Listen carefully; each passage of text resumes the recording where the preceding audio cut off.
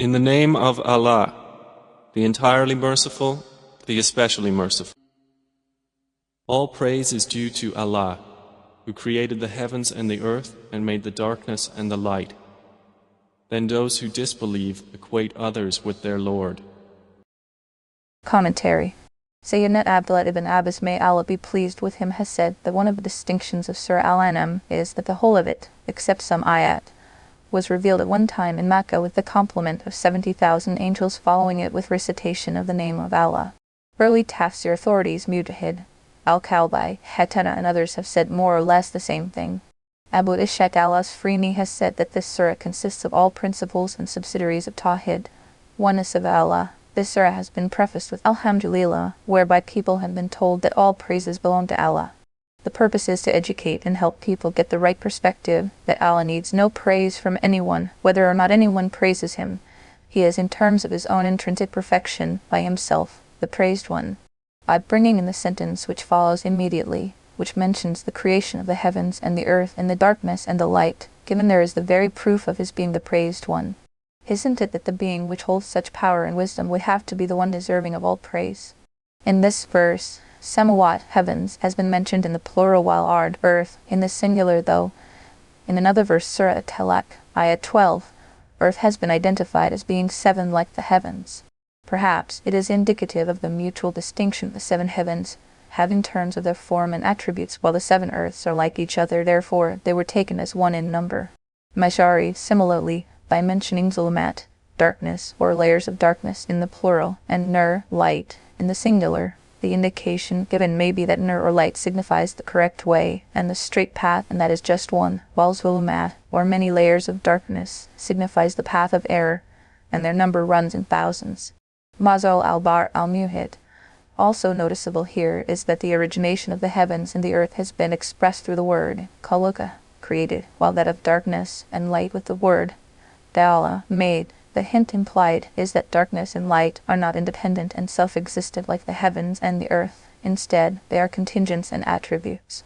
And zulumat, darkness, has been given precedence over nur, light, perhaps because zulumat is basic to this world, while nur is associated with particulars. When they are there is light, and when they are not there is darkness. By pointing out to the reality of Tawhid, oneness of Allah, and its open proof in this verse, the purpose is to warn all those peoples who do not simply believe in Tawhid, or have forsaken the reality of Tawhid despite professing it.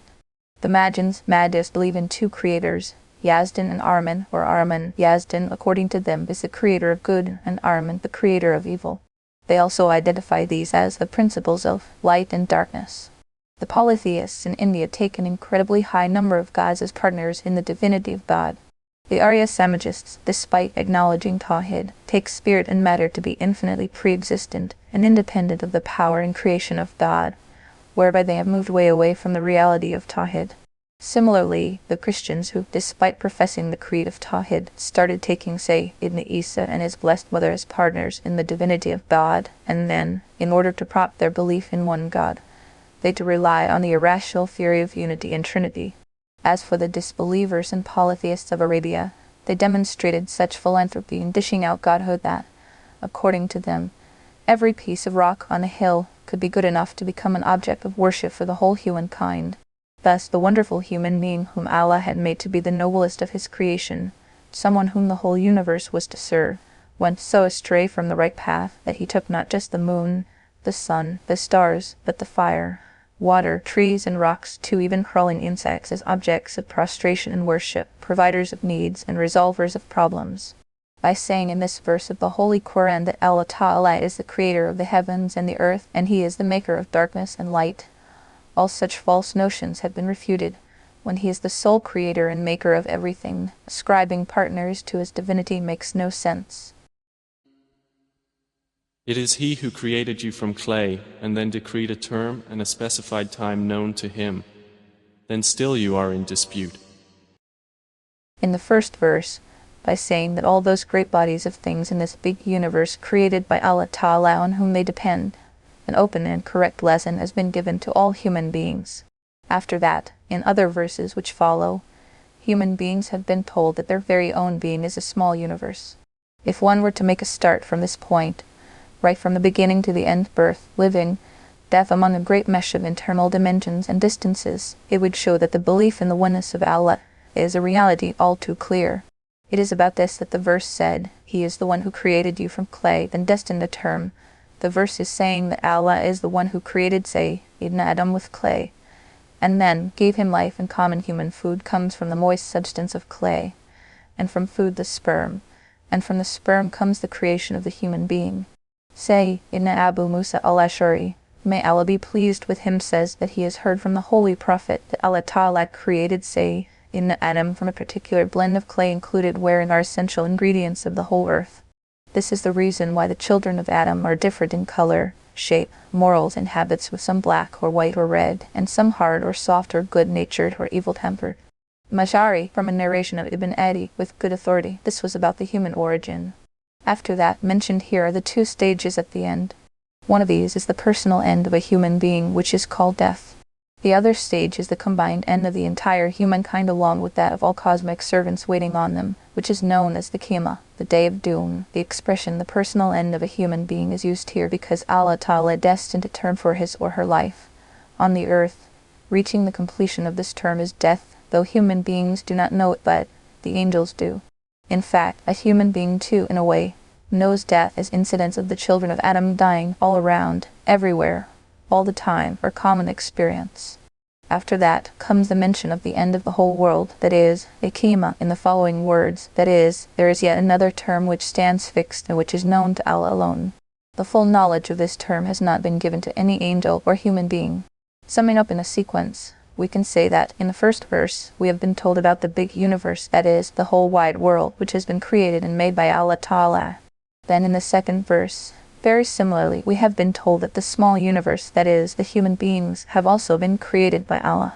Then, it is to shake human beings out of their negligence that they have been told that every human being has a particular age, after which death is certain.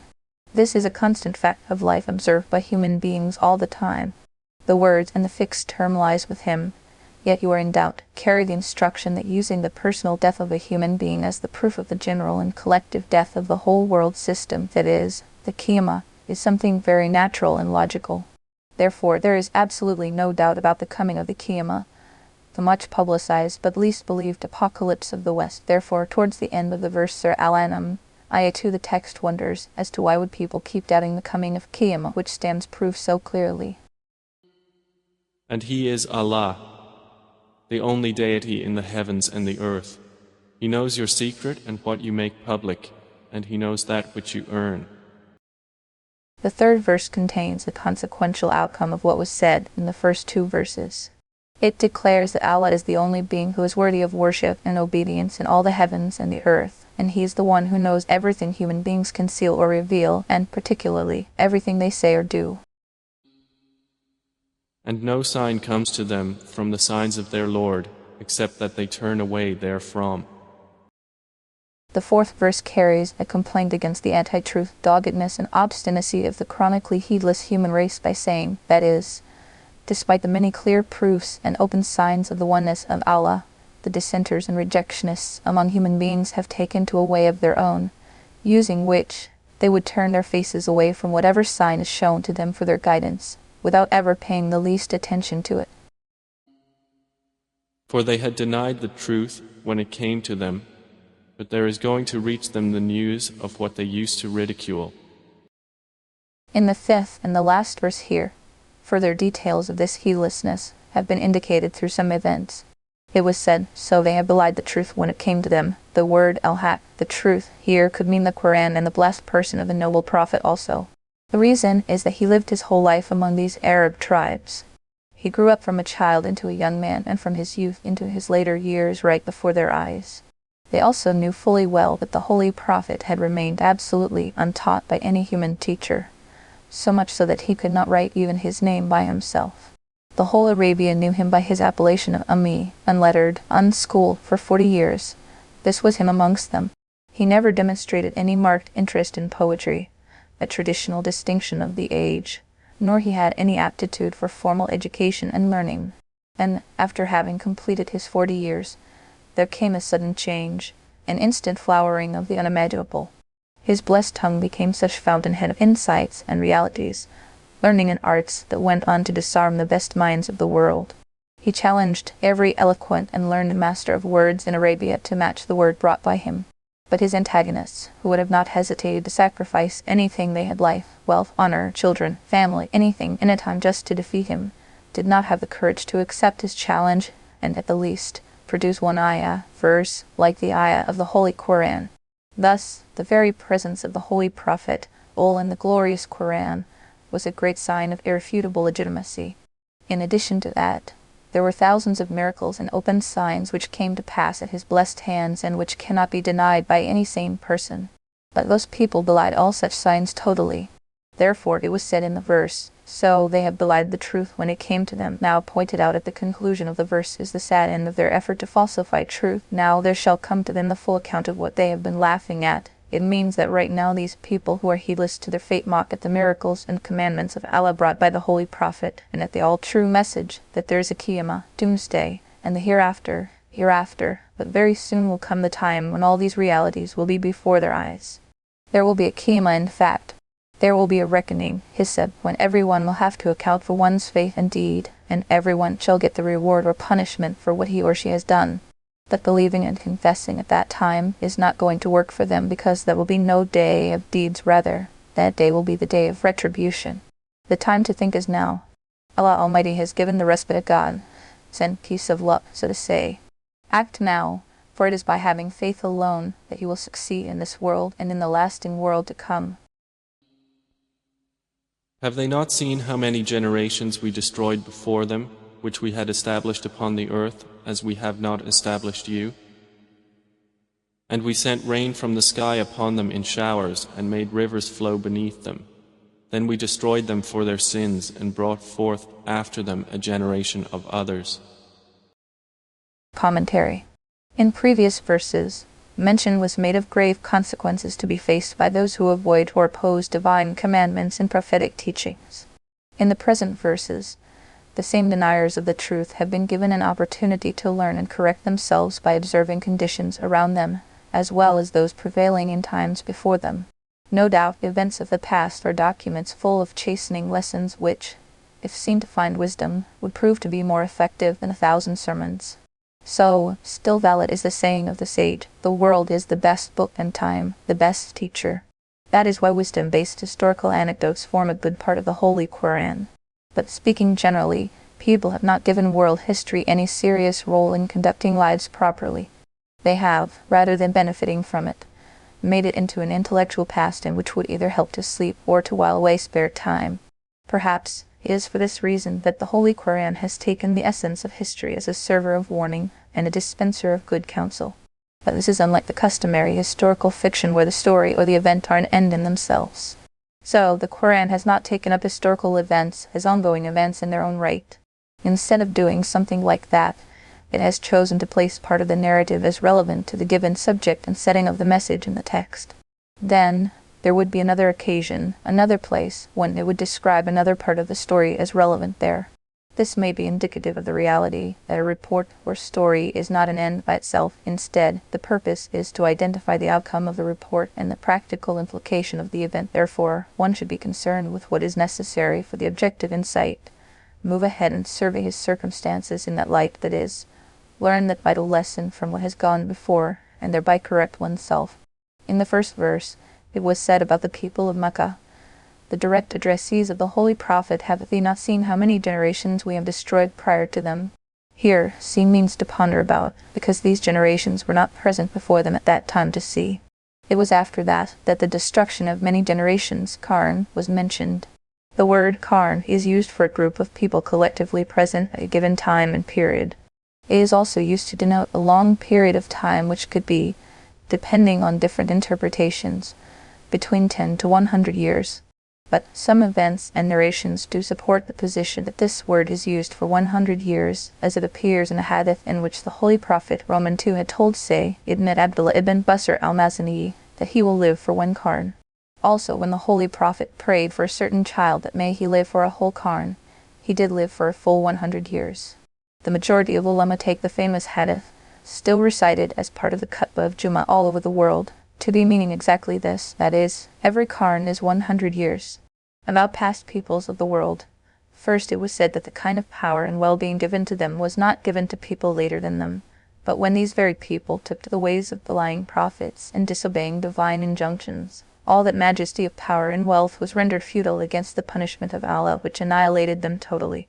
So this was a lesson for the addressees of today, the people of Mecca, who did not have the power of the legendary people of Ad and Thamud, nor the affluence of the people of Syria and Yemen.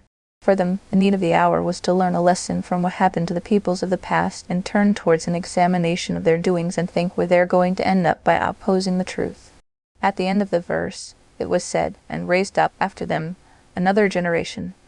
It means that the great power of Allah Jalla Sha'nuhu was not simply limited to seeing that nations of strength, authority, and power lay destroyed in a flash, but it was right there on the ashes of their destruction that other peoples were made to rise and populate places, as if nothing had happened there and no one was missing from the scene. This spectacle of divine power and wisdom is something observable in its own ways during every time and period when thousands die every day, but there is no vacuum left anywhere. We never come to realize that people who belonged here are not here anymore.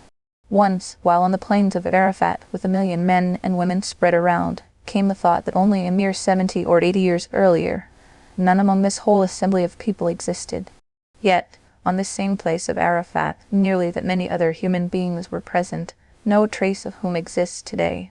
On this analogy, imagine about any assembly of human beings, any animated gathering of people, think about their past and future, and then figure out what you get somebody telling you to wise up to the ultimate truth of things. Praised be Allah, the best of creators. And even if we had sent down to you, O Muhammad, a written scripture on a page and they touched it with their hands, the disbelievers would say, "This is not but obvious magic." The second verse, Surah Al-An'am, Ayah 7, was revealed in the background of a particular event when Abdullah ibn Umayyah came up with a hostile demand before the Holy Prophet by saying, "I cannot believe in you until such time that I see you climbing all the way to the heavens and bringing a book from there before our eyes, in which it should be written in my name that I should attest to your prophethood." And on top of saying all this, he went on to even declare that he would still not be impressed enough by his accomplishing all that, for he does not seem to be likely to convert to Islam anyway. Strange are the ways of fate, for this very gentleman embraced Islam later on, and embraced it with such fervor and class that he became a winning warrior in the cause of Islam and received his shahada, martyrdom, in the Battle of Taif. Such were the uncalled for and hostile demands made, and mocking and insulting dialogues inflicted on the Holy Prophet, especially when he himself was more affectionate for his people, more than their own parents could ever be to them. What effect these caustic bad manners would have made on his heart is something we cannot fathom. It can only be sensed by one who is consumed with the good of his people in the same manner as the blessed Prophet himself was. Therefore, to comfort him, it was said that such demands from his antagonists were not being put forward for any useful purpose, nor did they want to follow it. They were a kind of people who would not stop at what they were demanding. Even if they were presented with far more clear proofs of their prophet's veracity, they would still not believe. For example, if Allah were to send down, as they demanded, a written book from the heavens, and not only that they see it for themselves, that there is no sleight of hand or sight or magic, they may even physically touch it with their hands to make sure that they were not dreaming and that it was a reality still. After all that, they would say nothing but, "This is nothing but sheer magic." This is because what they are saying comes from malice and hostility. And they say, "Why was there not sent down to him an angel?" But if we had sent down an angel, the matter would have been decided, then they would not be reprieved. The third verse, Surah Al-An'am, Ayat 8, was also revealed because of an event which concerns this very Abdullah ibn Abi Umayyah who, accompanied by Nadr ibn al-Harith and Nawfal ibn Khalid, may Allah be pleased with him, came to the Holy Prophet. This time their demand was, "We shall believe in you only when you go and bring a book from the heavens and let 4 angels come along with it to testify that the book was from none but Allah, and that you are the messenger of Allah." One answer Allah gave to them was that by making such demands, these heedless people were inviting their own destruction, because the divine law is that, should a people ask their prophet to show a miracle of their choice, and as a result of their demand such miracle is shown by the power and will of Allah, then should they, even then, remain reluctant to believe and accept faith any longer, they are destroyed by a mass general punishment. These particular people of Mecca were really not making their demands as based on any good intentions, which may have at the least given some hope of their accepting the truth. Therefore it was said, and had we sent down an angel, the whole matter would have been finished. In other words, it means if we do send the miracle they demand, that is, send an angel, then these people who are not the kind who would accept truth will still act contrary and hostile even after having seen the miracle. Then the divine command to have them destroyed would stand activated, since they would be given no respite after that happens. Therefore, they should understand that the fact of not showing the miracle demanded by them spells out real good for them, without which they would be nowhere. The second answer to this problem with them was given in the 4th verse, Surah Al-An'am, Ayah 9, in a different manner, where it was said that people asking such questions were certainly strange people who were demanding that angels should come down to them. This is so because there are only 2 ways angels can come down. Firstly, an angel may come as he is in his form and state of being. If so, no human being can stand before his real awe. In fact, he is more likely to die at the never-imagined sight.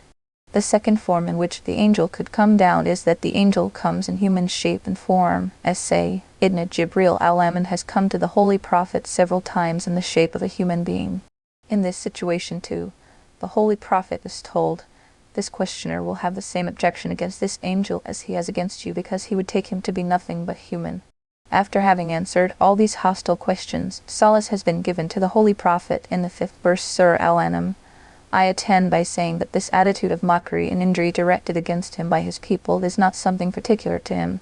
Other prophets and messengers before him had to face similar heart-breaking experiences, but they did not lose hope. Finally, what happened was that those who used to mock were overtaken by the punishment which they mocked at.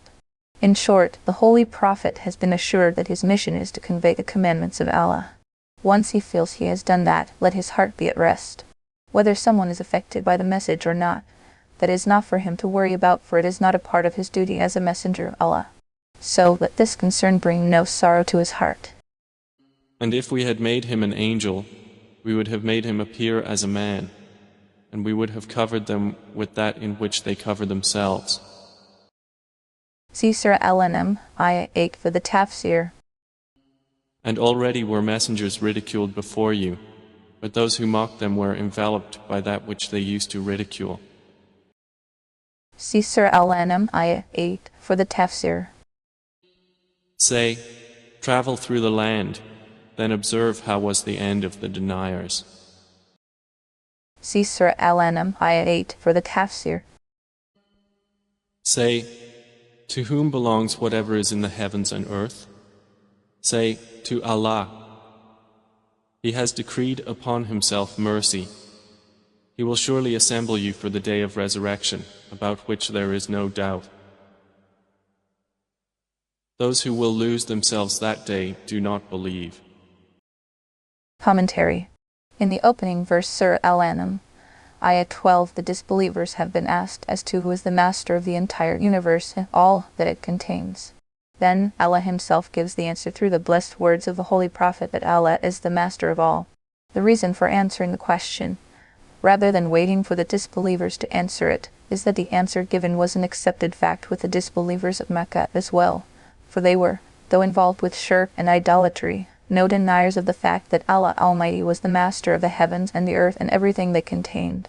The word ila, towards, in the next sentence, He will surely gather you towards a day of doom, has been used either in the sense of tawafa, meaning to take in full, bring to a finish, or gather, as in the translation of the meaning given here, in which case it would mean that Allah Ta'ala will gather everyone, from the beginning to the end, on the day of Qiyamah, or it could mean together in the graves, in which case it would mean that human beings will be kept being gathered into their resting places unto the day of Qiyamah, when they will be raised back to life. Quatubai, as for the sentence, He has prescribed for Himself to be merciful, appearing a little earlier in verse Surah Al-An'am, Ayah 12, a narration from Sayyidina Abu Hurairah, may Allah be pleased with him, in the Sahih Muslim reports that the Holy Prophet said, when Allah Ta'ala made His creation, He made a promise to Himself in writing which is with Him, written in which are the words, that is, my mercy shall remain dominant over my wrath. Quatubai, the sentence which appears at the end of the verse, those who have brought loss to themselves, indicates that the deprivation of the disbelievers from the universal mercy of Allah Almighty mentioned earlier was caused by their own deeds, for they did not take to the way which brings mercy, that is, the way of belief and faith. Qatu by. And to him belongs that which reposes by night and by day, and he is the hearing, the knowing. The word Sukan appearing in verse Surah Al-An'am, Ayah 13, and to him belongs what finds rest in the night and the day, could either mean the state of being still or at rest, in which case the verse would mean that Allah is the master of everything present in the night and the day. Or it is also possible that the sense could be that of a combined state of stillness and movement, which would amount to saying what tarries and what moves. But what was mentioned here is the state of sukan or rest only because movement which stands in contrast to it can be understood as being obvious enough. Say, is it other than Allah I should take as protector, creator of the heavens and earth, while it is He who feeds and is not fed? Say, O Muhammad, indeed, I have been commanded to be the first among you who submit to Allah, and was commanded, do not ever be of the polytheists. See Surah Al-An'am, Ayah 13, for the Tafsir. Say, indeed I fear, if I should disobey my Lord, the punishment of a tremendous day. Commentary.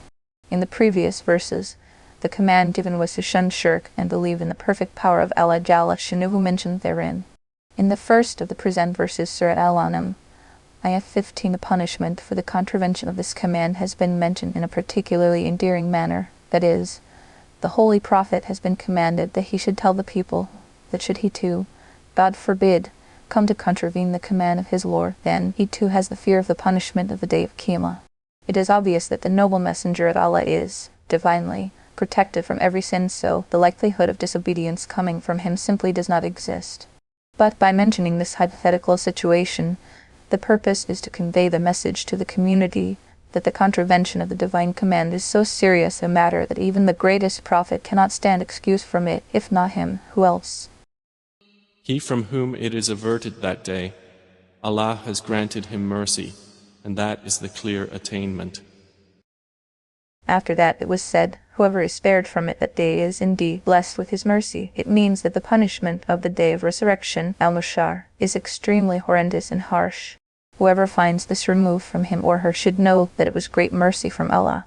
This has been further strengthened by saying, that is success, open and clear. The word Al-Fawz, success, means being admitted in Jannah, paradise. This tells us that deliverance from punishment and admittance into the paradise are inseparable from each other. And if Allah should touch you with adversity, there is no remover of it except Him. And if He touches you with good, then He is over all things competent. All gain and loss comes from Allah, a cardinal Muslim belief. In the third verse, Surah Al-An'am, Ayah 17, a basic article of faith in Islam has been described that it is Allah, in reality, who is the master dispenser of all gain and loss. No one can really bring the least benefit to anyone, nor cause the least harm. As for the outward manifestation of gain or loss, benefit or harm, seen coming from one person to the other, is no more than a matter of appearances. Seen in the full flash of reality, this does not hold out any more than a ready-to-vanish curtain. So succinctly the idea was put in a Persian couplet, spraying musk is the work of your tresses, but those who love you have found it expedient to ascribe the blame to the Chinese deer. This belief, too, is one of the revolutionary beliefs of Islam, a belief which made Muslims shed the dependence on the created and rely on their Creator alone. It was this belief which put together a large group of unprecedented charmers of the soul on the map of the world, who were, despite their meager means and haunting hunger, weightier and worthier than a whole world, for they would not bow their heads before anyone. The Holy Qur'an has taken up this subject at many places with different approaches, out of which, quoted here is a verse from Surah Fatir, what Allah, out of His mercy, does make open to people. There is no one to withhold it, and what He does withhold, there is no one to release it. After that, Surah Fatir, Ayah 2. It appears in Sahih Ahadith that the Holy Prophet used to say this in his prayers very often, O Allah, there is no withholder of what you have bestowed, and there is no giver of what you have withheld, and no status of a man of status can be of use to him against you. Under his comments on this verse, Imam al-Baghawi has reported from Sayyidina Abdullah ibn Abbas, may Allah be pleased with him, that there was an occasion when a holy prophet mounted a ride. He asked me to sit behind him. After having covered some distance, he turned towards me and said, "You young man." I said, "Here I am, Ya Rasul-Allah. Can I do something?" He said, "You remember Allah. Allah will remember you. If you will remember Allah, you will find Him before you under all circumstances. You recognize Allah when you are in peace and comfort. Allah will recognize you when you are in trouble. When you have to ask, only ask Allah. When you need help, seek help only from Allah. Whatever is going to happen in this world has already been written by the writer of destiny. If all those created were to combine and try to bring a benefit to you in which Allah has kept no share for you, they would never be able to do that. And if they all come together and try to inflict the harm on you which is not in your lot, they would never become capable of doing that. If you are sure of being able to act patiently, then do just that by all means. If you do not have the strength and ability to do so, observe patience, because there is great good in barakah in remaining patient against what does not go well with your temperament. And understand it very clearly that the help of Allah is with patience, and comfort with hardship, and prosperity with adversity. This hadith also appears in Tirmidhi and the Musnad of Ahmad with sound chains of authority. Alas, despite this clear declaration of the Quran and the age-long teachings of the Holy Prophet, this Ummah has started going off course in this critical matter when they have handed out what lies in the exclusive domain of Allah to His created beings. Today, there is a very large number of Muslims who would, rather than call upon Allah and pray to Him in their hour of distress, cry for help in all sorts of names, but do not seem to remember the name of Allah. As for praying to Allah through the spiritual mediation of prophets and men of Allah, that is a different matter, and that is permissible, evidences of which are available within the teachings of the Holy Prophet himself. But calling on or praying to a created being directly for the removal of one's need or solution of problem is an open rebellion against this Quranic injunction. May Allah keep all Muslims on the straight path. And He is the subjugator over His servants, and He is the wise, the acquainted with all. At the end of verse Surah Al-An'am, ayah 18, it was said, "And He is dominant over His slaves, and He is the all-wise, the all-aware." It means that the mastery of Allah Ta'ala prevails over His servants in the absolute sense, and that everyone remains under His power and control all the time. This is the reason why no human being, no matter how great, whether a prophet close to Allah, or the most powerful ruler of the world, none of them come out successful in everything they do, nor is every wish of theirs granted. And then, He is wise too, for everything He does is essential wisdom. And then, He is all-aware too, for He is the one who knows everything. Thus, by the word Al-Kahir, the dominant, pointed to is the perfect power of Allah Ta'ala, and by the word Al-Hakim, the all-wise, His all-encompassing knowledge, and the two tell us that perfection in knowledge and power are the sole attributes of Almighty Allah, and it is only Him that they belong to. Say, what thing is greatest in testimony? Say, Allah is witness between me and you, and this Quran was revealed to me that I may warn you thereby and whomever it reaches. Do you truly testify that with Allah there are other deities? Say, I will not testify with you. Say, indeed, He is but one God, and indeed I am free of what you associate with Him. A particular event, which is the cause of the revelation of this verse, has been generally reported by commentators. It is said that once a deputation of the people of Mecca came to the Holy Prophet. They said, "You claim to be a messenger of Allah. Who is your witness on this? We have yet to see a man who attests to its truth, although we have tried our best to confirm it from the Jews and Christians." Thereupon, the verse, which means, "You tell them whose witness could be greater than that of Allah, within whose power lies the gain and loss of everyone in the world. Then you tell them that Allah is the witness between me and you." The witness of Allah refers to those miracles and signs which Allah Ta'ala made manifest to confirm the veracity of the prophethood of the Holy Prophet. Therefore, addressing the people of Mecca, it was said, it means, "Do you, even after the witness of Allah Ta'ala Himself, stand to witness against Him by saying that there are other gods too along with Allah? If that is so, you are responsible for your fate. As for me, I bear no such witness." Then the Holy Prophet is asked to tell them, that is, He is one God, the only one worthy of worship, who has no partners, sharers, or associates in His pristine divinity. This proves that the Holy Prophet is the last prophet, and the Quran will keep reaching until the day of Qiyamah. It will continue to be recited and taught right through the day of Qiyamah, and people will remain obliged to follow it. Sayyidina Sa'id ibn Jubair, may Allah be pleased with him, said, to whoever the Quran has reached. He has become like one who has visited Muhammad. And it appears in another hadith, to whomever the Quran has reached, I am his warner and adhere. Therefore, the Holy Prophet had asked his companions emphatically, that is, convey my instructions and teachings to people, even if it be one ayah. And Sayyidina Abdullah ibn Mas'ud, may Allah be pleased with him, reports that the Holy Prophet said, may Allah keep that person hale and hearty who heard a saying of mine, committed it to his memory, and then conveyed it to my amal. This is important because it generally happens that a person may not himself appreciate the sense of what is said, but which would be understood much better by a person of later times to whom the first person has conveyed it. Those to whom we have given the scripture recognize it as they recognize their own sons. Those who will lose themselves in the hereafter do not believe. In verse Surah Al-An'am, Ayah 20, there is a refutation of the saying of those who had said that they had checked with the Jews and the Christians, and none of them were ready to attest to his truth as a messenger of Allah. About that it was said, that is, as for the Jews and Christians, they recognized Muhammad al-Mustafa as they would recognize their sons. The reason is that there is, in the Torah and Injil, a full description of the physical features of the Holy Prophet, of his home, city, and then his post-immigration place of residence, and of his habits and morals and achievements, all this in such details that it leaves no room for doubt in the recognition of his identity. In fact, this is not limited to the mention of the Holy Prophet. The Torah and the Injil carry even the detailed description of his noble Sahaba as well. Therefore, there was no possibility that anyone who recited the Torah and the Injil and believed in them would be unable to recognize the Holy Prophet. At this point, the simile given in the text is that of children as they would recognize their sons. Not said here is, as children recognize their parents. The reason is that the recognition of children by parents is most detailed and certain.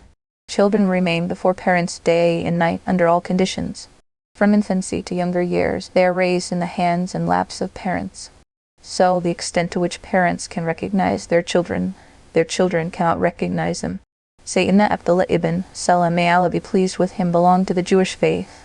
Then he became a Muslim. Sayyidina Farooq al-Azam, may Allah be pleased with him, asked him, Allah Ta'ala says in the Quran that you recognize our Rasul as you would recognize your sons. What is the reason for it? Sayyidina Abdullah ibn Salam said, yes, we know the Holy Prophet from his qualities and features revealed by Allah Almighty through the Torah. Therefore, this knowledge of ours is certain and absolute.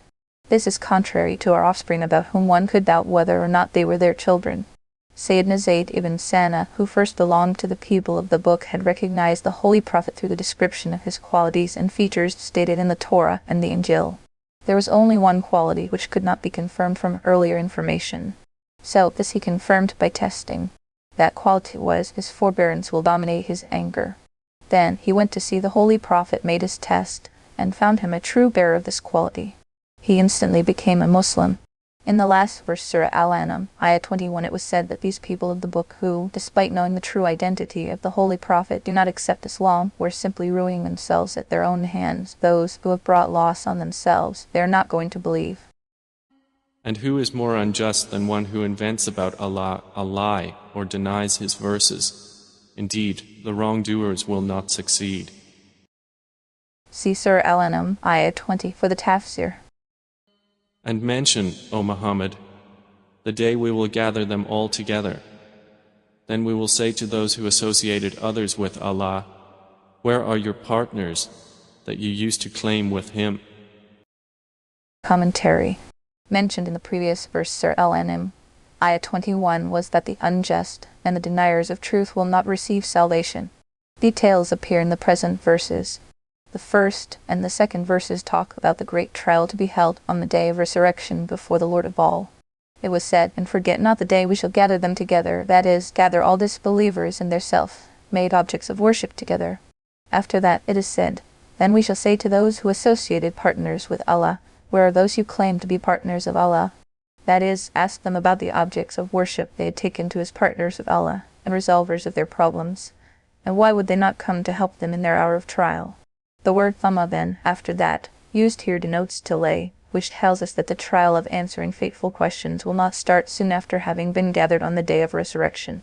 Instead, they shall keep standing in that state of wonder and perplexity for a long period of time. It will be a passage of time in between when the reckoning will commence. In a hadith, the the Holy Prophet has been reported to have said, "What would happen to you when Allah Ta'ala will gather you on the plains of resurrection as arrows are gathered in the quiver, and you shall be in that state for 50,000 years? And it appears in another narration that everyone will tarry in the dark on that day for 1,000 years, not being able to even talk to each other. This narration has been reported by Hakim in Al-Mustadrak and by Al-Bayhaqi. The difference of 50,000 and 10,000 in this narration also appears in 2 verses of the Holy Qur'an as well. In Surah Al-Ma'arij, it is said, "A day, the measure whereof is as 50,000 years." Surah Al-Ma'arij, Ayah 4. In Surah Al-Hajj, it is said, "A day in the sight of thy Lord is like 1,000 years of your reckoning." Surah Al-Hajj, Ayah 47. The reason for this difference is that this day will be long in terms of the severity of pain, and the levels of pain will be different. Therefore, this day will seem to be that of 50,000 years for some, and that of 1,000 years for others. Then there will be no excuse upon examination, except they will say, "By Allah, our Lord, we were not those who associated." In short, on this venue of the great trial, a long period of time will pass for the trial to begin, so much so that these people will wish that reckoning comes so that they can be relieved from their state of uncertainty, no matter what happens in the end.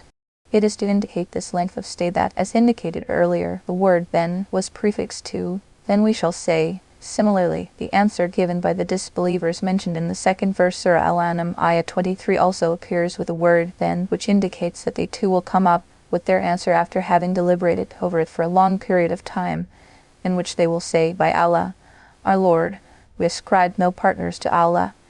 In this verse, their answer has been identified fitna, which could mean trial or infatuation. Both meanings can be taken here.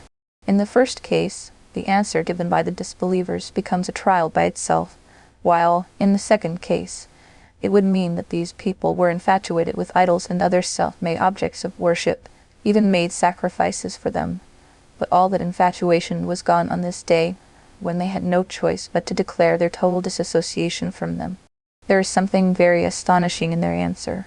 That was in their chattering time, with the day being the day of retribution, with the awesome manifestations of the power and authority of their Lord all there. Yet they had the courage to lie before their very Lord, and that too with such shamelessness that they are swearing by His great name and saying that they were no disbelievers.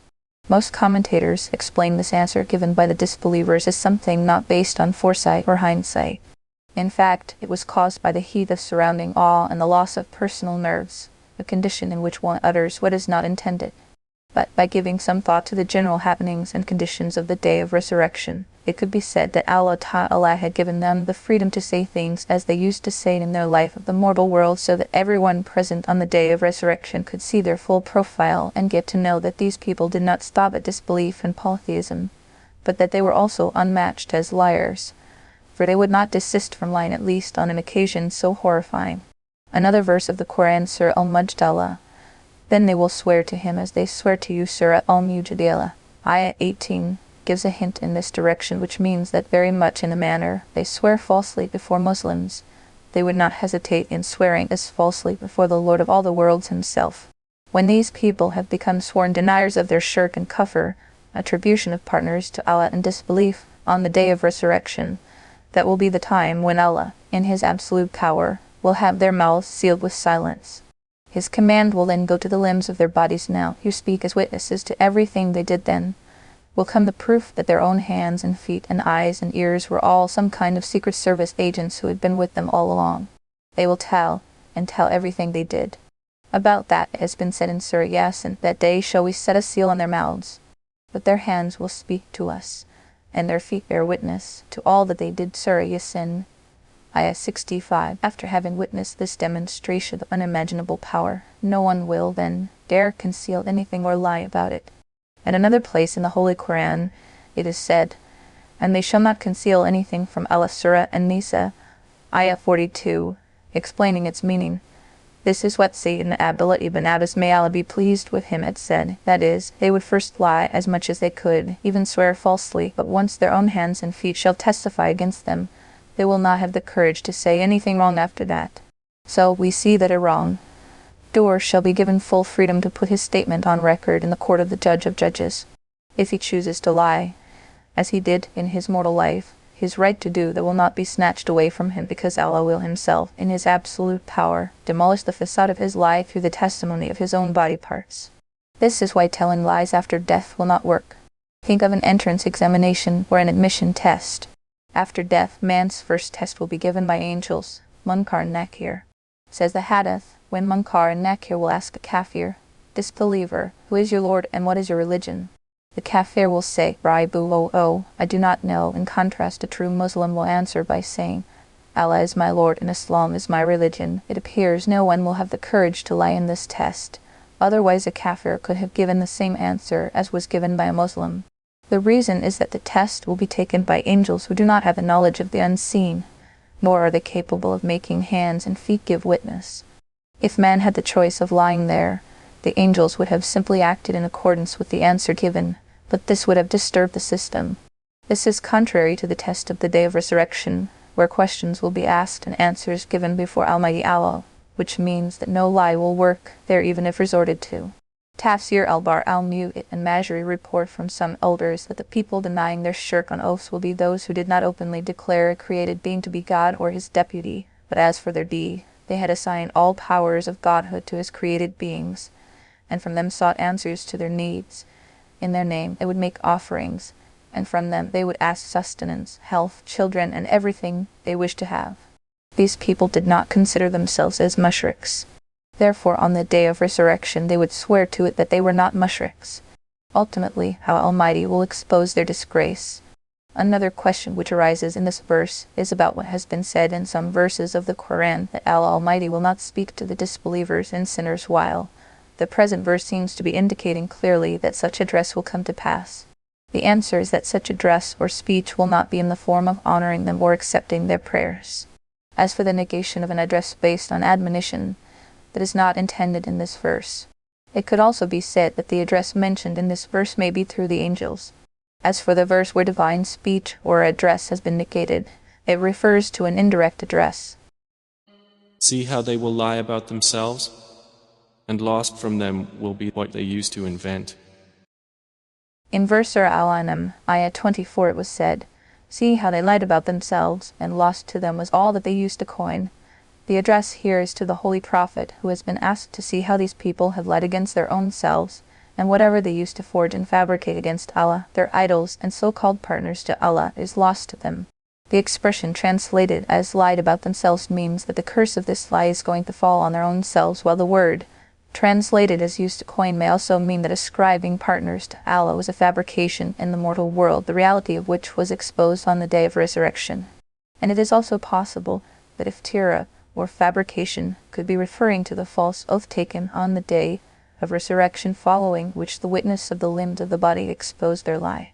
Some commentators say that iftira, or fabrication, refers to interpretations they used to put on their false objects of worship in the mortal world, for example, which means that we do not worship them taking them to be God, but only do it so that they would intercede on our behalf with Allah and bring us closer to Him. Surah Az-Zumar, ayah 3. This fabrication of theirs got exposed on the day of resurrection, when no one interceded on their behalf in their hour of trial, nor anyone did anything to bring about a reduction in their punishment. This brings us to a question, for the verse seems to indicate that at the time of trial featuring these questions and answers, all false objects of worship will not be present there. But a verse of the Qur'an says, Gather up those who have been unjust, and their partners, and what they used to worship. Surah As-Safat, ayah 22. This seems to indicate that the false objects of worship will also be present on the day of resurrection. The answer is that the sense of their being absent from the plains of resurrection, as it emerges from this verse, is limited to their being unavailable as partners, sharers, or intercessors. Thus, though they would be unable to help their clients in any way, but they would be present there. So, there remains no contradiction between the two verses. Then it is also possible that all of them could be gathered together at one time and place, then be separated, and the question is asked after the separation. In these two verses, it should be particularly borne in mind that the choice of free speech given to disbelievers on the day of resurrection, which they utilized by denying on false oath that they had anything to do with shirk, is not without its implications. Perhaps it carries a hint that the habit of telling lies is an evil habit which is never easy to shake off. So much so that these people, who used to swear falsely before Muslims during their life in the mortal world, were unable to stop lying even on the fateful day of resurrection, which put them to disgrace before the entire creation of Allah. Therefore, lying has been strongly condemned in the Quran and Hadith, which gives serious warning to those who tell lies. At many places in the Quran, liars have been cursed. The Holy Prophet said, "Stay away from lying, because a lie is the accomplice of sins, and a lie and a sin will both go to Jahannam." Ibn Hibban in his Sahih, the Holy Prophet was asked what deed could take one to hell. He said, "A lie, the musnad of Al-Mad." And on the night of the Mi'raj, the ascent to heaven, the Holy Prophet saw a man having the corners of his mouth being slit apart, which then fall back into their place and become as they were, and again they are slit apart, something to keep happening to him throughout the day of Qiyamah. He asked the angel Jibril al-Amin, "Who is he?" Angel Jibril said, "He is a liar." And it appears in a narration from the Musnad of Al-Mad that the Holy Prophet said, "One cannot become a complete Muslim unless he gives up lying altogether, to the extent that he would not lie even by way of joke or fun." In addition to that, it appears in Al-Bayhaqi and others, all on sound authority, that the character of a Muslim may have other bad traits, but not breach of trust and lying. Yet another hadith says that lying decreases one's rizq sustenance. And among them are those who listen to you, but we have placed over their hearts coverings, lest they understand it, and in their ears deafness. And if they should see every sign, they will not believe in it. Even when they come to you arguing with you, those who disbelieve say, "This is not but legends of the former peoples." See Surah Al-An'am, Ayah 24 for the Tafsir. And they prevent others from him, and are themselves remote from him, and they do not destroy except themselves, but they perceive it not. The verse, "and from it they prevent," according to early commentators Dahak, Qatada and Muhammad ibn Hanafiya, was revealed about the common disbelievers of Makkah, who prevented people from listening to the Quran and following it, and saw to it that they themselves stay away from it. It has also been reported from Sayyidina Abdullah ibn Abbas, may Allah be pleased with him, that this verse concerns the Holy Prophet's respected uncle, Abu Talib, as well as other uncles who stopped people from causing pain to him, even supported him, but would not believe in the Quran nor follow it. If so, the pronoun "in" will revert to the Holy Prophet and not to the Quran. Mashari with narration by Ibn Abi al-Haytham from Sid ibn Abi Hilal. If you could but see when they are made to stand before the fire and will say, "Oh, would that we could be returned to life on earth and not deny the signs of our Lord and be among the believers." Commentary. There are three basic principles of Islam: Tawhid, oneness of Allah; Riza, prophethood; and the hereafter, belief in the hereafter. All other articles of faith fall under these three. These are principles which tell human beings who they are and what is the purpose of their life. This understanding brings a revolution in their lives by showing them the straight path. Out of these, the belief in the hereafter, the belief that there is a reckoning of deeds to come when good shall be rewarded and evil punished, has pragmatically the most revolutionary effects, as it channels every human deed into a particular direction. This is the reason why all subjects dealt with in the Quran revolve around these three. In the verses appearing here, special emphasis has been laid on the reckoning of the hereafter, its rewards and punishments, and the true nature of the mortal world. In the first verse, portrayed is the condition of wrong-doers and deniers of truth who, when made to stand by the edges of the hell, and to observe the horrifying punishment far beyond their imagination, would wish that they were sent back into the world where now they would never falsify the signs and commands of their Lord, would believe in them, and would be the true believers. But what they concealed before has now appeared to them, and even if they were returned, they would return to that which they were forbidden, and indeed they are liars. In the second verse, Surah Al-An'am, Ayah 28, Almighty Allah, who is all-knowing and all-aware, exposes the reality of their wish, which would be nothing but the compulsion of circumstances, by making it clear that these people have always been addicted to lying, and that they were liars even in their present wish under trial. The root of the problem with them was that they did not relish the realities brought before them by the prophets of Allah. They knew that the prophets were true, yet they raised dust to keep such realities unmanifested, either because of their chronic obstinacy or worldly greed. But in the hereafter, everything came out in the open. They saw the power of Allah with their own eyes. They realized that the prophets had told the truth.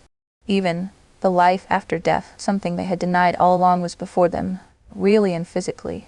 Then they became direct witnesses to reward and punishment and hell.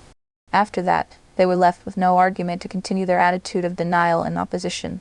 So, when they wished to be returned to the mortal world, that was mere absence of choice. Then their all-knowing, all-aware Master said that this was what they were saying for now, but if they were to be sent back into the mortal world once again, they would simply forget all about their promises and resolutions and will revert to doing what they have been doing before, and would start getting involved once again with the unlawful from which they were stopped. Therefore, what they were saying now was also a lie and a ploy for deception. That their present statement has been called a lie could also be based on their ultimate deed, that is, their promising not to lie if returned to the world was not true. For this would never happen, because they would still do nothing but keep lying when they go there. This lie could also mean that whatever they were saying at that time was not prompted by true intention. They were doing so simply to buy time and avoid punishment, while in the heart of their hearts they still have no intention of doing it. And they say, there is none but our worldly life, and we will not be resurrected. As for the statement in the 3rd verse Surah Al-An'am, ayah 29, and they say, there is nothing real but this worldly life of ours, it reverts back to the word and to, would again go for, in 1st Surah Al-An'am, ayah 28 thus, it means that should they be returned to the world, and, once they reach there, they will still say that they do not accept any life other than the life of this world. Life here is the life, and they were not going to be raised again. A question arises here, when they have seen their return to life on the day of Qiyamah, and reckoning and accounting and reward and punishment, how can it be possible that they would deny it once they have been sent back into the world? The answer is that denial does not make it necessary, that in reality, they remain uncertain about these events and facts. Instead, it would be very much like our contemporary disbelievers and wrongdoers who, despite their knowledge of Islamic realities, keep sticking to their denial and falsification simply because of their hostility. That these people, once they are returned to the world, and despite having personal certainty of the realities of the day of Qiyamah, of rising to life back again, and of what would happen in the hereafter, they would still resort to their old habit of the lying and falsification simply because of their wickedness or hostility. This is what the Quran has said about some disbelievers within this present life. They are striving hard to deny our signs while in themselves being certain of their truth, only unjustly, and out of pride. Surah An-Naml, ayah 14. This is also similar to what was said about the Jews, that they recognized the last prophet as they would recognize their sons, yet they remained all bent on opposing him. To sum up, it can be said that the Creator knows, in his eternal knowledge, that the claim of these people that once they have been sent back to the world, they would become ideal Muslims, is a lie and a deception. If they were, as they wished, to be released into the world put together after its destruction, then, once again, they would do exactly the same things they used to do in their earlier lives. The Holy Prophet is reported to have said, at the time of reckoning, Allah Ta'ala will ask Sayyidina Adam to stand near the scale of justice, and will ask him that he should look at the deeds of his progeny and allow anyone whose good deeds outweigh his sins to go to paradise.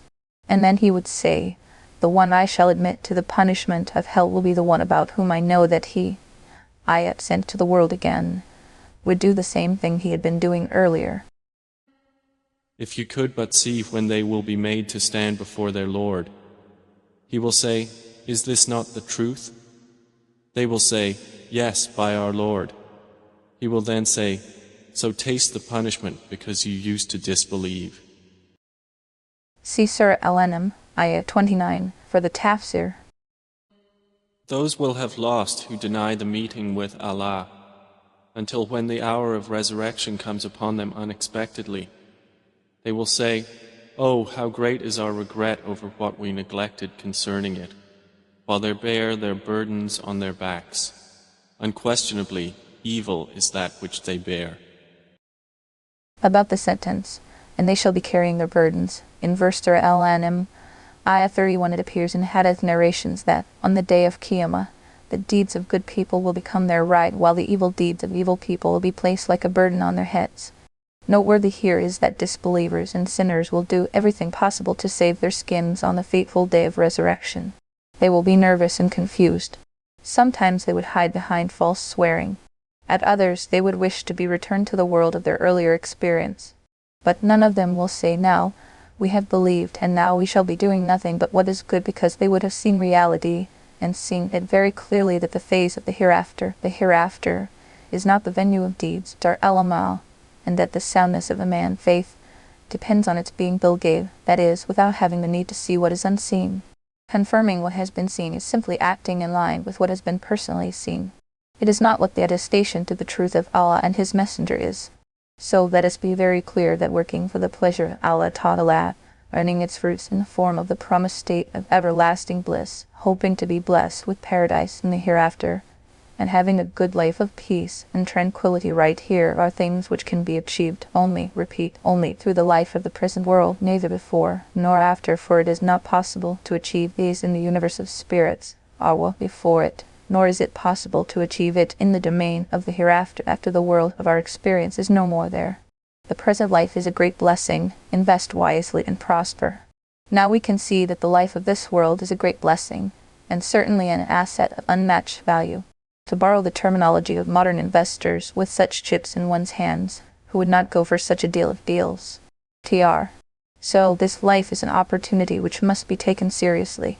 That is why suicide is forbidden as harm in Islam, and equally prohibited is praying for death, even the making of a wish to die. This is so because it shows ingratitude for a great blessing of Allah Ta'ala.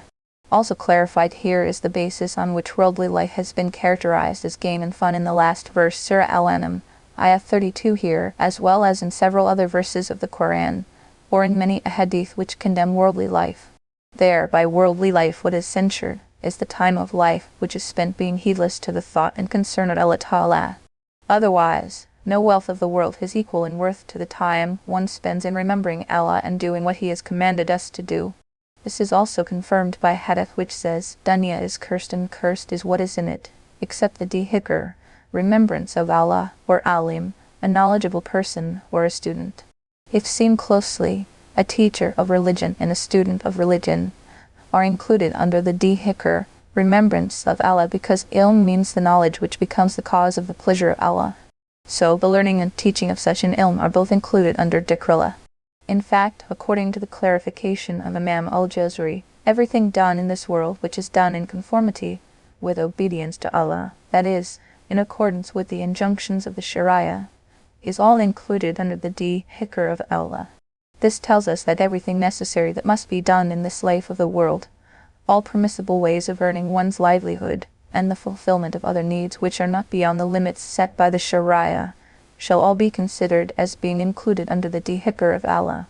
In fact, the fulfillment of the rights of family, relatives and friends, neighbors and guests and others has been identified as an act of sadaqah, charity, and ibadah, worship of Allah. To recapitulate, it can be said that there is nothing in this world more worthy of Allah's favor than ida'ah, obedience to Him, and dhikr, remembrance of Him, than the dearest and the worthiest possession man has is his time of life in this world. And we know that this time is limited, and no one knows exactly how long his or her life is, 70 years or 70 hours, or no more than the span of a breath. On the other hand, we know that the pleasure of Allah, which is the only guarantee of a good life, here and there, can be acquired only within the limits of our life in this world. Now every human being, whom Allah has blessed with sense and vision, can decide it for himself how he is going to spend these limited moments and hours of his life, and in what. No doubt, common sense would demand that this precious time should mostly be spent in what would meet the pleasure of Allah. As for chores which are necessary to hold this life together, they should be taken to as needed. In hadith, the Holy Prophet has said, Wise is he who controls himself and stays pleased with minimal resources and devotes his deeds for what is after death. And the worldly life is not but amusement and diversion, but the home of the hereafter is best for those who fear Allah. So will you not reason? See Surah Al-An'am, Ayah 31, for the Tafsir. We know that you, O Muhammad, are saddened by what they say, and indeed, they do not call you untruthful, but it is the verses of Allah that the wrongdoers reject. Commentary. About the statement, it is not you they are belying, rather, it is the signs of Allah they are denying. In the first verse, Surah Al-An'am, Ayah 33, there is a related event, reported in Tafsir of Maarif-ul-Qur'an on the authority of a narration by his Sadi, according to which, once Akinaz ibn Shuraik and Abu Jahl, two chiefs of the Quraysh tribe, met together. Achanas asked Abu Jahl, O Abul Hikam, in Arabia, Abu Jahl was callable Hikam, man of wisdom, but because of his hostility to Islam, he became known as Abu Jahl, man of ignorance. You and me are alone here. There is no third person listening to us. Tell me about Muhammad ibn Abdullah. Tell me what you really think about him. Is he telling the truth or is he not? Swearing by Allah, Abu Jahl said, No doubt Muhammad is true. He has never lied all his life. But the problem is that the thought that only a single branch of the tribe of Quraysh, the Banu Qusay, is going to become the repository of all sorts of virtues and perfections while the rest of the tribe remains totally deprived, is something that we cannot take. It is too much. They have the flag in their hands. They have the important duty of providing water for the Hajj pilgrims in their hands. They are the custodians of the Kaaba. Its keys are in their hands. Now, if we are to accept that the station of prophethood also belongs to them, what the rest of the Quraysh will be left with. According to another narration reported from Najiyat ibn Ka'b, once Abu Jahl himself told the Holy Prophet, We do not suspect you of lying, nor do we belie you, but we do belie the book or religion which you have come up with. Majari, based on these narrations of hadith, the verse can be taken in its real sense, that is, these disbelievers do not belie you, rather they belie the signs of Allah. And this verse could also be taken in the sense that these disbelievers, though belie you obviously, but in reality, the outcome of belying you is itself the belying of Allah and His signs, as it appears in hadith that the Holy Prophet said, Whoever causes pain to me is liable to be judged as causing pain to Allah. And certainly were messengers denied before you, but they were patient over the effects of denial, and they were harmed until our victory came to them. And none can alter the words of Allah. And there has certainly come to you some information about the previous messengers. See Surah Al-An'am, Ayah 33 for the Tafsir.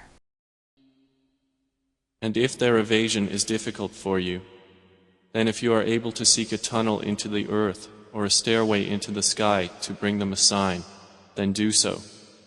But if Allah had willed, He would have united them upon guidance. So never be of the ignorant. See Surah Al-An'am, Ayah 33 for the Tafsir. Only those who hear will respond. But the dead, Allah will resurrect them, then to Him they will be returned. See Surah Al-An'am, Ayah 33 for the Tafsir.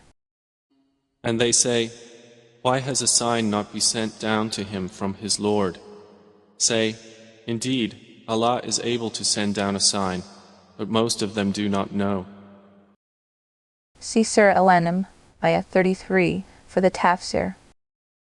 And there is no creature on or within the earth or bird that flies with its wings, except that they are communities like you.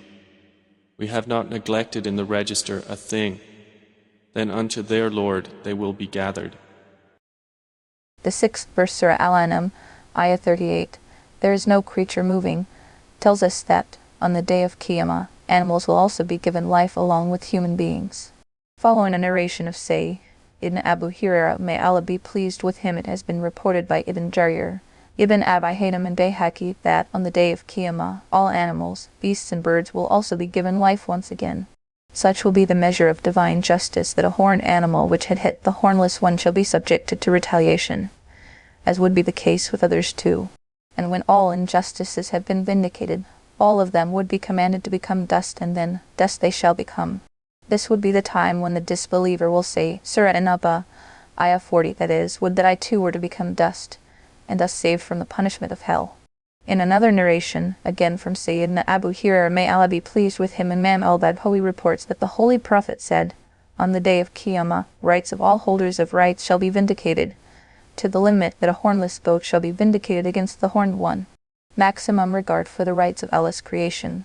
Everyone knows that animals have not been obligated to observe the precepts of any sharia or code of laws. Only human beings and jinns have been so obligated, and it is obvious that the jurisdiction of reward and punishment does not apply to the non-obligated.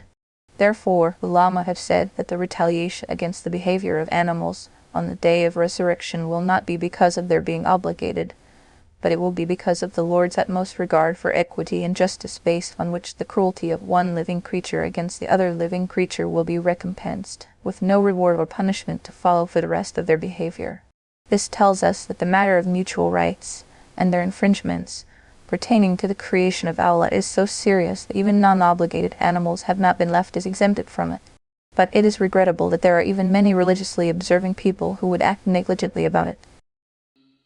But those who deny our verses are deaf and dumb within darknesses.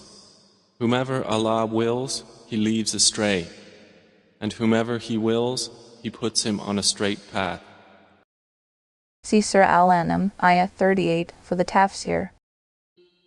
Say, have you considered? If there came to you the punishment of Allah, or there came to you the hour, is it other than Allah you would invoke if you should be truthful? See Surah Al-An'am, Ayah 38, for the Tafsir. No, it is Him alone you would invoke, and He would remove that for which you invoked Him if He willed, and you would forget what you associate with Him. See Surah Al-An'am, Ayah 38, for the Tafsir. And we have already sent messengers to nations before you, O Muhammad. Then we seized them with poverty and hardship, that perhaps they might humble themselves to us. Commentary. The verses cited above, if seen in the context of verses appearing immediately previous to them, will show the particular mode in which shirk and kufr have been refuted and tawhid affirmed. First, the disbelievers of Makkah have been asked, if you are hit by a calamity now, for example, the punishment of Allah descends on you right here in this world, or comes death, or the very day of doom breaks loose, then think and answer who it will be you would call for help to keep this calamity away from you, or who it would be you will hope to deliver you from this terrible punishment. Do you think these self-sculpted idols in stone or any others from among the creation of Allah you have given His status would come out to help you in your hour of trial? And then, would you still address your cry of distress to them, or would you rather appeal to none but Allah, the One, the All-Powerful? There can be no better answer from any sensible human being which was given by Allah Ta'ala Himself on behalf of them that, at a time of such mass calamity, even the greatest mushrik will forget all about his idols and self-appointed objects of worship, and would call none but Allah. If so, the outcome is obvious. These idols of yours, and the objects of worship, whom you have given the status of Allah Ta'ala and whom alone you regard as your problem solvers and granters of wishes, in fact, did not come to help you in your distress, nor could you muster the courage to call them up to help you out. Now then, when would it be that your devotion to them as objects of worship and their role of problem solvers assigned to them by you will start working for you? What has been said here is a gist of immediately previous verses. Stated here as a matter of supposition is that punishment could befall them within the life of this world as an outcome of their disbelief and disobedience. And again as a matter of supposition, if the punishment does not visit them in the present life, then the coming of the Qiyamah is certain after all, when account will be taken from all human beings of their deeds and put in effect shall be the law of reward and punishment against these. Qiyamah here could mean the commonly acknowledged Qiyamah, or the Day of Doom.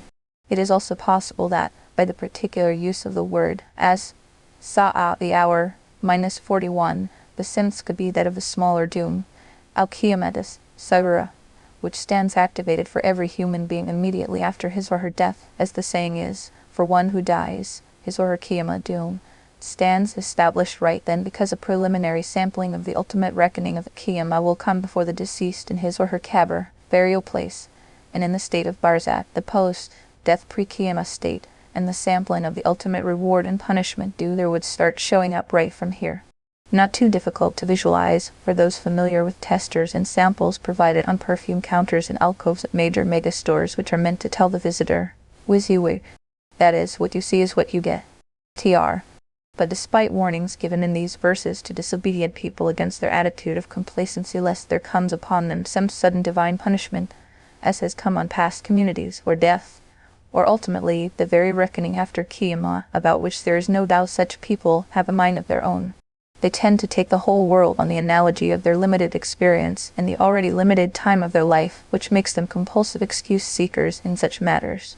Present before them the warnings and intimations given by blessed prophets, and they will bypass them as ambiguous thinking, especially at times, and which reappear in all ages when there are people around who, in spite of their open disobedience to Allah and His Prophet, keep prospering in wealth, property, influence, recognition and power, almost everything.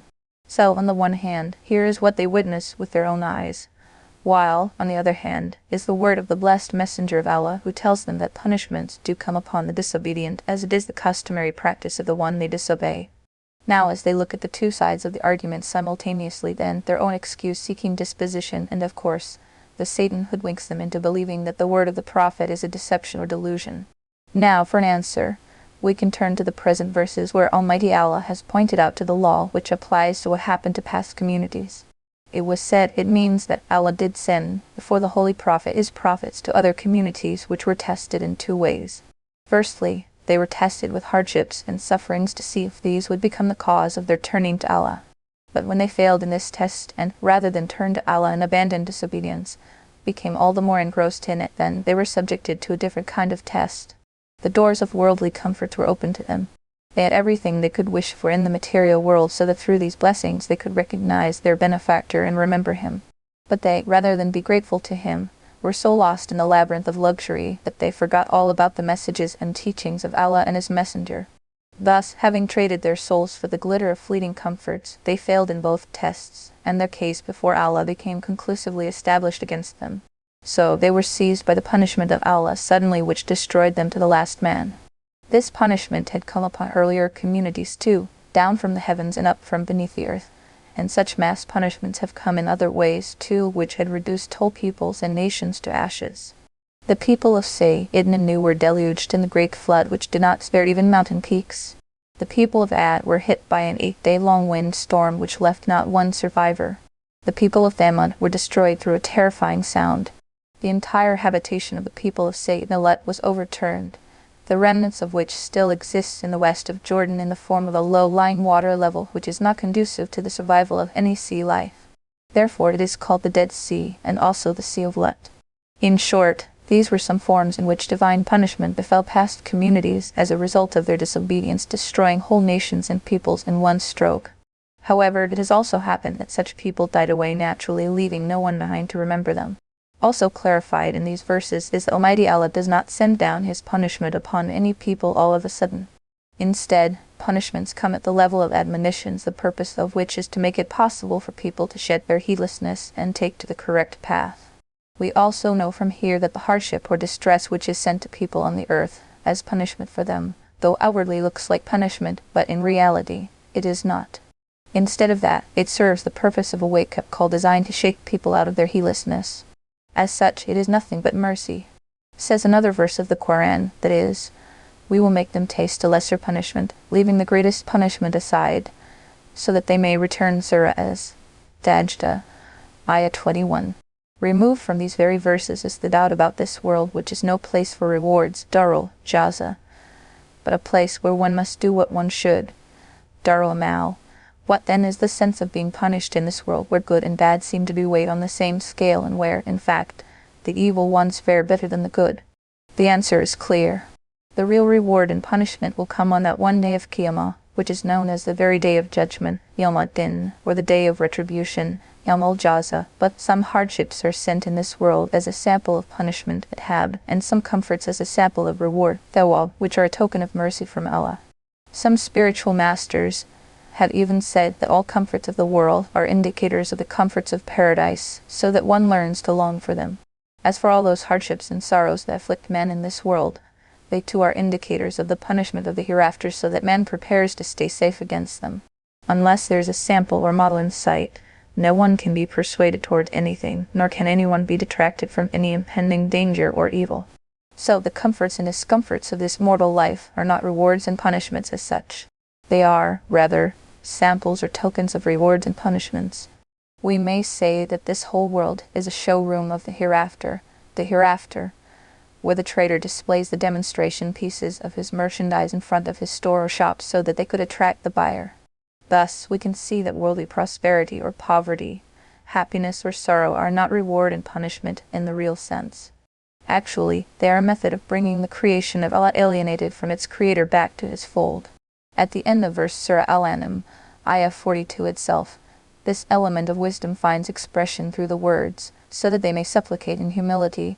It means that the hardship inflicted on them during their life in the present world was really not aimed at punishing them. Since everyone turns to Allah naturally when in distress, The purpose was to make people turn to Allah through a little hardship. This tells us that the hardship or pain which visits a person or group as punishment is, in a sense, the working of divine mercy. Then why, when our punishment came to them, did they not humble themselves? But their hearts became hardened, and Satan made attractive to them that which they were doing. See Surah Al-An'am, Ayah 42 for the Tafsir. So when they forgot that by which they had been reminded, we opened to them the doors of every good thing, until, when they rejoiced in that which they were given, we seized them suddenly, and they were then in despair. As for the statement, we open for them doors of everything, appearing in the 3rd verse Surah Al-An'am, Ayah 44, it warns human beings at large that no one should be deceived by seeing the affluence of persons or groups and hasten to the conclusion that these were the people on the correct path, and that their life was a model of success. One should never forget that among them there could be some of those disobedient ones who have been picked out to be seized with sudden and grave punishment. Therefore the Holy Prophet said, "When you see blessings and wealth raining upon someone though he is deep in sin and disobedience, then know that he is being lured into destruction, istidraj, that is, his affluence is an indicator of his being seized in punishment." Narrated by Al-Mad from Ikaba ibn Amir as in Tafsir ibn Kathir, following a narration from Sayyid Muhammad ibn al-Sama, leading commentator Ibn Jarir has reported that the Holy Prophet said, "When Allah Ta'ala wills to have a nation survive and grow, He creates in them 2 qualities, moderation in everything they do, and modesty and chastity, that is, abstinence from indulging in what is not right. And when Allah Ta'ala wills to destroy a nation, He opens for them the doors of breach of faith, khiyana, that is, they appear to be successful in the world despite their breaches of faith and wrongdoings." So the people that committed wrong were eliminated, and praise to Allah, Lord of the worlds. In the last verse, Surah Al-An'am, Ayah 45, it was said that, when the mass punishment of Allah Ta'ala came, the people who did wrong were uprooted to the last man. Said immediately after was, "And praise be to Allah, the Lord of the worlds," where the hint given is, whenever the wrongdoers and the unjust are visited by some punishment or calamity, that is a blessing for the whole world for which people should be grateful. Say, have you considered, if Allah should take away your hearing and your sight and set a seal upon your hearts, which deity other than Allah could bring them back to you? Look how we diversify the verses, then they still turn away. See Surah Al-An'am, Ayah 45, for the Tafsir. Say, have you considered, if the punishment of Allah should come to you unexpectedly or manifestly, will any be destroyed but the wrongdoing people? See Surah Al-An'am, Ayah 45, for the Tafsir. And we send not the messengers except as bringers of good tidings and warners. So whoever believes and reforms, there will be no fear concerning them, nor will they grieve. See Surah Al-An'am, Ayah 45, for the Tafsir. But those who deny our verses, the punishment will touch them for their defiant disobedience. See Surah Al-An'am, Ayah 45, for the Tafsir. Say, O Muhammad, I do not tell you that I have the depositories containing the provision of Allah, or that I know the unseen, nor do I tell you that I am an angel. I only follow what is revealed to me. Say, is the blind equivalent to the seeing? Then will you not give thought? See Surah Al-An'am, Ayah 45, for the Tafsir. And warn by the Quran those who fear that they will be gathered before their Lord. For them besides Him will be no protector and no intercessor, that they might become righteous. Commentary. The demand of miracles from the Holy Prophet.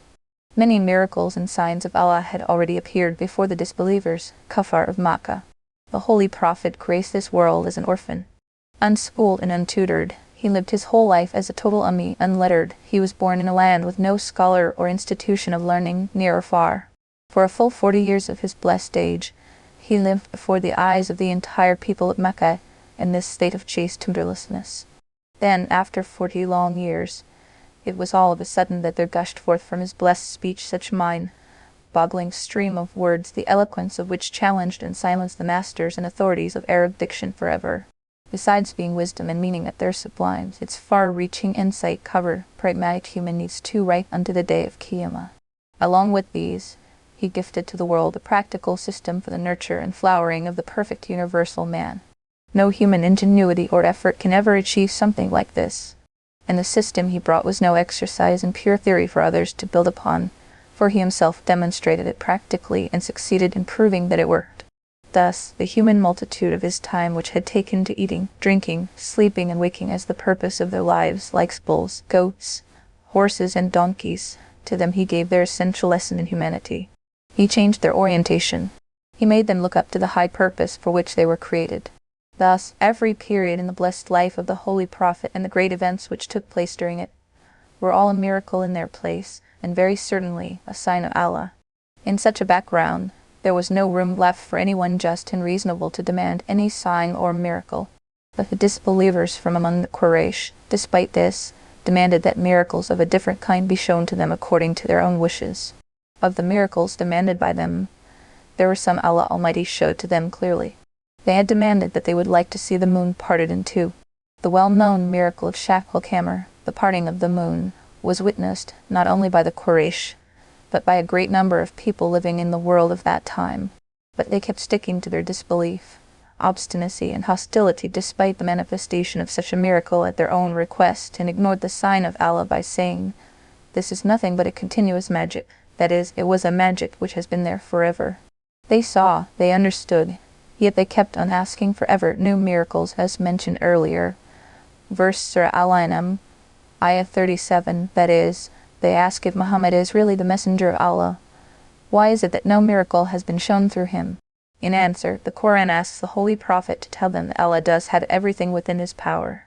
He has himself manifested many miracles and signs without their asking for them. Similarly, he is quite capable of manifesting miracles they demanded. But they have to know that there is a customary practice of Allah in this matter. When a people are shown the miracle they have demanded, and then, when they do not come to believe in it, they are seized by a sudden punishment. Therefore, it was in the very interest of those people that the miracles demanded by them should not be manifested. But there are many people who still do not understand the wisdom of this action and keep insisting that they be shown miracles of their choosing. In the present verses, the questions asked and demands made by these people have been dealt with in a particular manner. The disbelievers of Makkah had presented 3 demands before the Holy Prophet on different occasions. If you are really a messenger of Allah, bring to us the treasures of the whole world through the power of miracle. If you are really a messenger of Allah, tell us about everything good and bad going to happen to us in the future, so that we can arrange to acquire what is good and abstain from what is bad beforehand. And explain to us, for we cannot understand how can someone who is a human being like us, is from us, was born from a mother and father like us, and does things like eating, drinking, and walking around in streets and bazaars as we do, all of a sudden become a messenger of Allah. Had this been an angel, whose creation and attributes would have been more distinguished than ours, we would have accepted him as a messenger of Allah and our leader. In answer to these questions, it was said, "Say, I do not say to you that with me are the treasures of Allah, nor do I have the knowledge of the unseen, nor do I say to you that I am angel, but I follow that which is revealed to me." In other words, the Holy Prophet is saying that he can only be asked to prove what he claims, that is, he is a messenger of Allah. He conveys the guidance given by him to human beings, and follows it personally and asks others as well to do so. There is no dearth of proofs in this matter, for they are many. So, to prove his prophethood, it is not necessary that the messenger of Allah should become the owner of all the treasures of Allah, nor is it necessary that he should possess the knowledge of everything, big or small, which lies in the domain of the unseen, al-Ghaib, nor is it necessary that he be an angel having attributes other than human. Instead of all that, the mission and office of a messenger of Allah is simply to follow the wahi, revelation, sent from Allah Ta'ala, which includes his own acting in accordance with it, as well as inviting others to follow it. These are precise rules of guidance. They not only clarify the reality of the office of a messenger of Allah, Rasul, but also help erase the false notions about a messenger entertained by the disbelieving people. And as implied here indirectly, Muslims too have been instructed that they should not take their messenger to be God, as the Christians do, nor assign proprietary rights in godhood to him. The realization of their greatness and love for them demands that Muslims should not slide into attitudes of excess or deficiency like the Jews and Christians, for the Jews did not hesitate from even killing their prophets, while the Christians turned their messenger into a god.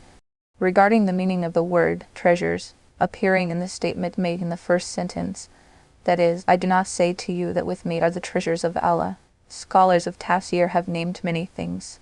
But the Holy Qur'an itself, wherever it has mentioned the treasures of Allah, has said, there is not a thing the treasures of which are not with us. Surah Al-An'am, Ayah 21. This tells us that the sense of the treasures of Allah encompasses everything in this world, and cannot be definitely applied to some particular things. As for commentators who have named particular things, they are doing so as an example. Therefore, there is no contradiction here. Finally, let us bear in mind, when this verse clearly declares that the treasures of Allah are not even in the hands of the one foremost among prophets and messengers, Sayyidina Muhammad al-Mustafa, how can we assume that a Buzurg, pious elder, or wal, man of Allah, of the Muslim community could do what they wished and grant anything to anyone as they chose? This is sheer ignorance. In the third sentence of the answer given in verse Surah Al-An'am, Ayah 50 was, which means, I do not say to you that I am an angel, because they refused to accept him as a messenger based on his human identity. The pattern of this sentence is the same as the first, however. The pattern of the sentence has been changed in the sentence which appears in the middle of these two, where the text does not say something like, I do not say to you that I know the unseen, and what was said actually was, nor do I have the knowledge of the unseen. In his Tafsir al-Bar al-Muhit, Abu al-Hayyan has pointed out to a subtle justification for this change in diction. According to him, being or not being the possessor of all divine treasures, and similarly, the likelihood of a person being or not being an angel are things which are related to observation. The addressees of the answer knew it all. They knew that the entire treasures of Allah are not in his hands, nor is he an angel. Their demands were simply based on malice and hostility.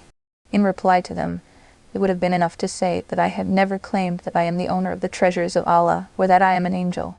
But the problem of Ilm al-Ghaib, the knowledge of the unseen, was not something of that nature, because they already had this kind of belief about their astrologers and soothsayers, that they know the unseen. So, having this kind of belief about the messenger of Allah was not unlikely, especially when they had also heard many news of the unseen through the blessed speech of the Holy Prophet, may Allah be pleased with him, and had witnessed that they happened as told. Therefore, at this place in the text, a simple negation of the claim and saying was not considered enough. In fact, what was negated was the actual act. He said, nor do I have the knowledge of the unseen. By saying so, also removed was their misunderstanding that a certain knowledge of things unseen given to an angel or a rasul, messenger, or a wali, man of Allah, through wahi, revelation, or ilm, inspiration, from Allah Ta'ala, cannot be called ilm al-Ghaib, the knowledge of the unseen, or its knower, the alim al-Ghaib, one who has the knowledge of the unseen, in accordance with the terminology of the Qur'an. Right from here also comes the clarification that no Muslim can doubt the fact that Allah Ta'ala had blessed the Holy Prophet with the knowledge of many things of the unseen, so many as would surpass the combined knowledge of angels and human beings from the first to the last. This is the belief of the entire Muslim Ummah. Of course, right along with it, according to countless statements of the Qur'an and Sunnah, it is also the belief of all early and later Imams that the all-encompassing knowledge, Alam al-Muhit, of the whole universe is the exclusive attribute of none but Allah Ta'ala. Neither can an angel or a messenger be equal to him in being the Khaliq, creator, the Razik, provider, and Al-Qadir al-Mutlaq, absolutely powerful. Similarly, nor can anyone be equal to him in his all-encompassing knowledge. Therefore, no angel or prophet, despite having the knowledge of a great many things of the unseen, can be called Alam al-Ghaib, the knower of the unseen. But about the many excellences of our master, Muhammad al-Mustafa, we can simply say, by Diaz Qutb Buzurg to Al-Mukhtasar, after God, you are the revered one, that is all. His excellence in knowledge is ahead of angels, prophets, and messengers, but is not equal to the knowledge of Allah Ta'ala. Claiming such equality is the path of excess taken in Christianity. At the end of the verse Surah Al-An'am, Ayah 50, it was said that the blind and the sighted cannot be equal.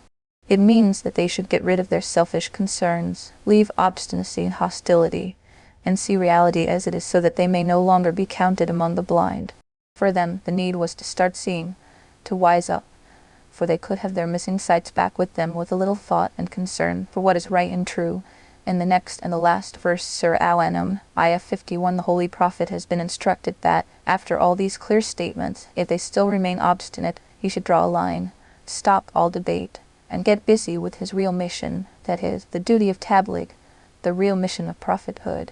And onwards from there, let him turn the focus of his call to faith and warning against its rejection to people who believe in being produced before Allah Ta'ala to give an account of their deeds on the last day of Qiyamah, for example, the Muslims or those who are, at least, no deniers, even if that is in a certain degree of being probable, for they would at least have the apprehension that, perhaps, they may have to be answerable for their deeds.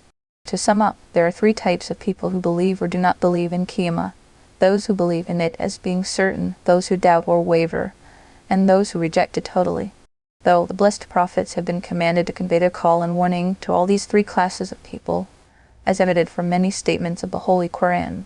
But as the likelihood that the call will be more effective among the first two classes of people is more pronounced, instruction has been given in this verse to pay special attention to them, and warn, with it, those who have the fear of being gathered before their Lord. And do not send away those who call upon their Lord morning and afternoon, seeking His countenance. Not upon you is anything of their account, and not upon them is anything of your account. So were you to send them away, you would then be of the wrongdoers. Commentary. In Islam, there is no distinction between rich and poor, high or low. As for people who failed to feel human despite being human, even touched the outer limit of rating human beings as one of the smartest animals of the world, who did not hesitate in harnessing other animals in their service, what would they know about the purpose of creation other than taking the fulfillment of their immediate physical compulsions and needs, and acting in accordance with animal instincts as the purpose of their lives, very much like an animal would do? When this be the only purpose of life, then it is also obvious that the criterion of recognizing good and bad, small or big, high or low, noble or mean, can hardly be any other than whoever has more and better to eat and drink, wear and use up, and things and resources to live around with and hold on to, shall be successful, honorable, and noble, and whoever has less of these shall be low life and doomed. The truth of the matter is that, given this view of life, talking about good morals and good deeds as a criterion of judging the nobility of human beings remains out of the question. In that case, only that deed will be good, and that morality will be virtuous through which these animal objectives could be fully realized. Therefore, the first and the last lesson given by the blessed prophets and the religions they brought with them was that there is a life after this life, which will be eternal and uninterrupted. Its peace will be perfect and eternal, and so will be its pain perfect and eternal. The life of the present world is not its own purpose. Instead of that, the real purpose of this transitory life is to get together everything which is going to come out handy in the other life, delightfully summarized with a punch by an Urdu poet who said, "Remained busy getting ready to die.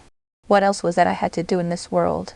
This is the line of distinction between human beings and animals, that animals have no concern for the next life, contrary to human beings whose greatest concern, at least in the sight of reasonable and far-sighted people, is to correct, nurse, and build the prospects of the next life.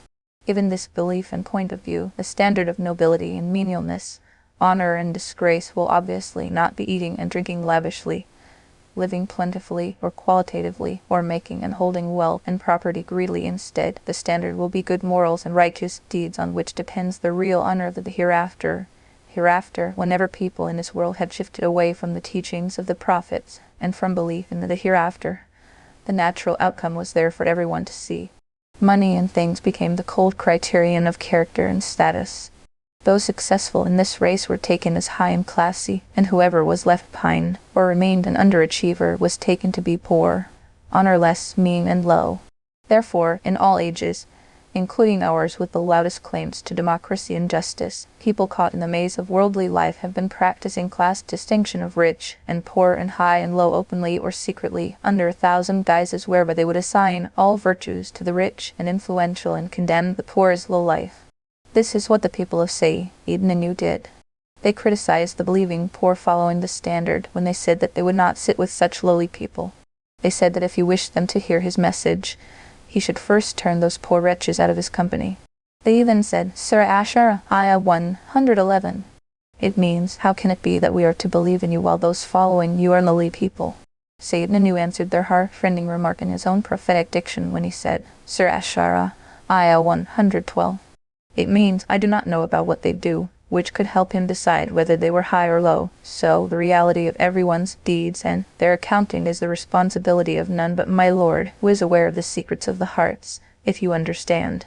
By saying so, say, Inna Nu brought these ignorant and arrogant people oblivious of the reality of human nobility and ignobility to see the truth of the matter, as they were the ones who used these terms without knowing what they really meant and just went ahead stamping the rich as noble and the poor as wretched, while money is no criterion of virtues and vices. The criterion is deeds and morals. At this occasion, Sayyidina Nu could have said that those people were nobler and more respectable than them as far as the standard of deeds and morals was concerned. But his prophetic method of preaching and correcting did not permit him to say something like that lest his addressees are provoked adversely. Therefore, he thought it to be sufficient to say that lowliness depended on deeds, and since he did not know about their deeds fully, he could not decide as to who was noble and who was not. The same thing has been happening in every age. After the age of Sayyidina Nu, when poor people of successive times, no matter how noble and respectable in terms of their morals and deeds they may have been, were still downgraded as lowly by materialistic and arrogant people. Yet, these were the people who, guided by their farsightedness and good morals, were the first ones to say yes to the call of prophets in one after the other age. In fact, for later scholars of religions and communities, this became the proof of the veracity of a prophet, that his early followers are the poor ones of the community. This was the reason why, when the letter of the Holy Prophet reached the Byzantine ruler, Heracles, inviting him to embrace Islam, he wished to investigate into the veracity of his prophethood. For this purpose, he asked from people who knew the Prophet of Islam some questions. One of these questions was, whether most of his followers were from among the rich or the poor. When he was told that they were poor people, he said, "These are usually the first followers of messengers and prophets." The same question rose again during the blessed time of the Holy Prophet. Its answer appears in the present verses with particular instructions. Reports Ibn Kathir from Imam Ibn Jarir, some chiefs of disbelievers from the tribe of Quraysh Utbah, Sheba, Ibn Rabi'ah, Munim ibn Adi, Harith ibn Nawfal and others came to the Holy Prophet's uncle, Abu Talib, and said to him, "One of the problems which stops us from listening to and accepting what your nephew Muhammad tells us is that people who surround him all the time are either our slaves who were set free by us, or they are people who were living at our mercy only. Now, with such lowly people around him, we cannot attend his sittings.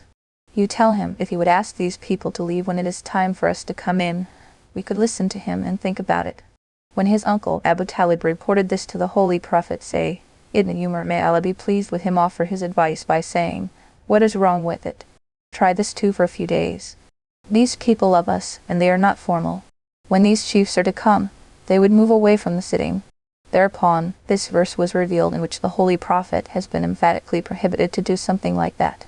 It was after the revelation of the verse that Sayyidina Umar, may Allah be pleased with him, had to apologize by admitting that his advice was wrong. And these poor people about whom this conversation took place were, at that time, no less a people than, say, Ibn Bilal al-Habashi, Sayyidina Suhaib ar-Rumi, Sayyidina Amr ibn Yasir, Sayyidina Salim al-Abi Hudhayfa, Sabi Mawla Uzaid, Sayyidina Abdullah ibn Masad, Sayyidina Miqdad ibn Amr, Sayyidina Masad ibn al-Qari, Sayyidina D. Hashimalan, and other noble Sahaba. May Allah be pleased with all of them, the testimonial of whose nobility and honor came from the heavens. And at another place in the Holy Qur'an, the same subject was stressed upon in these words, "And hold yourself with those who call on their Lord morning and evening, seeking His pleasure only. And do not cast your eyes for others beyond them, seeking the embellishment of the present life. And do not obey the one whose heart we have made neglectful of our remembrance, and who follows his own desires, and whose case is out of excess." Surah Al-Kahf, Ayah 28. In the present verse, the quality of these poor people has been identified as they call on their Lord morning and evening. Here, morning and evening referred to all times of the day and night according to usage. As for calling, it means ibadah or worship.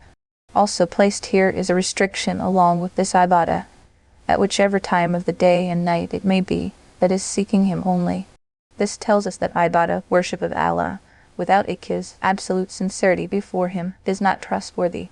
As for the saying, "You are not responsible for what is in their account," and they are not responsible for anything in your account, according to the interpretation of Ibn Adiyah and al-Zamakhshari and others. Here the pronouns in, hisabihim, their account, and alayhim, they are not responsible, refers to these chiefs of disbelievers, those who insisted on removing poor Muslims from the gathering at the sitting. So Allah Ta'ala told the Holy Prophet not to bother with them whether or not they enter the fold of faith, because he was not responsible for anything in their account, just as they were not responsible for anything in his account.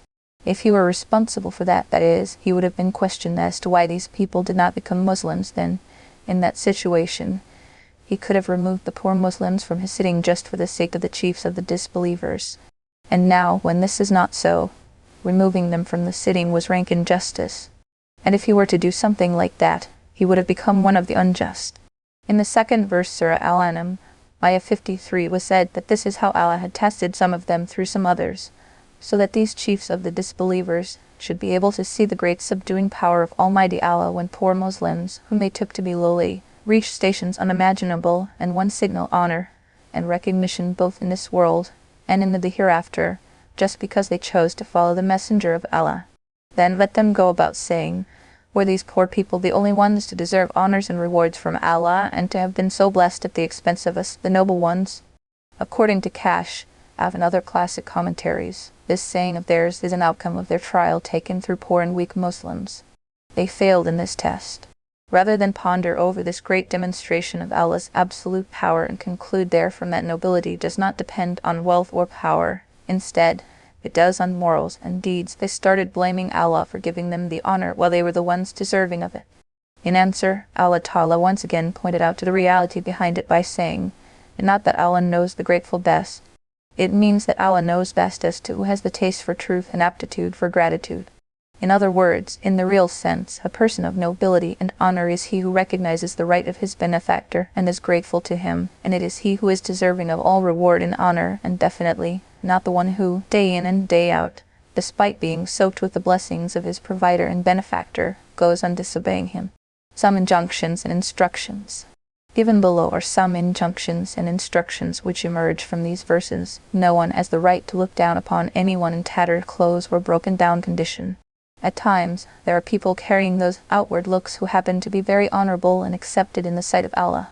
In a hadith, the Holy Prophet is reported to have said, many have broken down, dust-stained people are such as are held dear by Allah.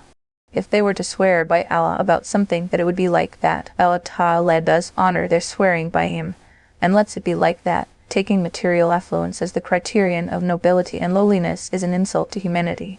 It really depends on good morals and deeds. For a reformer and preacher of any nation, though a universal call which addresses everyone, ayes or nays, followers or dissenters, is necessary, yet foremost is the right of those who own his teachings and follow it. Putting them as secondary, or ignoring them for the sake of others, is not permissible. For example, in the case of Muslims, the education and reform of unaware Muslims should not be put off in favor of carrying the call to non-Muslims. The rewards and blessings of Allah keep increasing in relation to the measure of gratitude. A person who wishes an increase in divine rewards must make gratitude, expressed through word and deed, his way of life, a constant of personality. And thus we have tried some of them through others, that the disbelievers might say, is it those whom Allah has favored among us? Is not Allah most knowing of those who are grateful? See Surah Al-An'am, Ayah 52, for the Tafsir. And when those come to you who believe in our verses, say, peace be upon you. Your Lord has decreed upon Himself mercy, that any of you who does wrong out of ignorance, and then repents after that and corrects himself, indeed, He is forgiving and merciful. Above verse Surah Al-An'am, Ayah 54, and when to you come those who believe. There are two interpretations given by leading authorities in Tafsir. Most of them have declared it to be related to previous verses and event. In support, they refer to the narration about the event, when the chiefs of Quraysh demanded through Abu Talib that his nephew should first remove the poor people around him, with whom they could not sit, and then they would come and listen to him, and think about it. Thereupon, it was Sayyid ibn Umar, may Allah be pleased with him, who advised that it did not matter much, for Muslims were sincere friends, and if requested they would move out of the sitting so that the chiefs of Quraysh could listen to the word of Allah and become Muslims. But in the previous verses came the command against this advice, that this should never be done. Doing this would be cruel and unjust. The revelation of this verse made Sayyid ibn Umar, may Allah be pleased with him, realize the gravity of his error. He feared he had become a sinner, by advising against what was the will of Allah. He came to tender his apology for it. Thereupon the present verses were revealed to comfort him. In gist, the Holy Prophet has been asked here to assure them that there will be no retribution for their past mistakes. In fact, not simply that there will be no retribution for the mistake, but that they will also be blessed in many ways by the most merciful Allah. He has also been asked to tell them about his law, that if a Muslim does something evil in ignorance, then gets alerted, repents and corrects his ways for the future, Allah Almighty will forgive him his past sins, and will also not deprive him of his blessings in this world and in the world to come. According to this explanation, these verses were revealed as related to this particular event described in previous verses. Some commentators have taken these verses to be carrying an independent set of rules for guidance. These relate to people who have committed a sin, then felt ashamed of what they did, and repented and corrected their ways.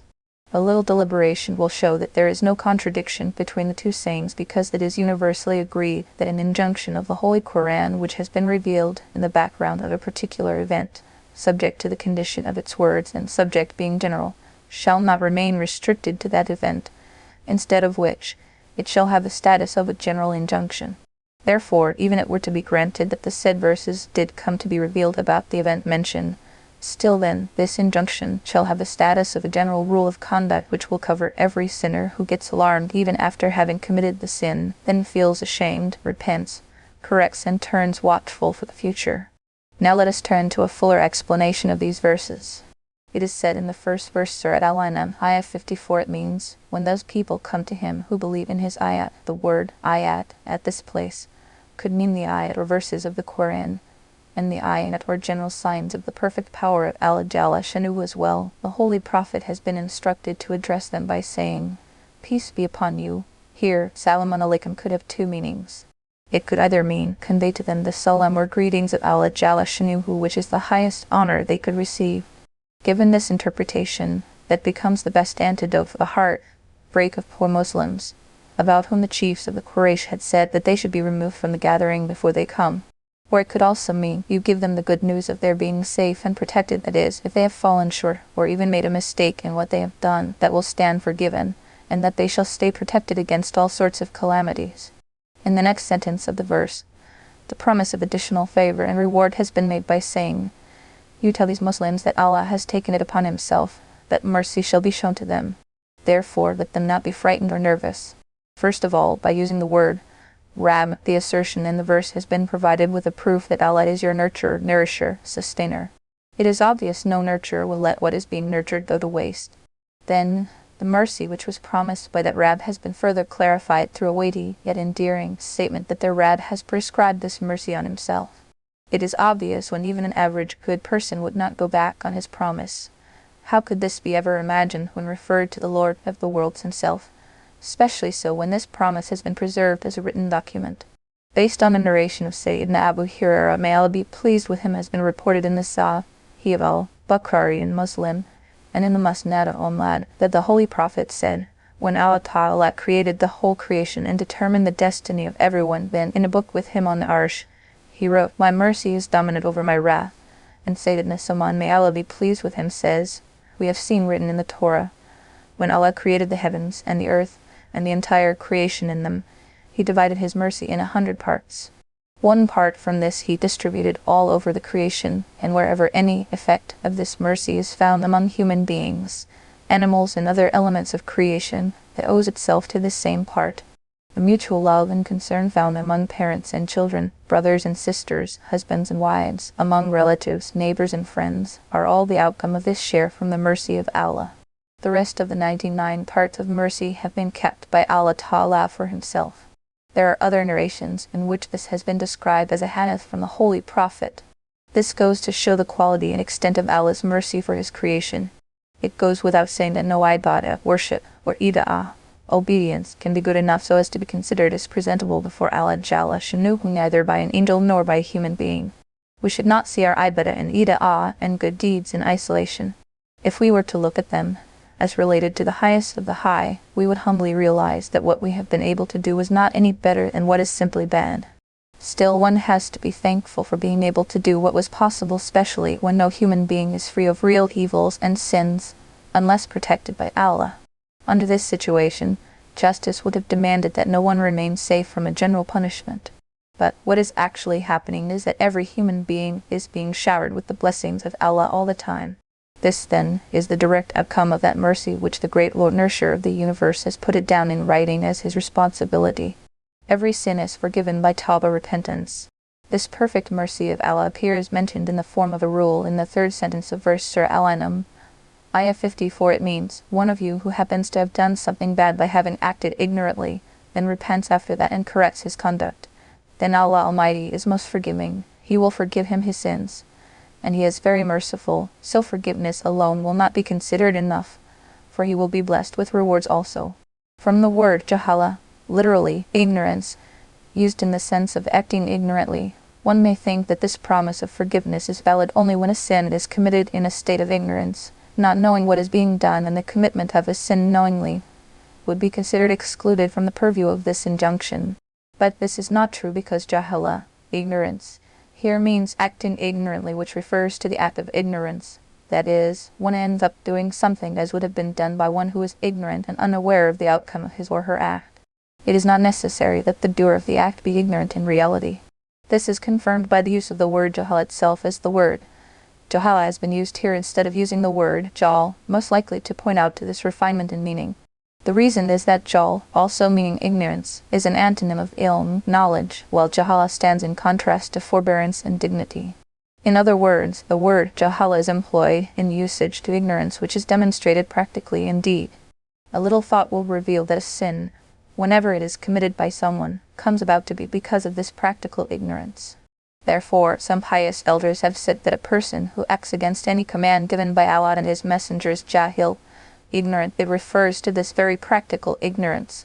For this, it is not necessary to be uninformed and lacking in knowledge, because countless definitive statements of the Holy Quran and Sahih Hadith, Nas, prove that every sin can be forgiven by making tawbah, repentance, whether committed by heedlessness or ignorance, or knowingly and deliberately through self-wickedness, or a blinded following of the drumbeats of one's own desire.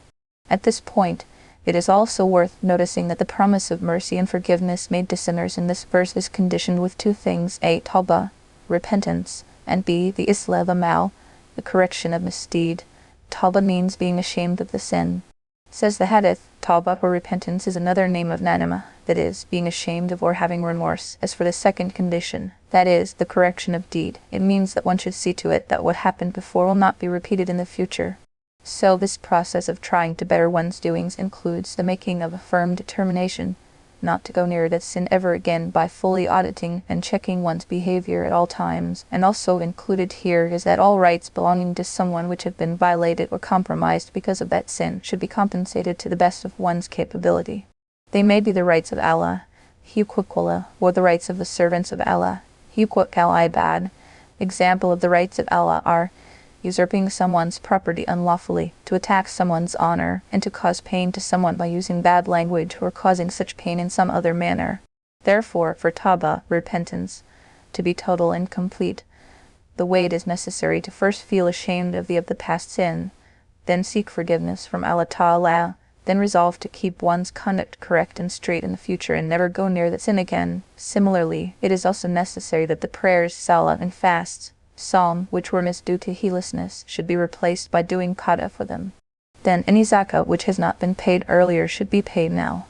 If there is a shortcoming in taking care of what was obligatory in qurbani, sacrifice, or sadaqat al-fitr, post-Ramadan charity for the poor and needy, that should be paid off.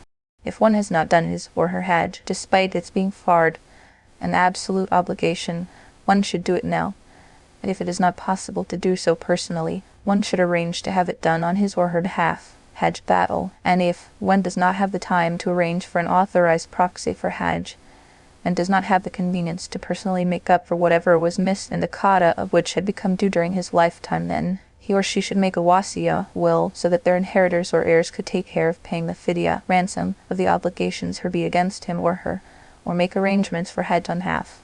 In short, for the correction of deed, the correction of the future conduct only is not enough. It is also necessary to make amends by paying off for obligations left unperformed in the past. Similar is the case of the rights of the servants of Allah, al-bad, if someone's property has been taken unlawfully, it should be returned to him or have him forgive it. And if someone has been caused pain physically or verbally, forgiveness must be sought from the aggrieved person. And if it is not possible or within one's control to have him forgive it, for example, he dies or goes away to a place the address of which is not known, then the way out is that one should make it a point to keep praying for his forgiveness before Allah Ta'ala consistently. If so, it can be hoped that the holder of the right will be pleased, and the person who was unable to have the forgiveness of the deceased during his lifetime will become absolved of what was due on him. And thus do we detail the verses, and thus the way of the criminals will become evident. See Surah Al-An'am, Ayah 54, for the Tafsir. Say, indeed, I have been forbidden to worship those you invoke besides Allah. Say, I will not follow your desires, for I would then have gone astray, and I would not be of the rightly guided. The linkage of verses. In the verses cited above, the answer to disbelievers who were demanding that the divine punishment should come to them post-haste was given in, He is the best decision maker, while the mention of the perfect power of Almighty Allah was made in, Allah knows the unjust best. Next from here, there is a description of the encompassment of the knowledge and power of Allah Ta'ala on all conceivable data and destiny. Say, indeed, I am on clear evidence from my Lord, and you have denied it. I do not have that for which you are impatient. The decision is only for Allah. He relates the truth, and He is the best of deciders. See Surah Al-An'am, Ayah 56, for the Tafsir. Say, if I had that for which you are impatient, the matter would have been decided between me and you, but Allah is most knowing of the wrongdoers. See Surah Al-An'am, Ayah 56, for the Tafsir. And with Him are the keys of the unseen. None knows them except Him, and He knows what is on the land and in the sea. Not a leaf falls but that He knows it. And no grain is there within the darknesses of the earth, and no moist or dry thing but that it is written in a clear record. Commentary. How to stay safe from sins, the master prescription. Of all the religions of the world, belief in Tawhid, monotheism in its pure and applied form, is the distinctive feature of Islam. It is also obvious that Tawhid is not limited to taking the being of Allah Ta'ala as one. Instead, Tawhid is believing in Him as being unique and without equal in all His attributes of perfection, and in not taking any created being other than Him to be a sharer or partner in these attributes of perfection. Some of these attributes of divine perfection are life, knowledge, power, hearing, seeing, will, creation, sustenance. Allah is so perfect in all His attributes that no created being can be equal to Him in any of the attributes. Then, out of these, two attributes are most distinct. These are knowledge, ilm, and power, qudra. His knowledge encompasses and embraces all existence and non-existence, open and secret, large or small, atoms and particles. So it is with His power, which surrounds and controls everything fully and conclusively. The two verses, Surah Al-An'am, Ayah 59 to 60, cited above, describe these two attributes, and these two attributes are mysteriously unique. If anyone were to bring himself around to believe in these two attributes strongly and completely, and thereby start imagining them as being present before him, then he just cannot ever even think of committing the crime or sin. It goes without saying that here is a person who, in all states of word and deed, rest and movement, remains conscious of the presence and knows that there is someone all-knowing, all-aware, all-powerful watching over him all the time, and who knows him outside in and inside out, and who is aware of even the intention of the heart and the passing thought of the mind. Then how would he ever be able to take even a tiny step towards any disobedience to his all-powerful master? This is the legendary philosopher's stone of what is known as istindar in religious terminology, or, to make it more recent, it is like building a website in your heart with this frame of reference being always online. Just click and connect. Dr. In the end, we can say that these two verses are sovereign prescriptions which can make one a model human being, correct and groom deeds and morals, and keep them that way all along. It was said in the first verse, Surah Al-An'am, Ayah 59, and with Him are the keys of the unseen. No one knows them but He. The word mafadi, keys, is plural. Its singular can be mafta, pronounced with a vowel point on the letter mim, which denotes treasure, and it could also be mifta, pronounced with a vowel point I on the letter mim, which means key. The word mafati accommodates both meanings. Therefore, some commentators and translators have rendered it as treasures, while some others take it as keys. The outcome, however, is the same, because owning the keys to the treasures is taken as the owning of the treasures. Knowledge of the unseen and absolute power, two attributes of Allah, not shared by anyone. Al-Ghaib means things which have not come into existence, or in existence they have come, but Allah Ta'ala has not let anyone know them. Majari, the first kind, relates to conditions and events about Qiyamah, or future happenings in the universe. For example, who will be born when and where? Who will do what? Who will live how long? Who will have how many breath counts? Who will take how many steps? Who will die where and buried where? Who will get what sustenance and how much and at what time? When will it rain and where and how much? The example of the second kind is the fetus which has come to exist in the womb of a woman, but no one can be certain in the absolute sense, as universally applicable with inevitable reliability and accessibility, about the fetus being good-natured or bad-tempered, handsome or ugly, even a male or female, the radiological determination of which at the later trimesters of pregnancy is a different matter, and does not affect the premises of the present discussion. Similar is the case of many other things which, despite having come into existence, remain unseen and unknown to the created beings. So the sentence means that with Allah are the keys or treasures of the unseen. The sense of being with Him is that they are owned by Him and are in His possession. The outcome is that He is the one who has control of the treasures of the unseen, and it is He who has the exclusive power to bring them into existence and make them manifest as and when He has determined. This is as has been said in another verse of the Holy Qur'an, which means we have treasures of everything, but we send them down in a particular measure. Surah Al-Hayr, Ayah 21. In short, from this one sentence, it stands proved that the knowledge of Allah is perfect, and so is His power, and also that this all-encompassing knowledge and absolute power is the exclusive attribute of Allah Jalla Shanuhu, and that no one can acquire or have it. By putting the word indahu with Him before, according to the rules of the Arabic grammar, a pointed reference has been made towards this restriction and particularity. Immediately after, this hint has been changed into full clarity when, to drive the point home, it was said, no one knows them but He. So this sentence proves two things: the awareness of Allah about everything unseen by virtue of His all-encompassing knowledge, and His being dominant over all of them by virtue of His perfect power, and the inability of any created being or thing, other than Ali Jalla Shanuhu, to acquire or have such knowledge and power.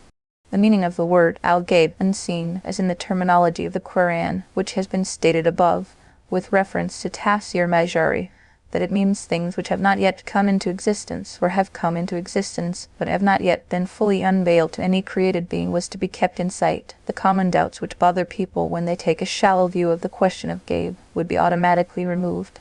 Usually what happens is that people take the word al-Ghaib, unseen, in a literal sense, that is, that which is absent from our knowledge and perception, whether the sources of acquiring its knowledge be present in the sight of others. Thus, they would start calling that too as the Ghaib. As a result, all sorts of doubts abound.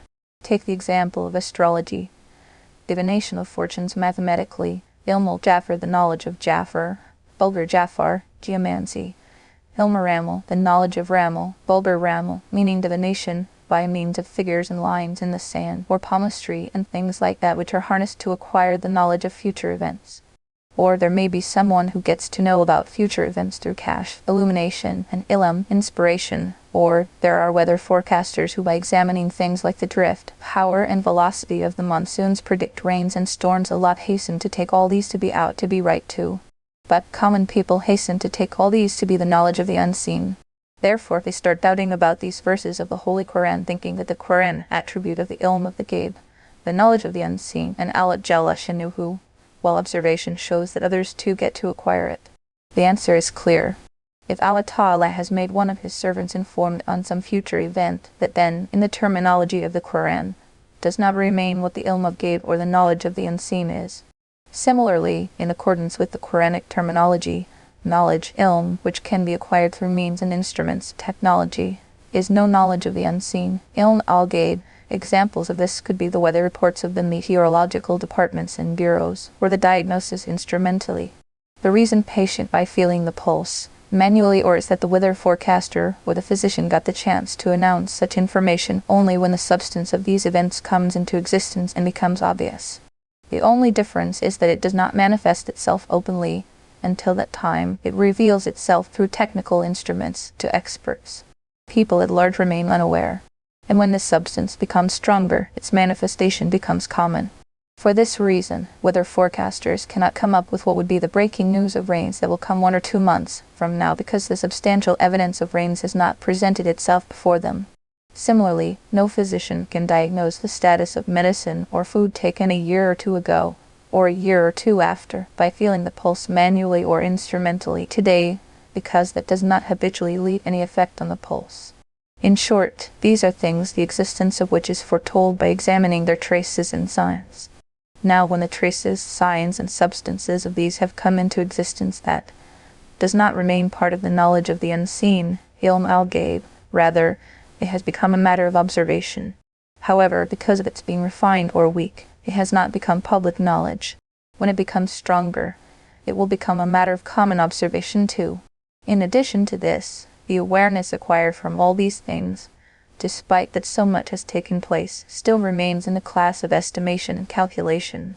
The real ilm or knowledge is the name of certitude. That does not come out of any of these. That is why events attesting to the error of such information are many and frequent. As for astrology and other disciplines, whatever there is based on mathematical computation is knowledge, but not al-ghaib, unseen.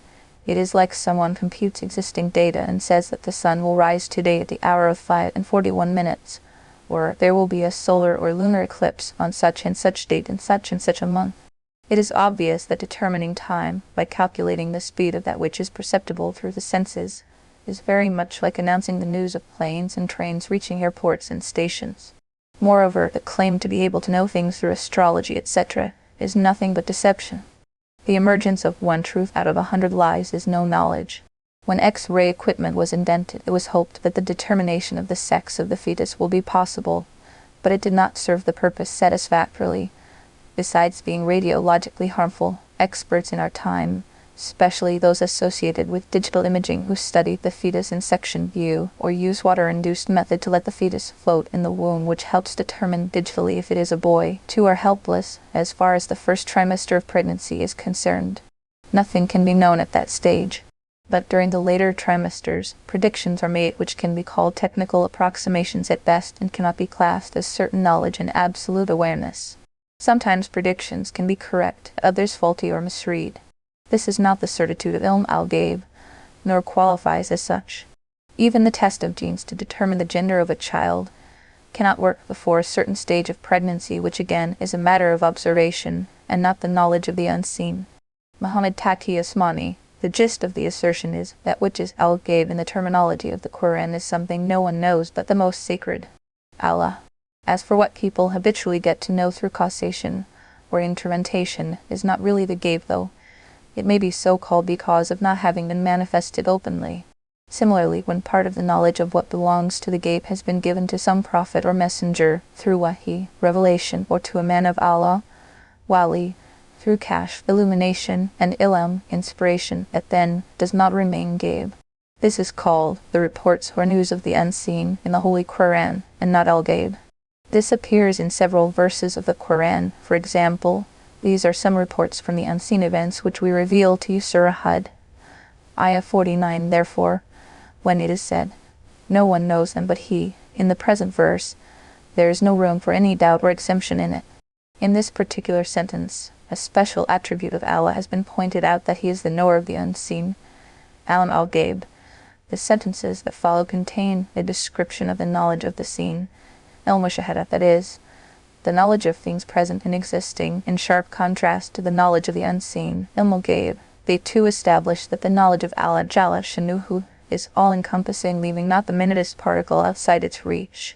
It was said, and He knows what is in the land and the sea. Not a leaf ever falls but He knows it, nor a grain in the dark hollows of the earth, which too is within His knowledge, and so is, in His knowledge, everything fresh or wet or dry in the whole universe, and all of which lies recorded in writing on Allah al-Mahfuz, the preserved tablet. To sum up, it can be said that Allah Ta'ala has two unique attributes of knowledge in which no angel or prophet or another created being shares with Him. These are the knowledge of the unseen, Ilm al-Ghaib, and the all-encompassing knowledge of existence, Al-Ilm al-Muhit. These attributes have been described with a system. The first sentence says, and with him are the keys of the unseen.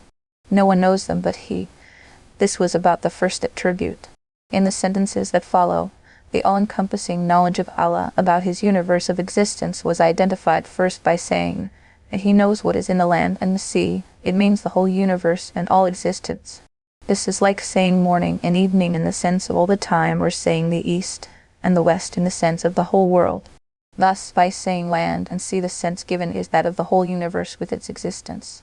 So, the knowledge of Allah Jalla Shanu covers whatever there is. Further on, this was explained by saying that the knowledge of Allah Ta'ala is not limited to what is big. He also knows what is the minutest and the most concealed. Not a leaf ever falls, but he knows it. It means that the falling of every leaf in the whole wide world before it falls, when it falls, and after it falls remains within his knowledge. He knows how many times each leaf on a tree will swing and sway, and when and where it will fall, and through what circumstances it will go through. The mention of fall at this place is perhaps indicative of the life cycle of the leaf. Its fall from the tree is the end of its growth and botanical life. Its last condition has been pointed out here as a mirror to the rest of its conditions. After that it was said, nor a grain in the dark hollows of the earth. Mentioned first was a leaf which falls in common sight. After that it was a grain which is sowed in fields by a farmer, or gets buried somewhere in the dark and deep belly of the earth. Then the same all-surrounding knowledge of Allah has been pointed out through things fresh and dry. In the end it was said that with Allah all these things were present in writing. According to some commentators, a manifest book means Allah al-Mahfuz, the preserved tablet. Some others say that it denotes divine knowledge. It has been identified with a manifest book because what is written stays preserved, leaving nothing to chance or mistake or forgetting. This is similar to the all-encompassing knowledge of Allah Jalla Shanuhu, which is not based on conjecture. It is certain. Many verses of the Holy Qur'an confirm that the kind of all-encompassing knowledge from which nothing, neither a particle nor its condition, remains excluded is but that of Allah subhanahu wa ta'ala. It was said in Surah Al-An'am, if it be anything, even equal to the weight of a grain of mustard seed, and though it be in a rock, or anywhere in the heavens or in the earth, Allah will bring it forth, for Allah is subtle and aware. Surah Al-An'am, Ayah 16. It appears in the Ayatul Kursi, Surah Al-Baqarah, Ayah 255 of Surah Al-Baqarah. He knows what is before them, and what is behind them, and they encompass nothing of his knowledge except what he wills. Surah Al-Baqarah, Ayah 255. In Surah Yunus, it was said, and not hidden from your Lord is anything even the weight of an atom in the earth or in the heavens. Surah Yunus, Ayah 61. And it appears in Surah At-Talaq, and that Allah encompasses all things in his knowledge. Surah Talaq, Ayah 12. This subject has been dealt with in the Holy Qur'an at many more places, where it has been made very clear that the Jimma al-Ghaib, as determined in the Qur'an and explained earlier, or the all-encompassing knowledge of everything in the universe, is the exclusive attribute of Allah Jalla Shanuhu. Taking the knowledge of an angel or messenger to be as all-encompassing amounts to giving a messenger of Allah the status of Allah himself and declaring him to be equal to him, which is shirk according to the Holy Qur'an.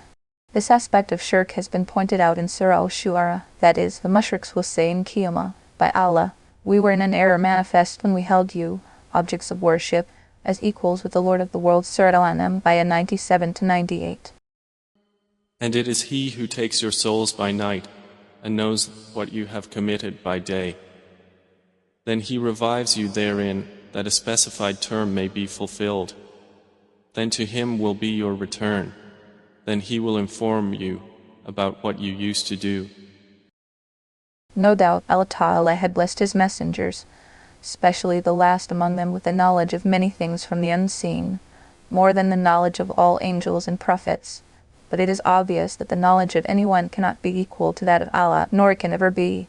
Otherwise, this will become the kind of excess the Christians committed in their reverence for the Prophet when they started equating the Prophet with God. This is shirk. May Allah keep all of us protected from it. Covered this far was the subject of the first verse as explained above. The second verse, Surah Al-An'am, Ayah 60, describes Allah's attribute of power, which is also exclusive to Him. It is said, and He is the one who takes you away by night, and knows what you do by day. Then He makes you rise therein, so that a fixed term may be fulfilled. Hence, the work here is nothing but the most perfect power of Allah Ta'ala, which has opened a window to what happens to human beings in life, in death, and in rising again. Everyone sees it every day. According to Hadith, sleep is similar to death in that it does suspend the human body as it would be in death. By giving an example of sleeping then waking up in this verse, Allah Ta'ala has alerted human beings that the way everyone, every night and every morning, witnesses the spectacle of personally rising up from simulated death, sleep, so it should not be difficult to visualize the certainty of collective death, and then collective rising after it, which is called Qiyamah, or the last day. The argument is the Supreme Being who can make this happen could make that happen too, with his most perfect power. This is as it shall be. Therefore, towards the end of the verse it was said, "Thereafter to him you are to return, and he will tell you what you have been doing," meaning thereby that there will be the reckoning of deeds, then will come their rewards and punishments. And he is the subjugator over his servants, and he sends over you guardian angels until, when death comes to one of you, our messengers take him, and they do not fail in their duties. In the third verse, this subject has been further enlarged by saying that Allah Ta'ala has absolute subduing power over all his servants. As long as he wills to have them living, he assigns angels to protect them, as a result of which no one dares harm them. And when one has reached the appointed limit of one's age, these very guardian angels become the agents of one's death without ever falling short in providing the relevant causes leading to one's death. Then death is not all, for the matter is still not closed. Instead of that, there is the next phase, then they are returned to Allah. It means that they will be made to rise again and be presented before Allah Ta'ala. If at this point one were to think of having to appear before the greatest judge of judges and stand before him to account for a whole lifetime of deeds, one cannot even dare to imagine to come out unscathed and hope to escape punishment. Therefore, along with it, it was said to Allah, their real master, Surah Al-An'am, ayah 62. It means that Allah Ta'ala is not only the sovereign and the judge of judges, he is also the master and guardian of his servants who reaches out to help them at all times of their need. After that, it was said, "Beware, to him alone belongs the judgment." This certainly leaves no doubt that he is the best in his decision and decree. However, one may be inclined to think how it will be possible for Allah, who is one alone, to take care of the reckoning of age-long deeds of billions and billions of human beings. Therefore, after that, it was said, "And he is the swiftest reckoner." It means that taking what is done by Allah on the analogy of what is done by human beings is ignorance. He shall do that in no time. Why his servants at the mainframe factories of Cray and IBM can churn billions and billions of data in seconds, why anyone in his senses would ever doubt the power of the maker of all makers. Tr. Then his servants are returned to Allah, their true Lord. Unquestionably, his is the judgment, and he is the swiftest of accountants. See Surah Al-An'am, ayah 61 for the Tafsir. Say, who rescues you from the darknesses of the land and sea when you call upon him, imploring aloud and privately? If he should save us from this crisis, we will surely be among the thankful. Commentary. Some manifestations of divine knowledge and absolute power. In previous verses, there was a description of the perfection of divine knowledge and power, and of their unique expanse. Mentioned in the present verse, there are some manifestations of this very knowledge and power. The word Zulma in the first verse, Surah Al-An'am, ayah 63, is the plural of Zulma, which means darkness, and which does not have a plural form in English, leaving the translator with no choice but to improvise in order to convey the Quranic plural, which is necessary as explained. Thus the expression in this verse means the many darkness found on land and sea. Since darkness is of many kinds, such as the darkness of night, the darkness of rain clouds, the darkness of dust storms, and the darkness under the waves of the sea, it is to include all these kinds of darkness that the word Sulumat has been used here. So, the verse means that it was to warn the disbelievers of Makkah against their wrongdoings that Allah Ta'ala ordered the Holy Prophet to ask these people as to what they do when they find themselves in deep trouble during their LD trips and sea voyages. Is it not that they would forget all about their idols and start calling on none but Allah?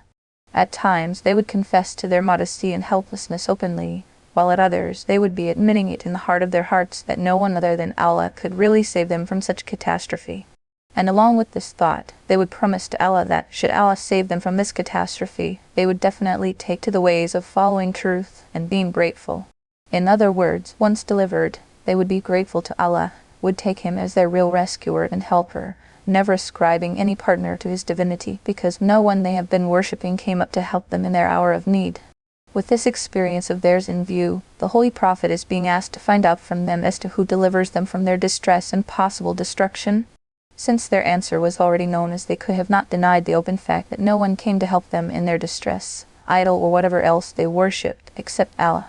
Therefore, in the second verse Surah Al-An'am, Ayah 64, Allah Almighty has himself taken the initiative and commanded the Holy Prophet to tell these people that it is Allah alone who would deliver them from their distress, rather deliver them from every other distress or anxiety they may face in their lives.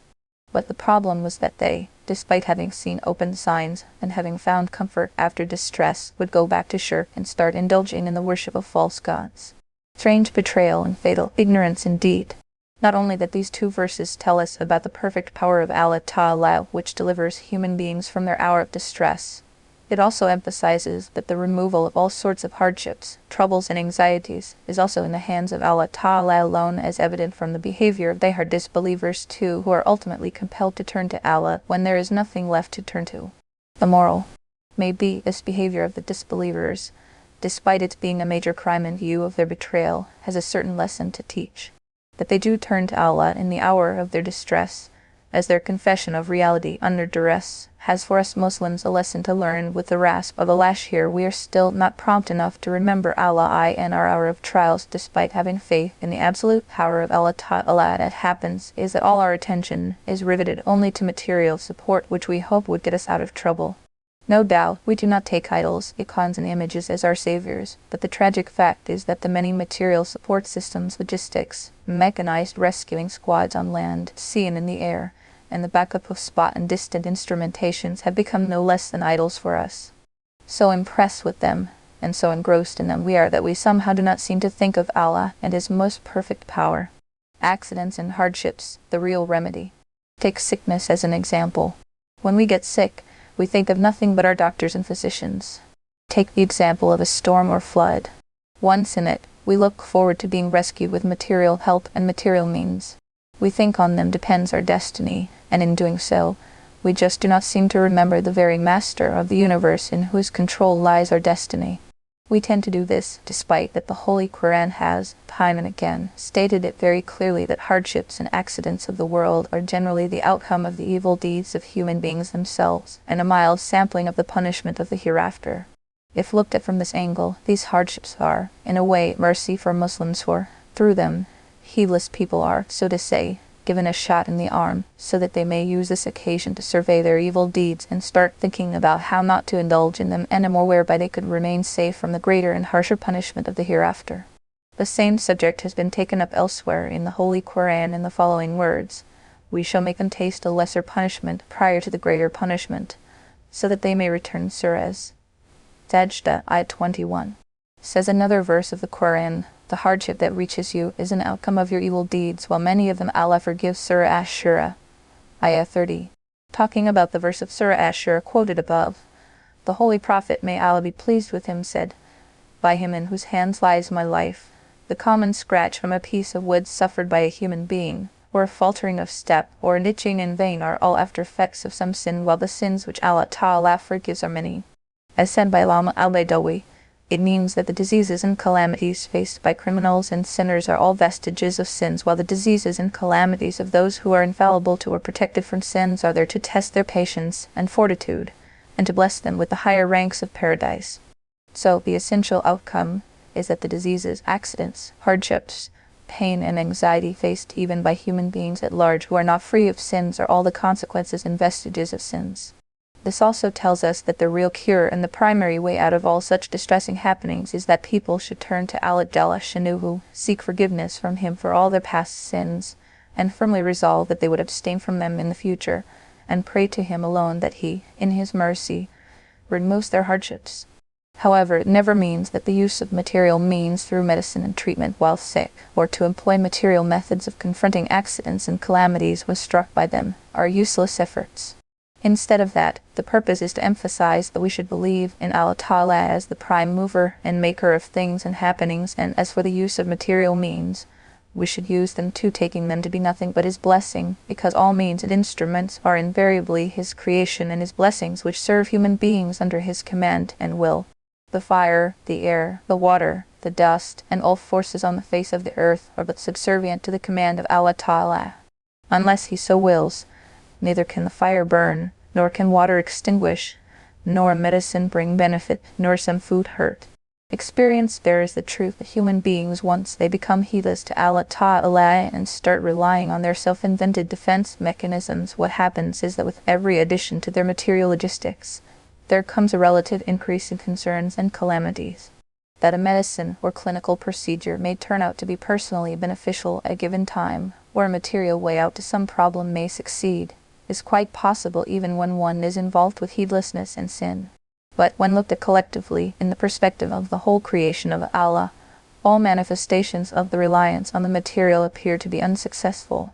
Today, the number and variety of articles and instruments invented to remove pain and drudgery and to provide comfort and luxury with a gusto that knows no stopping are things man had not even dreamt of only half a century ago. Who does not know that people at that time were totally deprived of ever new life? Saving drugs, medicine delivery systems, procedures, surgeries, experts, technicians, labs and hospitals and nursing homes. But seen in a wider perspective, man deprived of all these facilities 50 years ago was not as sick and harassed as the man of late 90s. Similarly, we have vaccines to fight against epidemics, mechanized units to control fire, medical and paramedical squads to cover accidents, and an overseeing communications system which would hasten emergency information, relevant supportive professionals and equipment. But somehow the more we increase our material defenses against accidents and calamities, the more we seem to be affected by them. To what reason could we ascribe this except that during the period now behind us, the measure of heedlessness to and disobedience of the Creator of the universe of our existence was not as pronounced as it is in our day. Those people used their articles of comfort as blessings from Allah Ta'ala for which they were grateful too. But the modern man wants to use these conveniences with a sense of heightened self-achievement which is rebellion in disguise. Naturally enough, despite all instrumentations and gadgetries, men and materials, they cannot make people immune from being hit by such hardships. Summing up the main elements of our explanations, we can say that Muslims should specially take a lesson from this reference to disbelievers, that they too remembered Allah when in distress. It is the duty of a true Muslim that he should, in order to remove his pain and anxiety and distress, first rely on and turn to Allah Ta'ala, much more than simply relying on and turning to the material solutions of his trying situation. If he fails to do that, he will meet the same end being witnessed today. Plans will generally fall flat. 1,000 efforts are made to stop floods and to minimize losses caused by them, but they keep coming. Ever new methods of treating diseases are found and used, but diseases keep increasing. Devices and theories are employed to check rising prices of things which seem to be effective too, though on the surface, but the result on the whole is that prices keep rising on almost a daily basis. Think of crimes like theft, robbery, kidnapping, bribery, and smuggling. Governments all over the world, including the most advanced, are employing all sorts of material means to stop them. But common people do not have to look into a crime graph to find out what is happening. They see that crimes are increasing. We can only wish that human beings of the modern era would do well by rising a little bit higher than the levels of person, identity, profit and loss, and surveying conditions prevailing then. They would come to realize that, when seen collectively, all our material efforts have failed. In fact, they are compounding our problems. Then, if they were to look at the remedy proposed by the Quran, which tells us that there is only one way of staying safe from all kinds of hardship, and that is to turn to the Creator of the universe. Whatever material solutions there are, they are fine, and they too should be used as blessings from Him. Other than this, there is no way to ideal security. Say, it is Allah who saves you from it and from every distress. Then you still associate others with Him. See Surah Al-An'am, Ayah 63 for the Tafsir. Say, He is the one able to send upon you affliction from above you, or from beneath your feet, or to confuse you so you become sects and make you taste the violence of one another. Look how we diversify the signs that they might understand. Commentary. Mentioned in the previous verses was one manifestation of the knowledge and power of Allah Almighty, that He alone can remove human distress, and whoever calls on Him while in difficulty shall find His help before his eyes. The reason is that he is perfectly powerful over the whole universe, and he is also perfectly merciful to his entire creation. No one else has that perfect power in universal mercy. Mentioned in the present verses is another side of his perfect power, that he can punish any individual or group for its contumacy if he wills to do so. And doing so is easy for him. To punish a criminal, he needs no police or army or helper like the rulers of the mortal world. This aspect was stated by saying, he is fully capable that he should send a punishment from above you or from beneath your feet, or to put you in confusion through divisions. 3 kinds of divine punishment. Identified here are 3 kinds of divine punishment: that which comes from above, that which comes from beneath, and that which spreads out from within. Then, by bringing the word, with nunation, tamwin, on an indefinite noun, nakara, a warning as admitted by the rules of Arabic grammar, has been served that there could be different subdivisions and forms within these 3 kinds. According to commentators of the Qur'an, there have been many examples of punishment coming from above among past communities, as the flood which came upon the people of Sayyidina Nuh, the windstorm which overtook the people of Ad, the raining of stones on the people of Sayyidina Lut, the raining of blood and frogs upon the Bani Israel, and the pelting of pebbles by flights of birds on the people of the elephant, Ashad al-Fil, when they invaded Makkah, which left all of them reduced to chaff chewed out. Similarly, various forms of the coming of punishment from beneath have also appeared among past communities. For the people of Sayyidina Nuh there already was the punishment from above in the form of rainstorm. Then they were also caught up in the punishment from beneath, when the water under the ground started forcing out, whereby they came into the grip of 2 punishments at the same time, that is, the punishment from above and the punishment from beneath. The people of the Pharaoh were drowned in the punishment from beneath their feet. Qarun, Hora, fell a victim to this very punishment when he, along with his legendary treasures, sank down into the earth as if swallowed by it. Early Tafsir authorities, Sayyidina Abdullah ibn Abbas, may Allah be pleased with him, and Mujahid, have said that the punishment from above means that cruel rulers and merciless officials come to rule over a people, while the punishment from beneath means that one's own subordinates and servants turn into traitors, idlers, and thieves. Some sayings of the Holy Prophet also confirm the tafsir of Sayyidina Abdullah ibn Abbas given above. The saying of the Holy Prophet, which follows, has been reported in Miskat with reference to Shu'ab al-Aman of al-Bayhaqi, that is, as are your deeds, good or bad, so shall be your rulers and officials set upon you. It means if you are good and obedient to Allah Ta'ala, your rulers and officials will also be merciful and just. And if your deeds are evil, you will find that merciless and unjust rulers and officials have been set upon you. The well-known saying, your deeds, your rulers, means just the same. According to a narration from Abu Nu'aym in his Hilya appearing in Miskat, the Holy Prophet has been reported to have said, Allah Ta'ala says, I am Allah. There is no God worthy of worship but me. I am the Master of Kings, and I am the Sovereign. The hearts of kings are in my hands. When my servants obey me, I pour mercy in the hearts of their kings and officials. And when my servants disobey me, I harden the hearts of their rulers against them. They make them taste all kinds of evil punishments. Therefore, do not waste your energy in speaking ill of the rulers and officials. Turn to Allah and correct your deeds so that I may put your affairs right. Similarly, there is a narration from Sayyidah Aisha in Abu Dawud and Nasai in which the Holy Prophet is reported to have said, when Allah Ta'ala wishes well for a ruler, He gives them a good minister and deputy so that he may remind the ruler if he forgets something, and who helps the ruler when he acts right. And when some evil is destined for a ruler, evil people are made his ministers and deputies. In the light of these hadith narrations and the explanation of related verses, the outcome is that hardships faced by people at the hands of their rulers are a punishment which comes from above, and that which is inflicted through servants and subordinates is a punishment which comes from beneath. They are no stray accidents. In fact, they are a punishment of one's deeds under a divine law. Imam Sufyan Athori said, when a sin gets to be committed by me, I see its effect on my servant. Even on my horse I ride and the donkey I use to carry my things.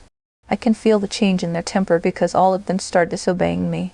Maulana Rumi, in his famous Mathnawi, says that Allah Ta'ala, by putting you under the apparent punishment which causes pain to you through ill treatment at the hands of your cruel rulers or faithless subordinates in this mortal world, actually wishes to turn your attention towards Himself, so that you get alerted and start trying to make your deeds good, and as a result of which, you may save yourself from the much greater punishment of the hereafter. To sum up, we can say that, according to the tafsir of Sayyidina Abdullah ibn Abbas, may Allah be pleased with him, the oppression of rulers is the punishment which comes from above, and the dishonesty, idling and treachery of subordinates is the punishment which comes from beneath, and the remedy for both is the same, that everyone should look back and examine what each one has done. Leave paths of error, avoid being disobedient to Allah, then nature will be commanded to take its desired course, creating conditions which would remove the hardship. Otherwise, trying to remove them and correct the situation through material ways and means alone will be nothing but self-deception, an experience we have been having all the time.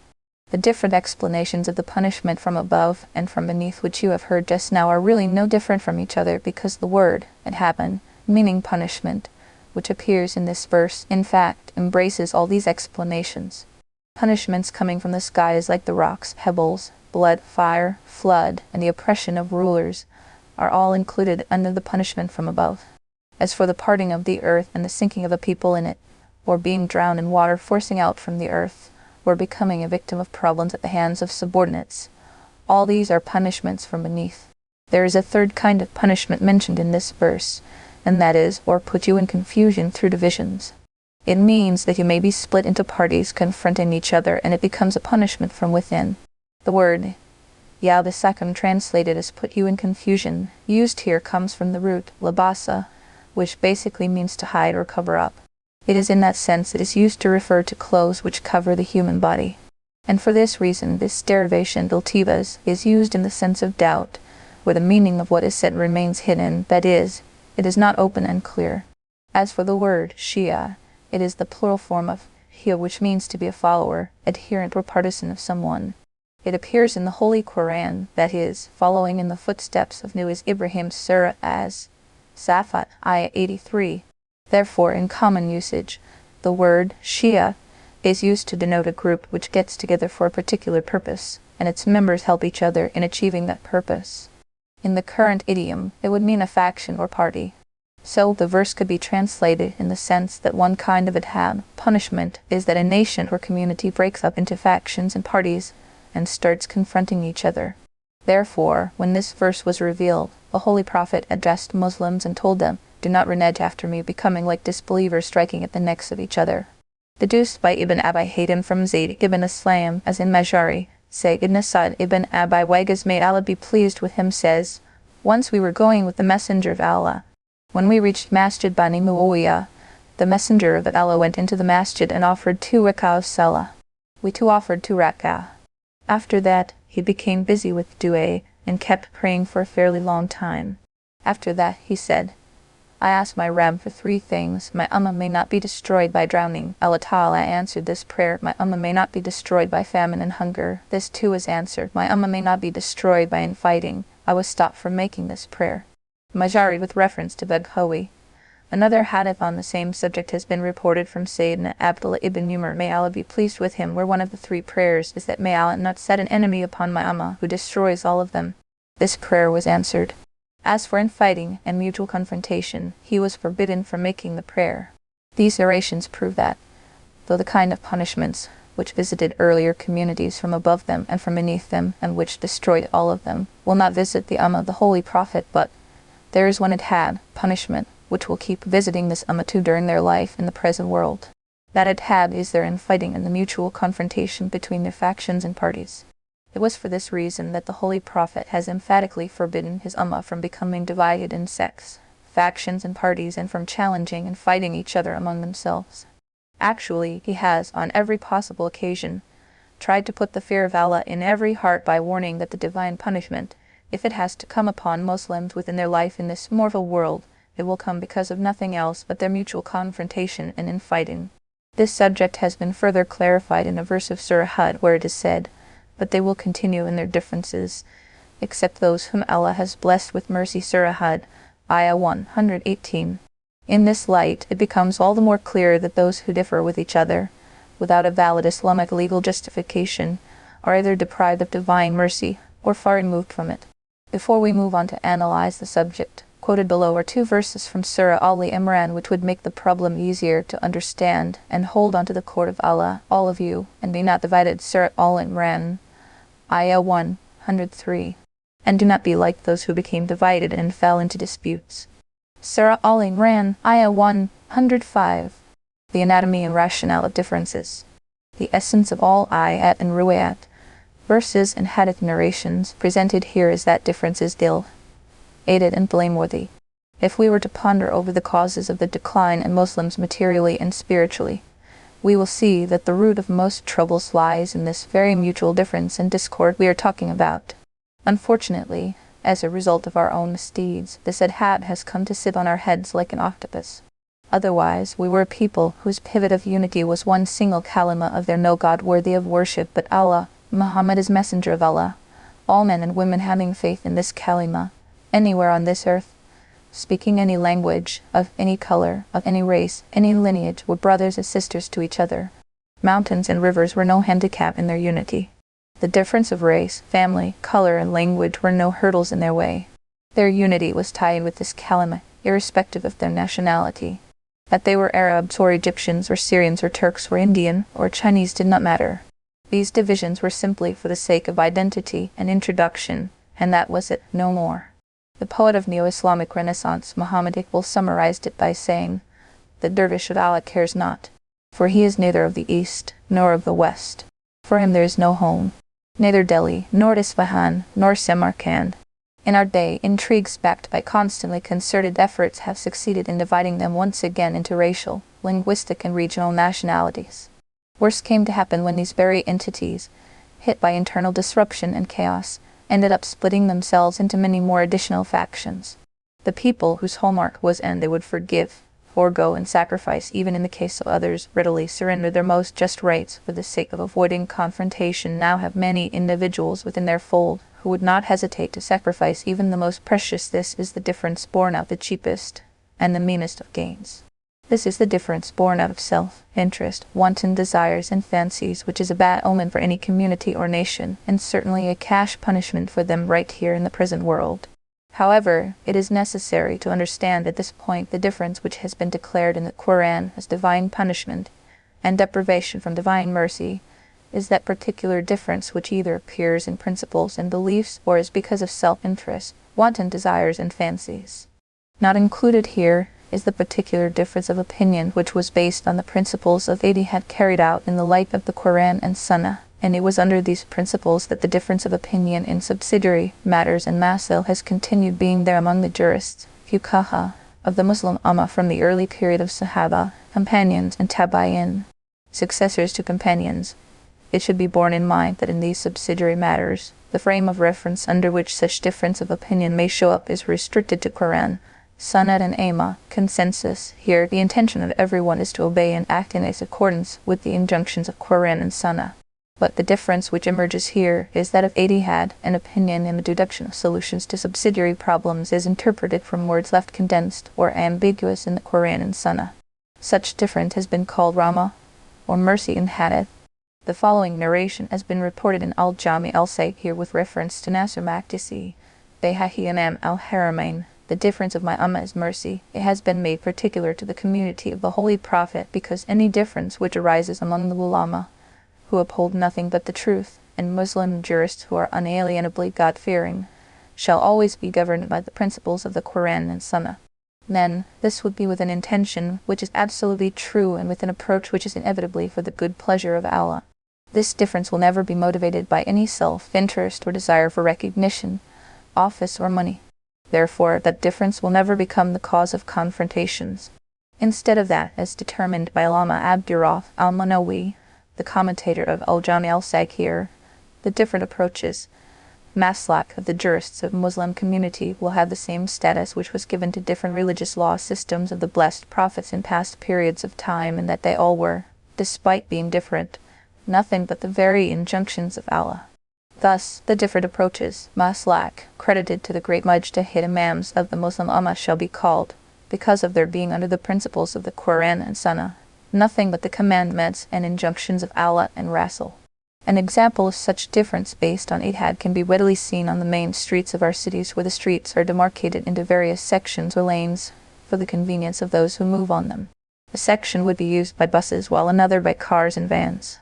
Similarly, a section of the street may be reserved for cyclists and pedestrians. Though this division of one main street into several lanes is outwardly a form of difference, But since everyone is headed in one single direction, and everyone moving through each lane will ultimately reach one desired destination, therefore this difference of routes or approaches, rather than being harmful, is functionally useful for all movers, a lot of space and mercy indeed. This is the reason why leading mujtahid imams and the jurists of the Muslim community agree that the maslak or approach taken by any of them is not false, and it is not permissible for anyone to call those who follow it as being sinners. The essence of the difference in madhab or approaches or schools of thought represented by mujtahid imams and jurists has a limited frame of reference. The approach taken by one mujtahid happens to be weightier in his sight, but he himself would not call the approach of another mujtahid as false. In fact, they pay due regard and respect to each other.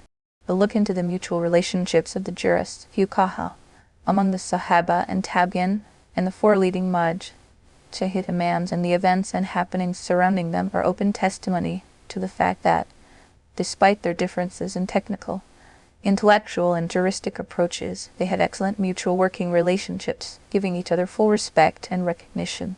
That they would be arrayed against each other in rancor, hostility, and infighting was absolutely out of question in their case.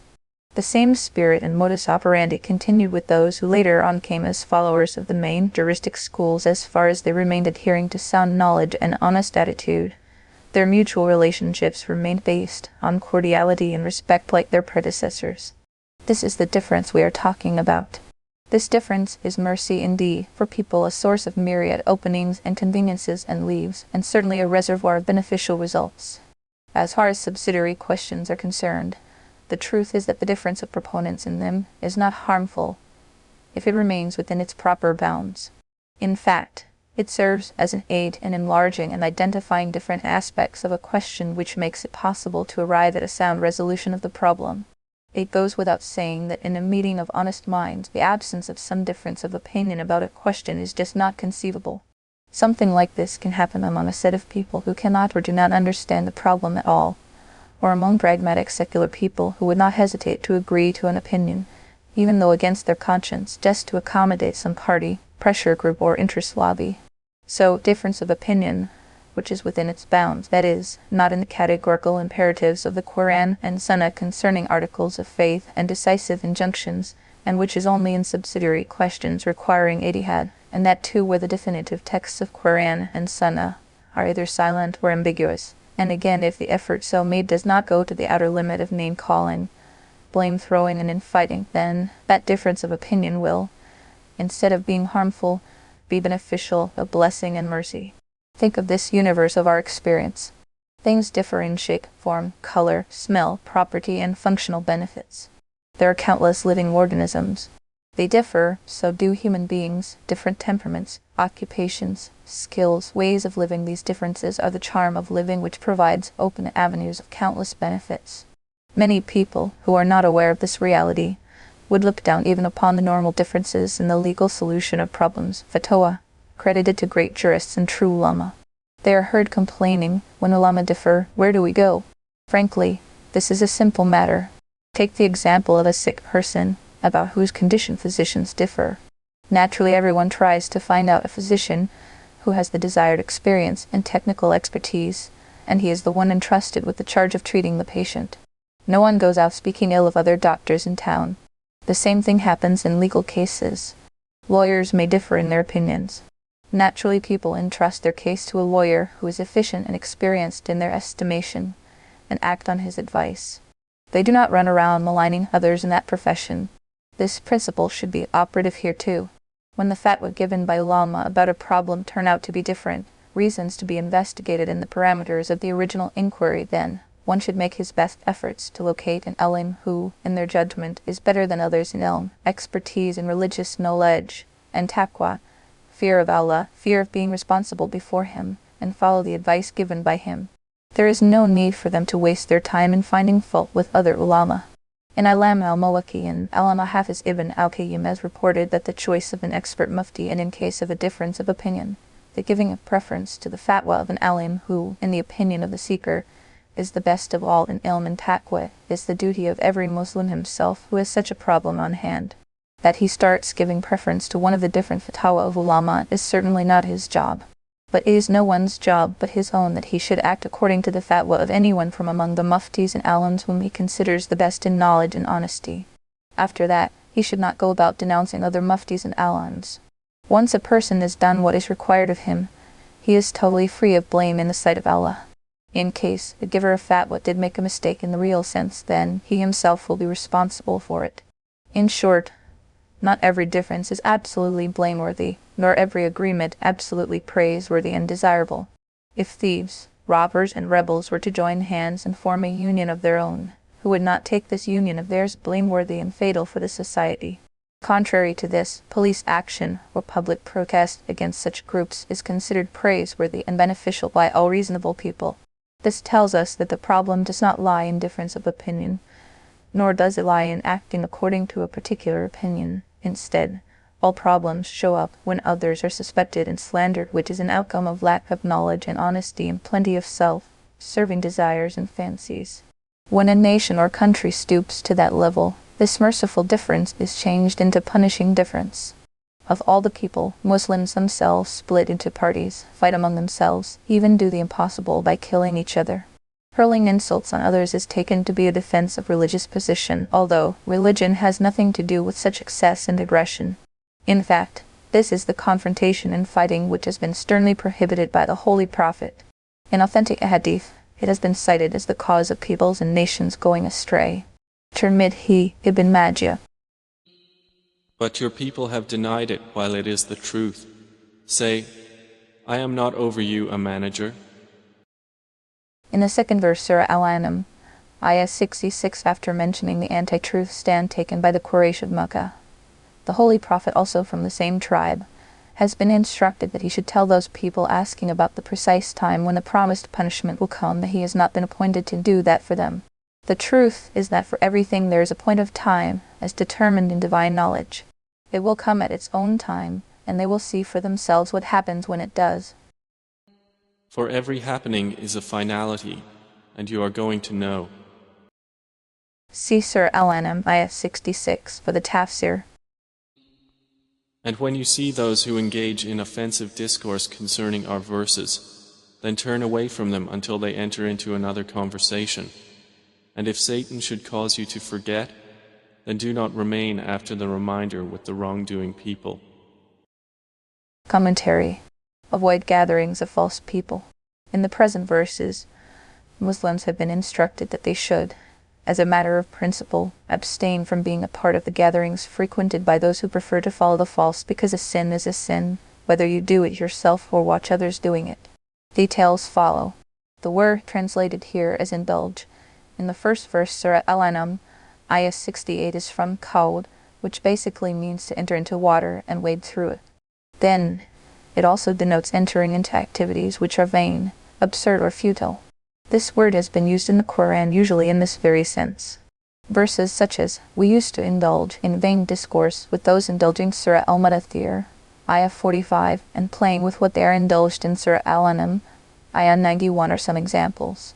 Therefore, the Quranic expression referring to has been translated by Maulana Ashraf Ali Thanali and Sheikh Al-Hind Maulana Muhammad Al-Hassan in the sense of fault-finding and disputing, which means, when you see those people meddling in the ayat of Allah just for fun and ridicule, or trying to find faults in them, turn away from them. The address in this verse is general to everyone, which includes the Holy Prophetess and the members of his community as well. The truth of the matter is that the address to the Holy Prophet is there only to let Muslims at large hear it. Otherwise he never participated in any such gatherings even during his childhood days. Therefore he needed no prohibition. Then, turning away from the gatherings of false people could take many forms. For example, leave the gathering or get busy doing something else while being there without paying any attention to them. But at the end of the verse, it was made clear that the first form is what is desirable, that is, one should not keep sitting in their gathering. One should rise and leave from there. Said at the end of the verse was, if Satan makes you forget, that is, if one went into their gathering unmindfully, whether while not remembering the prohibition of participating in such gatherings, or while not recalling that these people talk against the ayat of Allah and the Rasul of Allah in their gatherings, then, in either situation, once it is remembered, one should leave the gathering immediately. To keep sitting there after having remembered is a sin. The same subject appears in another verse where, at the end, it has been said, if you kept sitting there, you will be like them. Surah An-Nisa, Ayah 140. In Tafsir Kabir, Imam al-Razi has said that the real intent in this verse is to abstain from such sinful gatherings and their participants. The best course is to rise and depart from there. But should leaving the gathering pose a danger to one's life, property or honor, it is permissible for common people to turn away in some other manner. For instance, they could make themselves busy with something else and pay no attention to them. But the case is different with particular people who are followed in religious matters for them. The only appropriate way is to rise and leave the gathering. Going a little further in our understanding of the sentence, and if Satan makes you forget mentioned above, let us consider its implications. If this is addressed to Muslims at large, it is clear that to forget is human, and if the address is to the Holy Prophet, the question arises, if forgetfulness comes to affect the Prophet and Messenger of Allah as well, how can their teachings be trusted? The answer is, it is possible that prophets to forget something under particular circumstances where the divine wisdom decides to make it so happen to achieve a particular purpose, but they are immediately alerted by Allah Ta'ala through a way which helps them not to let it last. Therefore, their teachings ultimately become free of any doubts of forgetfulness. However, this sentence of the verse does tell us that should a person fall into an error inadvertently, that will stand forgiven. In a hadith of the Holy Prophet it has been said, "Remove from my ummah is the sin of error and forgetting, and that which one has been compelled to do." In Ahkam al-Qur'an, Imam al-Jassas has said, this verse tells that Muslims should abstain from every such gathering where things are being said against Allah Ta'ala, His Rasul, and the Sharia of Islam, and where it is not within one's power and control to stop or have it stopped, or at the least be able to say what is true and right. However, participating in such a gathering with the intention to reform and to carry the message of truth to them does not matter. As for the statement which prohibits sitting with unjust people after the recollection, Imam al-Jassas has deduced the ruling that participating in a gathering of such unjust, irreligious and bake-mouthed people is an absolute sin, whether or not, at that time, they are engaged in talking about what would be considered impermissible, because people of such nature could be expected to start their ridiculous rantings all of a sudden. This rule is deduced from this verse on the basis that sitting in the company of unjust people has been prohibited in this verse in an absolute sense. It does not have the condition that they be busy with their act of injustice at that time too. The same subject has been taken up in another verse of the Holy Qur'an more explicitly, where it is said, "And do not incline towards the wrongdoers, lest the fire should catch you." Surah Hud, Ayah 113. And those who fear Allah are not held accountable for the disbelievers at all, but only for a reminder that perhaps they will fear Him. When the verse cited above was revealed, the noble companion submitted, "Ya Rasulallah, if this absolute prohibition of going in their gatherings remained in force, we shall be deprived of offering salah and tawaf in al-Masjid al-Haram, because these people keep sitting there all the time before Hira and the conquest of Makkah, doing nothing but fault-finding and ill-speaking." Thereupon, revealed was the next verse, Surah Al-An'am, Ayah 69. It means when people who observe restraint go to al-Masjid al-Haram for their own rightful purpose, then they are not responsible for the evil deeds of those wicked people present there. However, it does remain their duty that they should tell them what is right and true, which may perhaps help them take the right path. And leave those who take their religion as amusement and diversion, and whom the worldly life has deluded.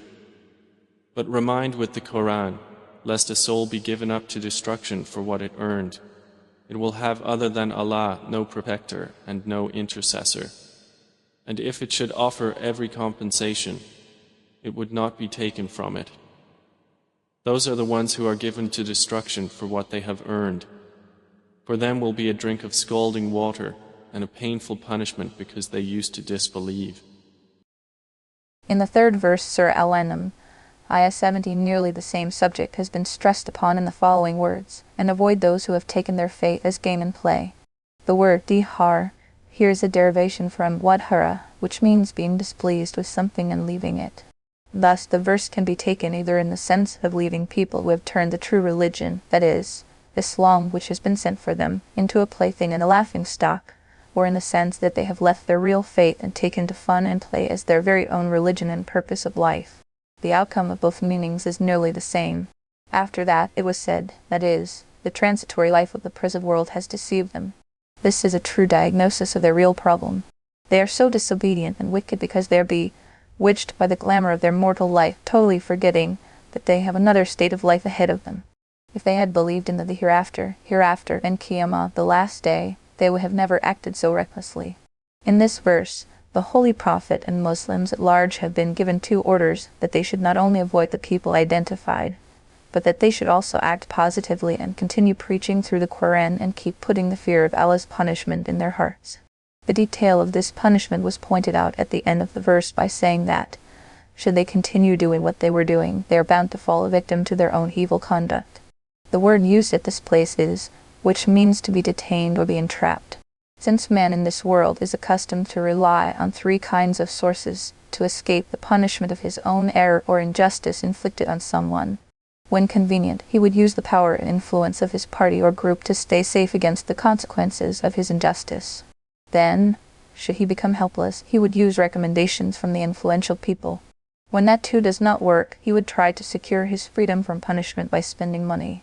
Allah Ta'ala says in this verse that his criminal cannot be saved from punishment by any friend or relative, nor can an intercession by anyone succeed without the permission of Allah, nor can wealth of any kind be accepted even if the criminal were to possess the wealth of the whole world and wish to give it all in exchange for his freedom from punishment. Even then this fidya will not be accepted from him. Finally, at the close of the verse, it was said, that is, these are the people who have been detained in the punishment of their evil deeds. They will have boiling water to drink in the Jahannam, about which it has been said in another verse, that it will shatter their entrails apart. Surah Muhammad, Ayah 15, and that there will be painful punishments other than that of the boiling water in return for their disbelief and denial. This verse also tells us that the very company of people who are heedless to the hereafter and are content with their life in the mortal world is fatal for everyone. Its ultimate consequence is that whoever sits in their company shall be subject to the same punishment in which they have been caught up. The essential objective in these three verses, Surah Al-An'am, Ayah 68-70, is to save Muslims from evil environment and bad company, which can be as deadly as poison.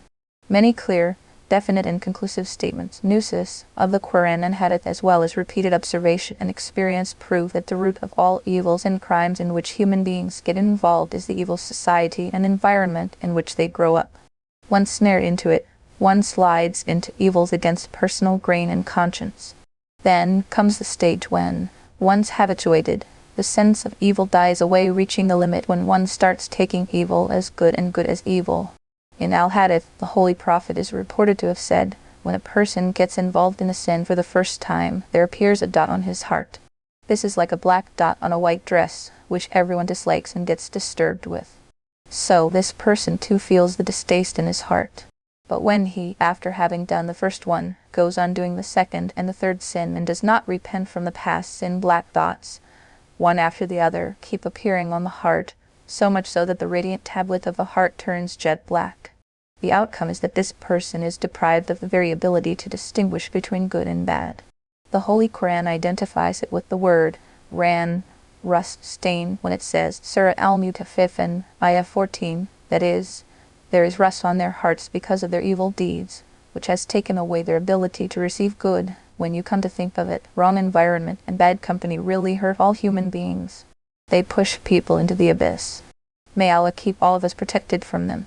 Therefore, everyone who is responsible for raising children must do their best to keep children safe from such society and environment. As for the next three verses, Surah Al-An'am, Ayah 71-73, they too deal with the refutation of shirk, the attribution of partners to Allah, and the affirmation of Tawhid, the oneness of Allah, and the hereafter, the life to come, as fairly evident from the translation itself. Say, shall we invoke instead of Allah that which neither benefits us nor harms us, and be turned back on our heels after Allah has guided us? We would then be like one whom the devils entice to wander upon the earth confused, while he has companions inviting him to guidance, calling, "Come to us." Say, indeed, the guidance of Allah is the only guidance, and we have been commanded to submit to the Lord of the worlds. See Surah Al-An'am, Ayah 70, for the Tafsir. And to establish prayer and fear Him, and it is He to whom you will be gathered. See Surah Al-An'am, Ayah 70, for the Tafsir. And it is He who created the heavens and earth in truth. And the day He says, Be, and it is, His word is the truth. And His is the dominion on the day the horn is blown. He is knower of the unseen and the witnessed. And He is the wise, the acquainted. See Surah Al-An'am, Ayah 70, for the Tafsir. And mention, O Muhammad, when Abraham said to his father Azar, Do you take idols as deities? Indeed, I see you and your people to be in manifest error. Commentary. Previous verses contained a description of the call given by the Holy Prophet, in which he addressed the disbelievers of Arabia and appealed to them that they should forsake the worship of idols and believe in a single object of worship, Allah. The present verses support this call of truth in a particular way, which could be naturally acceptable to the people of Arabia, who have Sayyidina Ibrahim as their patriarch, and the whole Arabia stood united in paying homage to him almost always. These verses refer to the debate against the worship of idols and stars led by him before his people, and to whom he had then given a lesson as to what a true belief in the oneness of Allah should be. The first verse, Surah Al-An'am, Ayah 74, opens with Sayyidina Ibrahim telling his father, Azar, that he had taken idols made with his own hands as his object of worship, and that he saw him and his entire people in manifest error. It is commonly held that Azar is the name of Sayyidina Ibrahim's father, while most historians give his name as Terah and identify Azar as his title. Imam al-Razi and a group of early scholars hold that Terah was the name of Sayyidina Ibrahim's father and Azar was the name of his uncle. After becoming a minister of Nimrod, his uncle Azar had become a polytheist. Since calling an uncle as father is common in Arab usage, Azar has been named here as Sayyidina Ibrahim's father. In Shar al-Muwahhib, Zarqani has reported several proofs to this effect. Reform begins at home. Azar, whether a father or uncle of Sayyidina Ibrahim, was a respectable elder of the family. Thus it was from his home that Sayyidina Ibrahim gave the first call to truth, as was commanded the Holy Prophet to Surah Ash-Shar, Ayah 214, that is, warn your near relatives of the divine punishment. It was in obedience to this command that the Holy Prophet had first gathered his own family to hear him when he stood at the hill of Safa to deliver his call of truth. According to Tafsir al-Bar al-Muhit, from here we also learn that inviting the respected elder of the family, who may not be on the right path of faith, to the right path is not contrary to the norms of reverence. In fact, it is a matter of wishing well for him. In addition to that, this also tells us that starting the work of Dawah, the mission of inviting people to the true faith and the seeking of reforms that lead to it from one's home, family and immediate circle, is a sunnah way of the Prophet's two-nation theory. Believers are one people, disbelievers another. It will be noted that Sayyidina Ibrahim has elected not to identify his family and his people with himself in this verse when he said to his father that his people were in error. This indicates the great sacrifice Sayyidina Ibrahim offered in the way of Allah, by cutting off his bonds with his disbelieving brotherhood. Thus, by his deed, he demonstrated that Muslim nationality is founded through the bonds of Islam. When nationalities based on concepts of race or homeland clash against it, all these deserve to be forsaken. By mentioning this event relating to Sayyidina Ibrahim, the Holy Qur'an has asked all communities to come after him, that they too should follow in his footsteps. It was said, it means, definitely good and worthy of being emulated and followed by the Muslim community is the way and conduct of Sayyidina Ibrahim and of those with him who frankly told their lineal, racial and geographical brotherhood that they were wary of them and their false objects of worship, and that the wall of discord between them shall remain standing until such time that they do become believers and submit to none but Allah. This tells us that the two-nation theory which brought Pakistan into existence was first proclaimed by Sayyidina Ibrahim. The Ummah of the Holy Prophet and other communities followed this guidance and moved ahead. Among Muslims, Islam as the identity of their nation became well recognized. During his journey undertaken to perform his last Hajj, the Holy Prophet met a caravan on the way. He asked them, "Which nationality do you come from?" They replied, "Al-Bukhari. We are a nation of Muslims." Here, in accordance with the early practice in Arabia, they did not name a tribe or a lineally identified family. Instead, called themselves Muslims, and by doing so, they declared what was their real nationality, a nationality which will hold good in all time frames right to the end of time, well through the trials of the hereafter. At this particular place, when Sayyidina Ibrahim addressed his father, He proclaimed his distaste for the doings of his people, attributing the people he came from to his father, but at the place where he had to proclaim his principal disassociation from the same people, he addressed them as his, as appears in the next verse, "My people, I am free of what you associate with Allah." The hint given here is, though you are my people in terms of race and homeland, but your deeds of disbelief and polytheism have compelled me to cut off my relations with your brotherhood. The brotherhood of Sayyidina Ibrahim and his father were involved in a twofold shirk. They worshipped idols as well as stars. So Sayyidina Ibrahim debated both issues with his father and with his people. And thus did we show Abraham the realm of the heavens and the earth, that he would be among the certain in faith. First, it was idol worship. He said that it was error and straying. Then, in the next verses, he pointed out to stars as unworthy of worship. And a little earlier in verse Surah Al-An'am, Ayah 75, it is in the form of an introduction that Allah Ta'ala mentions a particular elegance and insight of Sayyidina Ibrahim by saying, that is, we made Ibrahim see what we have created in the heavens and the earth in a way which would unravel the reality of all these created objects manifestly, so that he may become firm in his belief. What came to pass after that has taken the shape of a wondrous dialogue that appears in later verses, which shows a certain quality even in the translated form of the meanings of the totally untranslatable beauty, diction and elan of the original, and it would be useful to dwell upon the manner in which it emerges stage by stage. So when the night covered him with darkness, he saw a star. He said, "This is my Lord." But when it set, he said, "I like not those that disappear." Using wisdom and strategy in tabligh and dawah is the way of prophets. Let us begin with verse Surah Al-An'am, Ayah 76, which opens with the words, "So when the night enveloped him, he saw a star. Then, beaming at his people, he said, 'This is my Lord.' The sense in which he said it was, is it not, as you think and believe, my Lord and your Lord, the Rabb of both of us, who nurtures, nourishes and sustains us? In a little while you will find out how real it is." Then, after some time, the star vanished. This gave Sayyidina Ibrahim a good occasion to drive his argument home against his disbelieving people. He said, "I do not like those who vanish." The word "fulin" is from a fulin, which means to set.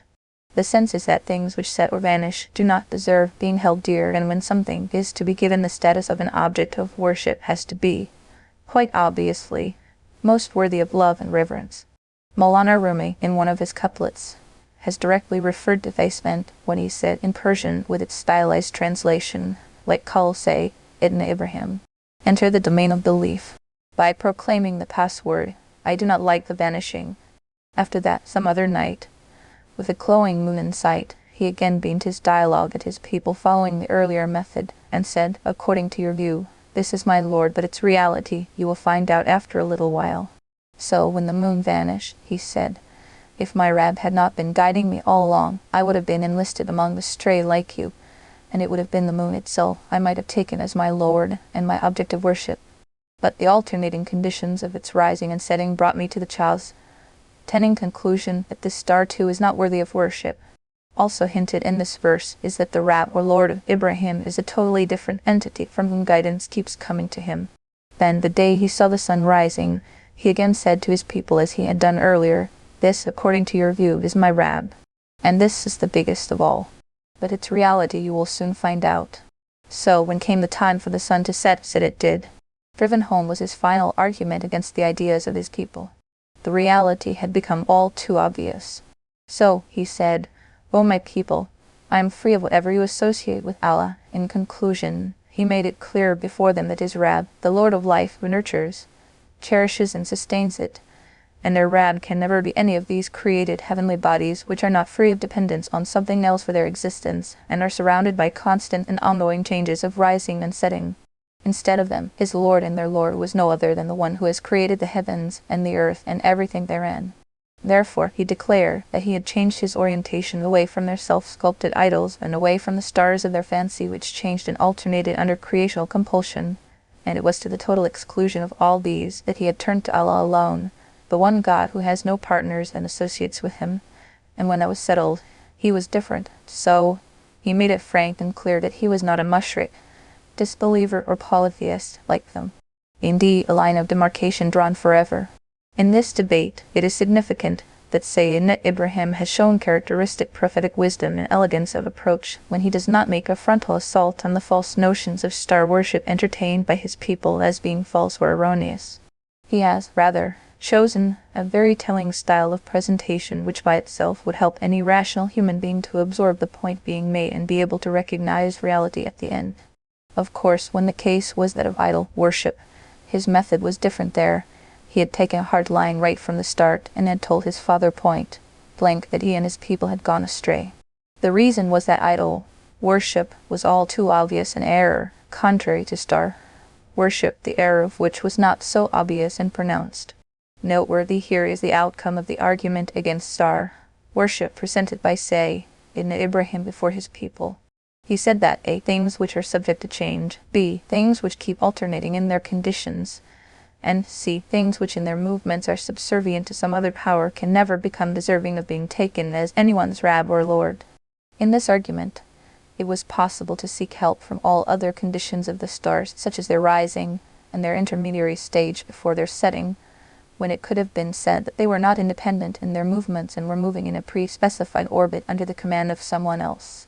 But Sayyidina Ibrahim, from out of all these states and conditions, chose the setting of these stars as the main thrust of his argument because their setting, in a way, spells out their decline in the sight of common people. The typical argument presented by prophets, may peace be upon them all, is what would go on to influence the minds of common people. They do not pursue philosophical truisms. Instead, they address people at the level of common comprehension. Therefore, it was to prove the helplessness and ineffectiveness of stars that the phenomenon of their setting was presented. Otherwise, the rising of the stars might have also been used to prove that they were helpless and powerless, and it would have also been possible to get hold of an argument from changes that come upon them before they finally set. Some instructions for preachers of Islam. This debating style of Sayyidina Ibrahim provides some important points of guidance for Muslim scholars and dawah workers in matters relating to carrying the call of truth to people, tabligh, and seeking reform among them. Islam, being universally rigid or universally lenient, is not appropriate. The correct approach is to understand that each of these has an occasion and a limit. For example, Sayyidina Ibrahim has used strong words when it comes to idol worship because its error is within common sight. But he has not used such strong words in the case of star worship, where he has used a particular method to clarify its reality in the minds of his people, because the matter of stars and planets being helpless and powerless was not so readily obvious as was that of self-carved idols. This tells us that should common people be involved in an error of judgment or conduct, which they do not realize as such, then the alim, religious scholar, or mubalik, religious preacher, would do well to avoid taking a hard line, rigid or excessive or dogmatic, and try to find a better way to remove their doubts. The second guidance concerns the manner in which truth has to be presented. The example is that Sayyidina Ibrahim did not address his people directly asking them to do what had to be done. Rather than say something in the mode of an order, he simply told them about how he felt in this matter.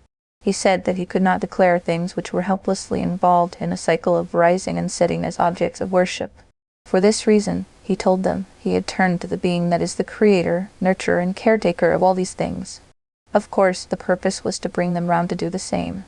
But in his wise way, he abstained from a direct address lest they become totally uncompromising by opposing the suggestion just for the sake of opposition. This tells us that the job of a reformer and preacher is not to go ahead and tell what is true in just about any way. Instead of doing something like that, he is bound to say it in a manner which would produce the desired effect on his listeners. And when he saw the moon rising, he said, "This is my Lord." But when it set, he said, "Unless my Lord guides me, I will surely be among the people gone astray." See Surah Al-An'am, ayat 76 for the Tafsir. And when he saw the sun rising, he said, "This is my Lord, this is greater." But when it set, he said, "O my people, indeed I am free from what you associate with Allah." See Surah Al-An'am, ayat 76 for the Tafsir. Indeed, I have turned my face toward He who created the heavens and the earth, inclining toward truth, and I am not of those who associate others with Allah. See Surah Al-An'am, ayat 76 for the Tafsir. And his people argued with him. He said, Do you argue with me concerning Allah while He has guided me? And I fear not what you associate with Him, and will not be harmed unless my Lord should will something. My Lord encompasses all things in knowledge. Then will you not remember? See Surah Al-An'am, Ayat 76, for the Tafsir. And how should I fear what you associate, while you do not fear that you have associated with Allah, that for which He has not sent down to you any authority? So which of the two parties has more right to security, if you should know?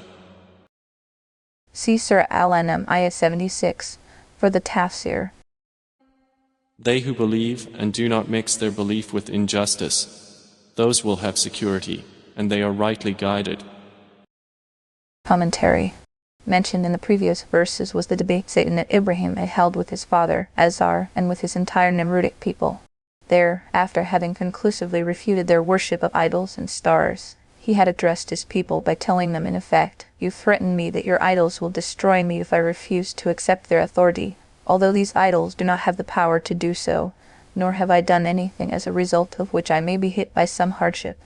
In fact, it is you who should be trembling in fear, for you have committed a crime as terrible as equating with Him the creations of Allah, rather the objects made and prepared by His creation, even giving them a share in His divinity. Then, the fact that Allah Ta'ala is all-knowing, all-aware, and all-powerful is not hidden from any sensible person. This calls for some thinking on your part. So think and say who deserves to be in peace and who it is who should be fearing." In the first of the present verses, it was said that only those who believe in Allah, and then do not go on to mix up their faith with injustice, shall be the people who can hope to be safe against punishment. It appears in Hadith, when this verse was revealed, the noble Sahaba were frightened. They said, "Ya Rasul Allah, who among us has not been unjust to himself by committing one or the other sin?" Now, in this verse, the only condition of remaining safe from punishment is that one should have done no injustice to himself while in the state of Iman. If so, how can we ever achieve salvation? The Holy Prophet said, "You have not understood the correct meaning of the verse." Here, some injustice means shirk, ascribing of partners to Allah, as said in another verse, "Joining others in the worship of Allah is a great injustice," or a Luqman. Ayah 13. Therefore, the sense of the verse is that one who enters the bliss of Iman and then does not associate anyone with the being and the attributes of Allah Ta'ala shall remain safe from punishment and considered well guided. In brief, those who worship idols, rocks, trees, rivers, and stars do so because they, out of bland simplicity, take them to be the holders and wielders of power. So they are scared of the idea of forsaking their worship lest these objects were to hurt them in some way. Sayyidina Ibrahim gave such people a smart key to their problem when he asked them to fear Almighty Allah, who knew all they do and had power over whatever good or bad reaches them, and not commit the folly of fearing things which have neither knowledge nor power. This fear is absolutely unreasonable. One must fear Allah alone, and whoever believes in it is out of all danger. Said in this verse, "And those who have not mixed their faith with injustice." Here, Psalm is explained by the Holy Prophet means shirk, ascribing partners in the divinity of Allah, not sin in an ordinary sense, but by bringing in, by Zulman, as indefinite noun, nakura, a device supported by the rules of the Arabic grammar. The sense was made general, which includes all kinds of shirk.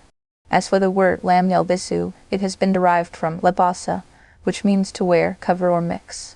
Thus, the verse comes to mean that a person who mixes some sort of shirk in his or her iman, that is, one who, despite believing in Allah Ta'ala along with all His attributes of perfection, takes non-Allah too as bearing some of those attributes, shall be considered excluded from the guarantee of peace and faith given here. We also come to know from this verse that shirk is not restricted to becoming a mushrik or idolater. In fact, also mushrik is a person who does not worship idols in the customary sense, but recites the kalima of Islam, yet takes some angel or messenger or wali or saint of Allah as partners or sharers in some exclusive attributes of Allah. This verse carries a stern warning for those who take the awliya of Allah, the men of Allah, and their mazars, resting places, tombs as capable of answering their prayers and granting their needs, and go as far as believing practically as if the divine powers had been delegated to them. Refuge with Allah. And that was our conclusive argument which we gave Abraham against his people. We raise by degrees whom we will. Indeed, your Lord is wise and knowing. In the second verse, Surah Al-An'am, Ayah 83, Allah Ta'ala has said that the triumph of Sayyidina Ibrahim in his debate against his people, and in which he had silenced them, was a blessing of Allah alone, for he gave him a sound theory to propound and glowing arguments to employ. Let no one wax proud about his or her intelligence and understanding or art of discourse and power of oration as self-sufficient. Nothing crosses the barrier of possibility without the support and help of Allah Ta'ala. Blind human reason is not enough to comprehend realities. This is a matter of common observation in every age.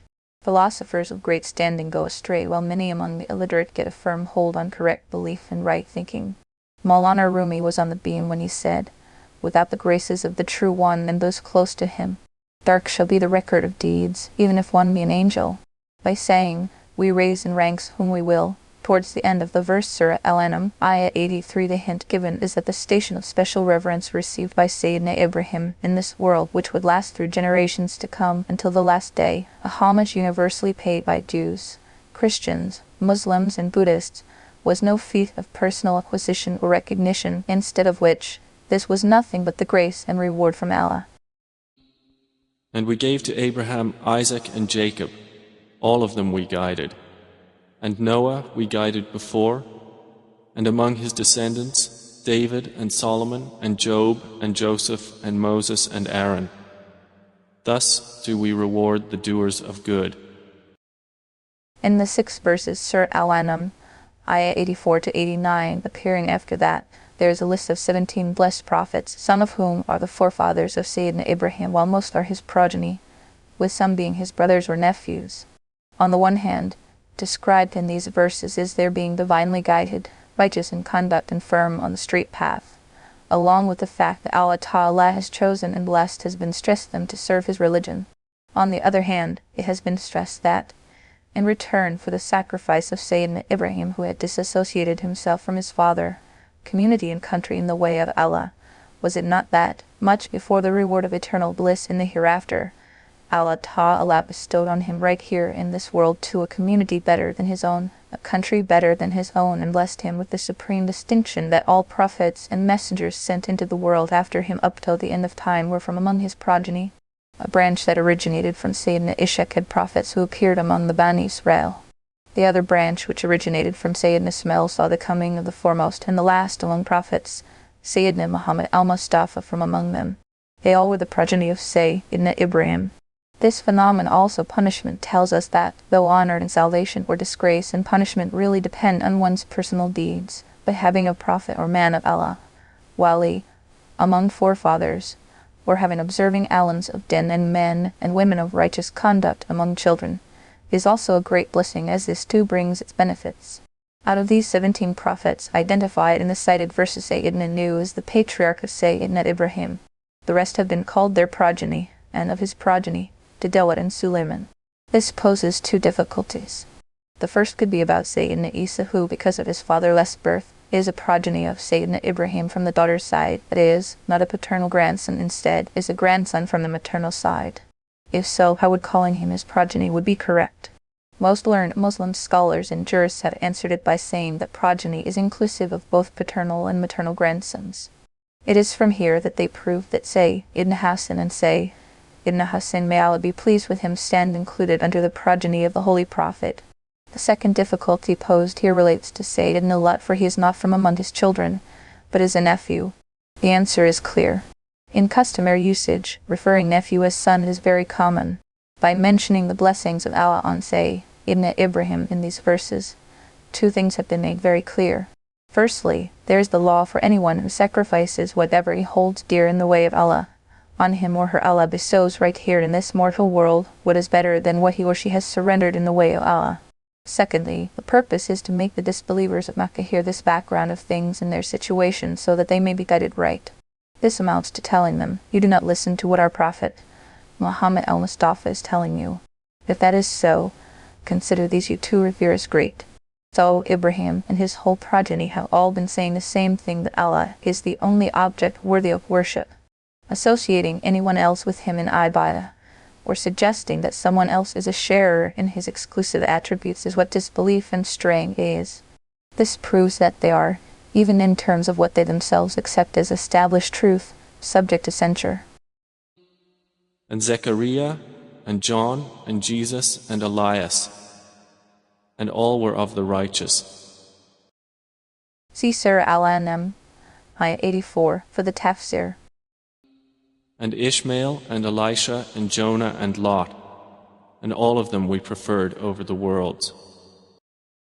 See Surah Al-An'am, Ayah 84, for the Tafsir. And some among their fathers and their descendants and their brothers, and we chose them and we guided them to a straight path. See Surah Al-An'am, Ayah 84, for the Tafsir. That is the guidance of Allah, by which He guides whomever He wills of His servants. But if they had associated others with Allah, then worthless for them would be whatever they were doing.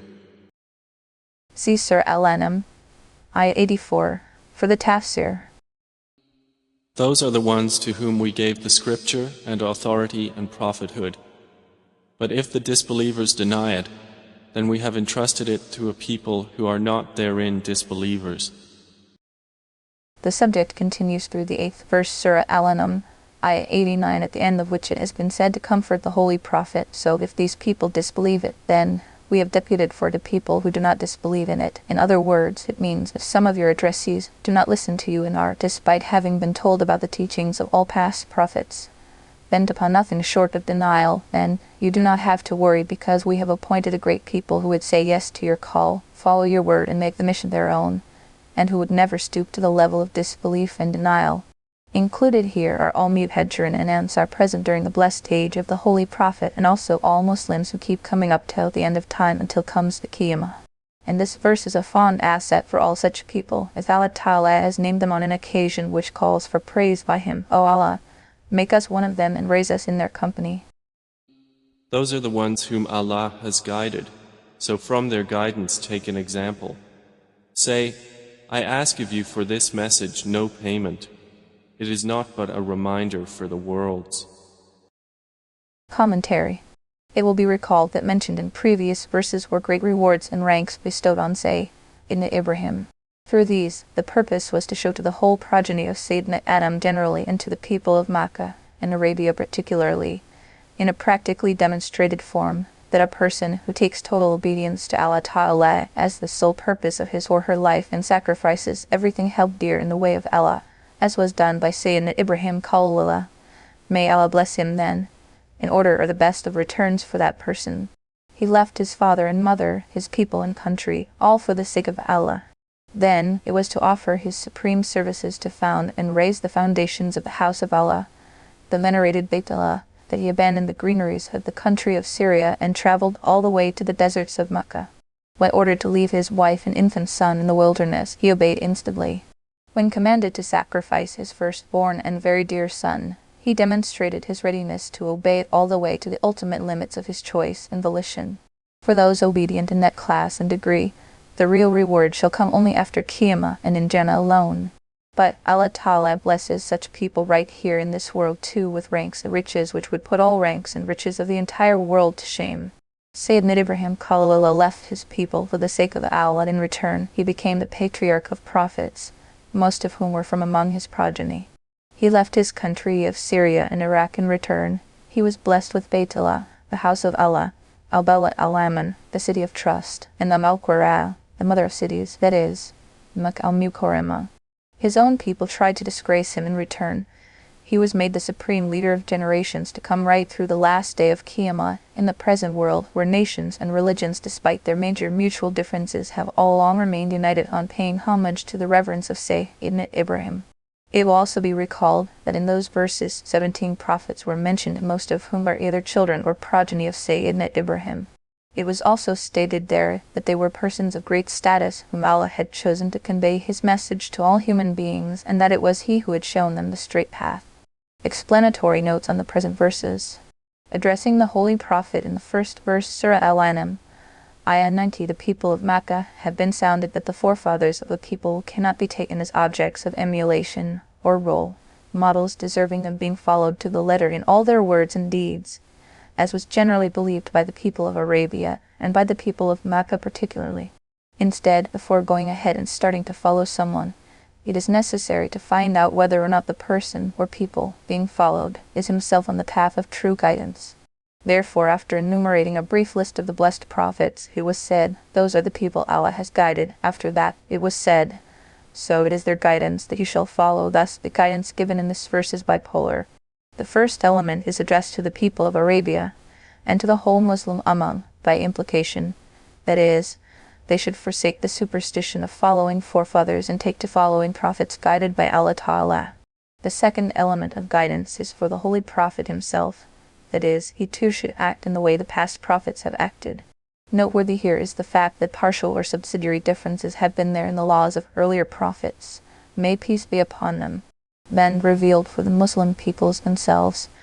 There have been many injunctions different from them. What then would be the meaning of asking the Holy Prophet to follow the way of the past prophets and act in accordance with it, keeping in view other Quranic verses and narrations of hadith? The answer is that the command here does not apply to the following of the way of past prophets in all partial and subsidiary aspects of injunctions. In fact, the purpose is to adhere to the basic principles of religion, which include Tawhid, oneness of Allah, Risalah, prophethood, and the hereafter as has been their way. They never changed in the law of any prophet. From Sayyidina Adam to the last of the prophets, all prophets have been adhering to one belief in one way. As for subsidiary injunctions which remained unchanged, the modus operandi has been common. However, when a new injunction was given due to exigency of time or dictate of wisdom, it was acted upon as required. This is the reason why it was the usual practice of the Holy Prophet that he would, until such time that he received particular guidance through revelation, act in accordance with the way of past prophets, majari others. After that, the Holy Prophet has been specially commanded to proclaim a common practice of all past prophets, in the words which follow, say, "I ask you no reward for it. It is nothing but an advice for all the worlds." In other words, it means, I am not asking you to pay for the good counsel I am offering to help you better your life. I need no fees or wages or rewards. If you accept it, I gain nothing. If you do not accept it, I lose nothing. This is only a message for people all over, a message of good counsel, goodwill. Not accepting any return for teaching and preaching has been the common legacy of all prophets. This is a powerful factor which goes on to make tabligh, conveying the message of religion to others, effective. And they did not appraise Allah with true appraisal when they said, "Allah did not reveal to a human being anything." Say, who revealed the scripture that Moses brought as light and guidance to the people? You Jews make it into pages, disclosing some of it and concealing much. And you were taught that which you knew not, neither you nor your fathers. Say, Allah revealed it. Then leave them in their empty discourse, amusing themselves. The second verse, Surah Al-An'am, Ayat 91, has been revealed in answer to those who had the audacity to say that Allah Ta'ala has just not revealed any book to any human being. According to them, this whole proposition of books and messengers was all wrong. If those who said they are the idolaters of Mecca, as mentioned by Ibn Kathir, then the matter is obvious, for they did not believe in any book and prophet. And if they were Jews, as held by other commentators, and the contextual elements of the verse obviously support this view, then their saying so was an outcome of their anger and irritation, something contrary to the dictates of their own religion. According to a narration of Imam al-Baydawi, this was the reason why the Jews too were displeased with the person who had made this unfortunate remark, and it was because of this erroneous conduct of his that he was removed from his office of religious authority. In this verse, Allah Ta'ala has said to the Holy Prophet that people who made this absurd remark did not recognize the most true Allah as was his right to be recognized. Had they done that, this audacious remark would have never escaped their lips. Then Allah Ta'ala tells the Holy Prophet to ask the people who deny scriptures absolutely, if that is what you think, that Allah Ta'ala did not reveal any book to any human being, then you better have an answer as to who revealed the Torah, in which you too believe, and because of which you sit in judgment over your people. Along with it, they were also told, you are such connoisseurs of crooked ways that you would treat your own book, the Torah, which you believe in as being holy scripture, in a way that you got it conveniently written on separate sheets, rather than having it in a formally bound book, so that you can take out any sheet from it as and when you want it, and by doing so you would have the option of denying what it enjoined. An example of this are the verses of the Torah which describe the signs and attributes of the Messenger of Allah, which you have excluded. The last sentence of the verse, which you kept in sheets, means exactly this. The word karates is the plural of kurtis, which means sheet or paper. After that, addressing the same people, it has been said, that is, you were taught, through the Qur'an, what you or your forefathers did not know earlier, either through the Torah or the Injil. At the end of verse Surah Al-An'am, ayah 91, it was said, say, Allah. Then leave them playing with what they are indulged in. In other words, the sense is, as for the question if Allah just did not send any book, who sent the Torah, it was something they would not know how to answer, so you go ahead and tell them that it was revealed by none but Allah. Now that the argument against them stands concluded, your mission as far as they are concerned is over. So, let them be lost in the game they are playing. And this is a book which we have sent down, blessed and confirming what was before it, that you may warn the mother of cities and those around it. Those who believe in the hereafter believe in it, and they are maintaining their prayers. After having concluded the argument concerning books revealed by Allah Ta'ala against deniers, it was said in the third verse Surah Al-An'am, ayah 92, and this is a blessed book we have sent down confirming what has been before it, so that you may warn the town which is the mother of all towns, and those around it, that is, as it is that they too accept that the Torah was sent down by Allah Ta'ala, so it is that we have sent down this Qur'an too, and sufficient for them is the proof of its veracity that the Qur'an confirms what has been revealed in the Torah and the Injil, and that it was revealed after the Torah and Injil is because these two books were sent for the Bani Israel, while for their other branch of Bani Ismail, known as Arabs living in Al-Qur'an, that is, Makkah and its environs, there has been no prophet or book of guidance until that time. Now this Qur'an has been sent for them particularly, and for the whole world generally. Makkah al-Muzammah has been called Al-Qur'an by the Holy Qur'an. It means the root and foundation of all towns and habitations. The reason is that, according to historical that is, the land mass of the earth first began appearing from here. In addition to that, this is the Qibla, and the central attraction of all acts of ibadah for the whole world. Majari said with Al-Qur'an is, and those around it, it means all environs of Mecca, which includes the whole world east, west, north and south of Mecca. Towards the end of the verse, it was said, it means those who believe in the hereafter also believe in the Qur'an and are particularly careful about their prayers. Salah, this carries an admonition for the Jews and disbelievers against their common ailment whereby they would, with typical lack of concern, accept what they liked and reject what they did not, opening a front against it. This is an effect of that ailment that they do not believe in the hereafter. Anyone who believes in the hereafter and in a day of judgment will definitely be moved by the fear of Allah, which would help him or her reason it out, and once convinced, one would bypass constraints of ignorant customs and embrace what is the truth. A little thought would reveal that the lack of concern for the hereafter is the mother of all spiritual diseases. From here come kufr and shirk, and sin and disobedience. If a believer in the hereafter happens to have committed a mistake or sin, he does feel a pinch in his heart. Sooner or later, he repents and resolves to stay away from sin in the future. So, the fear of Allah and the concern for the hereafter are, in all truth, channels which make human beings what they should be and which make them capable of staying away from crime and sin and disobedience by conscious choice. Therefore, no surah chapter of the Qur'an, perhaps no ruku section, either is left without a reminder of this concern for the hereafter. O Allah, make all our concerns a single concern, the concern for the hereafter. And who is more unjust than one who invents a lie about Allah, or says, it has been inspired to me, while nothing has been inspired to him, and one who says, I will reveal something like what Allah revealed. And if you could but see when the wrongdoers are in the overwhelming pangs of death, while the angels extend their hand, saying, discharge your souls. Today you will be awarded the punishment of extreme humiliation for what you used to say against Allah other than the truth, and that you were, toward His verses, being arrogant. See Surah Al-An'am, ayah 92, for the Tafsir.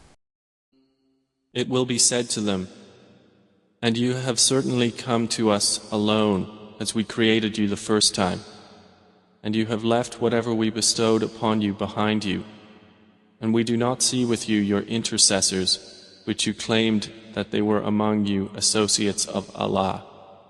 It has all been severed between you, and lost from you is what you used to claim. See Surah Al-An'am, ayah 92 for the Tafsir. Indeed, Allah is the cleaver of grain and date seeds. He brings the living out of the dead and brings the dead out of the living. That is Allah. So how are you deluded? Commentary. Mentioned in the previous verses was how obstinate and unmindful of consequences the disbelievers and polytheists were. Since such evils are caused when people remain unaware of Allah and His unmatched knowledge and power, the present 4 verses provide the antidote. Here Allah Ta'ala cites some samples of His knowledge and power, and of blessings and favors bestowed on human beings, a little reflection in which would make every sensible person admit that feats of such magnitude cannot be accomplished by any power other than that of Almighty Allah.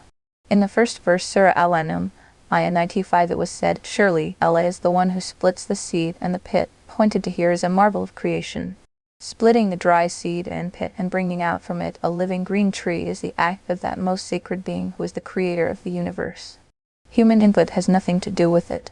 The most a farmer can do is to remove impediments or things harmful away from the growth path of the tender bud or shoot rising from inside the seed or pit, a tribute to the great power of the Creator. Of course, there are processes of plowing, cleaning, softening, leveling, fertilizing, and watering of land, but the maximum these efforts can achieve is to make sure that the tender newcomer has to face no hurdle on its way up. The rest of the job, the real job, that the seed and pit split, that a bud or shoot sprout out from it, that come leaves of many wonderful kinds and color, that come flowers and fruits of mind-bubbling colors, varieties, smells and tastes, is a job taken care of by someone else. This is art and power alive, which no human ingenuity can even come close to by making one leaf, one petal in that manner. Therefore, at another place in the Quran it was said, that is, do you see the seed that you sow? Do you make it grow? Or are we the one who makes it grow, the real Creator to whom its growth has to be attributed? Then it was said, He brings forth the living from the dead, and He is the one who brings forth the dead from the living. The dead or lifeless refers to cell or egg, which serves to create human and animal life forms. Similarly, the expression dead from the living refers to the same cell or egg which issues forth from the living. After that it was said, that is Allah. Whereto then are you straying away? In other words, the sense is that all these things have been done by Allah Ta'ala alone, yet here you are knowingly straying away to strange directions, such as taking carved idols as your removers of difficulties and fulfillers of needs, and thus the objects of your worship. He is the cleaver of daybreak, and has made the night for rest and the sun and moon for calculation. That is the determination of the exalted in might, the knowing. Said in the second verse, Surah Al-An'am, Ayah 96 is, He is the one who causes the dawn to break. The word Falik means one who splits, and the word Al-Isba here means the time of morning. Thus, the expression Falik al-Laba means one who splits the morning, that is, one who tears the dark layer of darkness apart and brings the morning out. This, too, is one of those functions of such magnitude that would render the combined powers of all jinns and human beings and all others to nothing. It does not take much to realize the truth of it. Everyone with a pair of sighted eyes is compelled to concede that the causer and creator of the morning light from the darkness of the night cannot be a human being, or angel, or any other created being, from fact or fiction. Instead of all that, the undeniable truth is that this is the work of that one being that created the whole universe, a being beyond human comprehension. Night for rest is a blessing.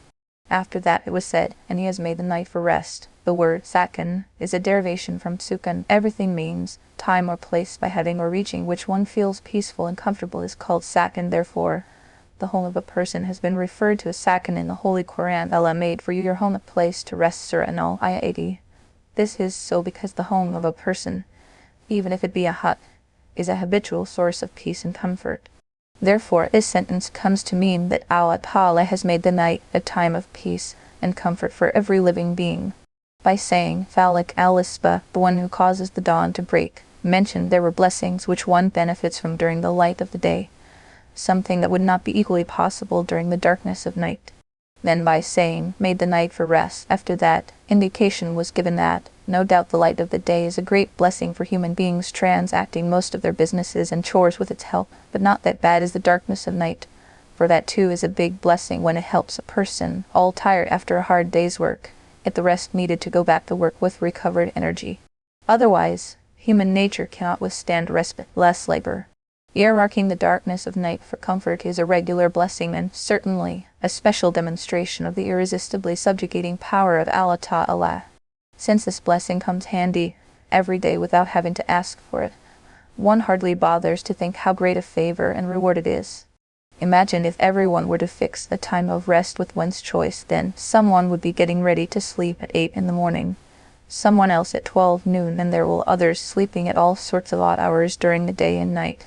The result would have been that there would have not come a single hour out of the 24 hours of the night and day when human beings would have not been busy with their business, job or work, and plants and factories would have not been working as usual. The inevitable result of such breathless activity would have been that the peace of the sleeping would have been disturbed, and equally disadvantaged would have been those working on their jobs. The high decibel of discordant sounds emitting from traffic, factories, and workers themselves would have interfered with the peace of the sleeping, and the absence of the sleeping would have affected those working on their jobs. In addition to that, those sleeping would have missed doing things which can be done only when it is time for them to sleep. In short, Allah Jalla Shanu, who has, in his great power to subdue, has set upon not only human beings, but on all living creatures, the weight of sleep in a manner that one is compelled to stop working and go to sleep. With the fall of dusk, birds and beasts and cattle head for their nests, lairs, and homes. Man has to stop working as a compulsion and has to start looking towards his place of rest. Silence reigns. Darkness of night becomes an ally of sleep and rest, as light is usually not conducive to sleep. Just imagine what would happen if all governments and peoples of the world joined hands in a global agreement to fix a universal time to sleep. First of all, this would have posed too many problems. Then, should all human beings, abiding by a possible agreement, were to sleep at an appointed time, who would have made animals abide by that agreement? If they roamed around scot-free, what would have happened to the sleeping human beings and their belongings? Most exalted is the majesty of Allah, and great is his power to subdue, that he has appointed sleep to descend upon every human being and every living creature at a given time compulsively, and thus he has saved them from the very need of such international agreements. So, blessed be Allah, the best of creators. Surah Al-Mu'minun, Ayah 14. Solar and lunar calendar. In the next sentence, and the sun and the moon for measurement, the word husband is a verbal noun and is used to mean to count, measure, calculate, or compute. The sense of the verse is that Allah Ta'ala has appointed the rising and setting and the movement of the sun and the moon in a particular measure through which human beings can easily calculate years, months, days, hours, even minutes and seconds. Again, this is the manifestation of the same divine power to subdue and commission into desired action that such huge glowing globes of awesome proportions and their movements have been so formidably programmed to perform according to measure, which just does not vary even by a second despite the passage of thousands of years. Whatever machinery has been employed to make them function so flawlessly certainly needs no workshop, nor needed there is our customary repair and replacement of time-barred parts. The spheres of light, their function, their movement, everything in the system is performing perfectly as commanded. It behooves not the sun to overtake the moon, neither does the night outstrip the day. Surah Yasin, Ayah 40, as translated by Arbery. Alas, it must have been because of this formidable and changeless divine system that man was mistaken as he took these manifestations of the system as existing in their own right, even went on to the limits of worshipping them. Had this system been open to flaws, a little malfunction here and there, some time out for repairs, then one would have discovered that this mechanism is not automatic. Somebody has made it and somebody keeps it running. But such has been the brilliance and permanence of these great heavenly bodies that human beings have been blinded to the reality behind. It was to let them know what it was that came scriptures and prophets and messengers. This statement of the Quran also indicates that the calculation of years and months can be solar and it can be lunar as well. Both are rewards from Allah Jalla Shanuhu. It is a different matter that the lunar calendar has been used in Islamic injunctions for the sake of providing convenience to the common masses of the world, so that they do not have to undergo the trouble of complicated calculations. Since Islamic history and Islamic injunctions are based on lunar calendar, it is an obligation on the Muslim Ummah that it retains and protects this calendar. As for other methods of calculation, such as the solar or Gregorian calendar, if they are adopted because of some necessity, there is no sin in it. But ignoring the lunar calendar totally and letting it be forgotten is a grave sin and unfortunate conduct which may lead to a situation in which a Muslim does not know when the months of Ramadan, Dhul Hijjah, and Muharram will come. At the conclusion of the verse, it was said, "This is a measure set by Allah the Mighty, the Knowing." It means that this wondrous system of movement, precise and perpetual, at the scale of such magnitude, something which does not admit the difference of a second, can only be the charismatic feat of the supreme power of the one who is Al-Aziz, the Mighty, and who is the subduer of whatever there is, and who is fully capable of articulating his will as he deems fit, and besides that, he is knowing, having the knowledge of everything and the mastery of doing what he elects to do. And it is He who placed for you the stars, that you may be guided by them through the darknesses of the land and sea. We have detailed the signs for a people who know. In the third verse, Surah Al-An'am, ayah 97, it was said, "And He is the one who made for you the stars, so that you may be guided by them in darknesses of the land and the sea." In other words, it is being said here that there are other stars too, besides the sun and the moon, which are no less unique a manifestation of the perfect power of Almighty Allah. Out of many considerations of divine wisdom, one immediate benefit they provide for human beings traveling on high seas or open lands is that they can chart their course in the darkness of nights when it is not easy to do so. Experience bears out that even in the days of highly sophisticated guiding systems, there are alternative situations when the guidance from the position of stars cannot be totally ignored. The point made in this verse is that one should rise above heedlessness and short-sightedness and see that these stars are also there observing the command of their Maker and Mover. They are there neither by themselves, nor to be there, nor to keep doing what they do forever. Those who have pinned their sights on them, and have ignored to look at their Maker, are terribly short-sighted and ominously deceived indeed.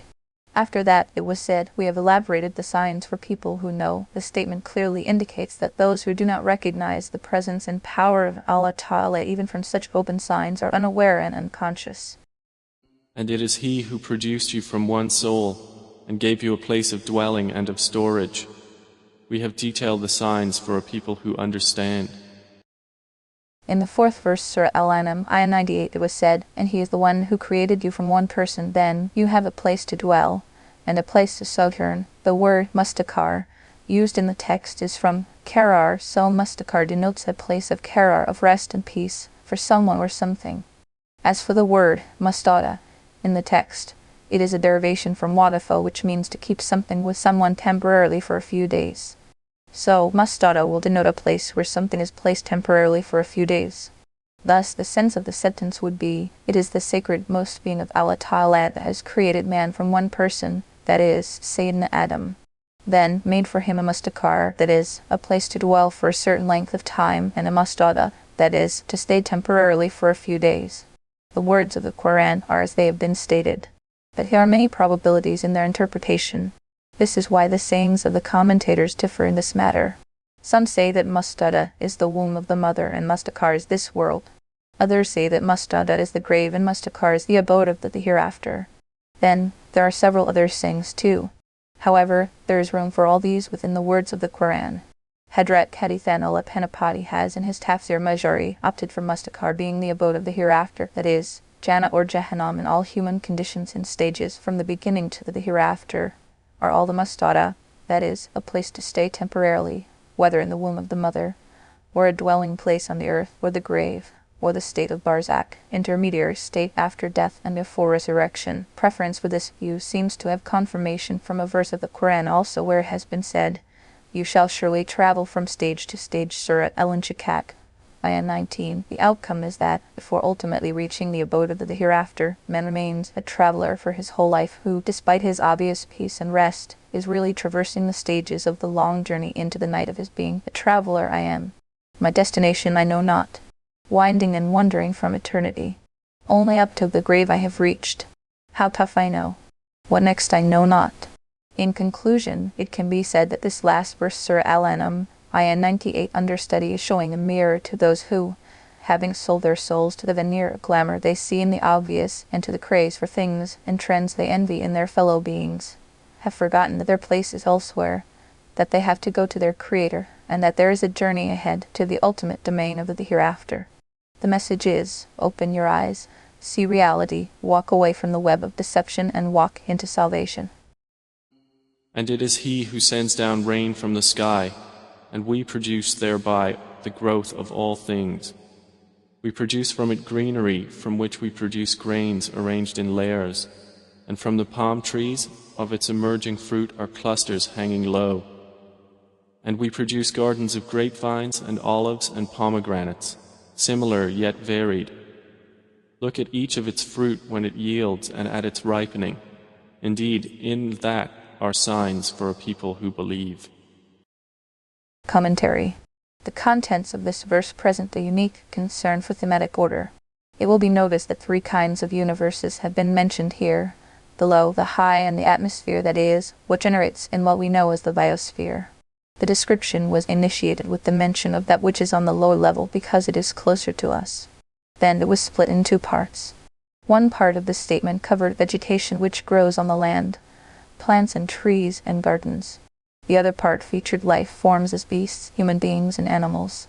The first part was given precedence because it is more obvious as compared to the other. Then comes the case of that which has been made to come after, the other part. This is different. It has wrought soul or spirit. It is deep, depends on progression from the sperm to its various stages and attending conditions, something allied with the comprehension, diagnosis, and judgment of physicians, contrary to the case of vegetation which, in its growth, flowering and ripening, etc., is observable commonly. Then mentioned there was the atmosphere and its life support system, the morning and the evening. Then came the mention of what is higher, the sun, the moon, and the stars. After that, since what is at the lower level is observed more frequently, the subject was repeated and made the concluding statement. But firstly it was taken up briefly. Now it was taken up in detail, yet in the order of this detail. The order of brevity was reversed by giving precedence to life forms in succession to the mention of vegetation.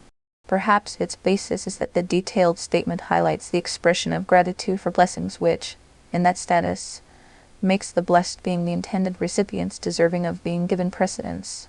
As for vegetation, the previous order stays as the status of the donis, that is, of seeds and pits, remains preceded. That rain has been mentioned in between is subservient to the mention of vegetation.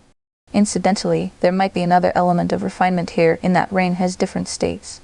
In terms of its origin, it comes from the high, and in terms of its destination, it comes down to the low, and in terms of the distance covered, it is part of the atmosphere. But they have attributed to Allah partners, the jinn, while He has created them, and have fabricated for Him sons and daughters. Exalted is He and high above what they describe. See Surah Al-An'am, Ayah 99, for the Tafsir. He is originator of the heavens and the earth. How could He have a son when He does not have a companion? And He created all things, and He is of all things knowing. See Surah Al-An'am, Ayah 99, for the Tafsir. That is Allah, your Lord. There is no deity except Him, the Creator of all things, so worship Him, and He is disposer of all things. See Surah Al-An'am, Ayah 99, for the Tafsir. Vision perceives Him not, but He perceives all vision, and He is the subtle, the acquainted. See Surah Al-An'am, Ayah 99, for the Tafsir. There has come to you enlightenment from your Lord, so whoever will see does so for the benefit of his soul, and whoever is blind does harm against it. And say, I am not a guardian over you. Commentary. Out of these 5 verses of Surah Al-An'am, the word al-Absar appearing in the first verse Surah Al-An'am, Ayah 103 is the plural of basar, which means vision, sight, or ability to see, while the word ibrek means to reach, grasp, perceive, comprehend, or encompass. Sayyidina Ibn Abbas, may Allah be pleased with him, has explained the meaning of idrak at this place as to comprehend or encompass. Al-Bar al-Muhit. Thus, the sense of the verse comes to be that even the combined ability of seeing given to the entire creation, to jinns and humans and angels, and to the rest of the life forms, can never see Allah Jalla Shanuhu in a way that their vision would encompass His being. But as for Him, He watches the vision of His entire creation fully, and His seeing encompasses all of them. Mentioned in this brief verse are 2 particular attributes of Allah Ta'ala. Allah is imperceivable. No eye in the whole universe, not even the combined eyesights of everyone, can encompass His being. Sayyidina Abu Sa'id al-Khudri reports that the Holy Prophet said, if all human beings, jinn, angels, and shaitan, from the first to the last, were to stand in a row, even their combined sights cannot comprehend his being. Majari with reference to Ibn Abi Haytham, thus, so unique an attribute can belong to none but to the most exalted being of Allah. Otherwise, the sight bestowed by Allah on even the most insignificant life form of His creation can see with its many eyes much larger bodies and comprehend what they are. The sun and the moon are spheres of great magnitude, our earth being no match to them, yet the human eye, even the eyes of the smallest of animals, would see them in a way that would encompass their presence. Truth of the matter is that the human eye is one sense organ out of the many given to human beings which enable them to see and react to what is perceptible. But the sacred being of Allah Ta'ala is beyond the all-surrounding, all-comprehending overview of even reason and conjecture. There is no way this knowledge could be acquired by one single sense of sight. The being and the attributes of Allah Ta'ala are limitless, while human senses, reason and imagination are all limited. It is obvious that the limitless cannot fit into the limited. This is why the philosophers and metaphysicians of the world who spent their lives in intellectual research and the respected Sufis who traverse through this difficult spiritual field through the medium of illumination, kashf, and experiencing of the presence, shuhud, all agree upon the proposition that neither has anyone arrived at the total comprehension of the reality of his being and attributes, nor is that possible. The possibility of seeing the Creator. The question is it possible for human beings to see Allah Ta'ala, or is it not? On this religious question or masala, the belief of all ulama of all Sunnah wal Jama'ah, the majority of Muslims who adhere to the Sunnah of the Holy Prophet and his Sahaba, may Allah be pleased with him, is that it is not possible to see the being of Allah Ta'ala in the state of life we have in this mortal world.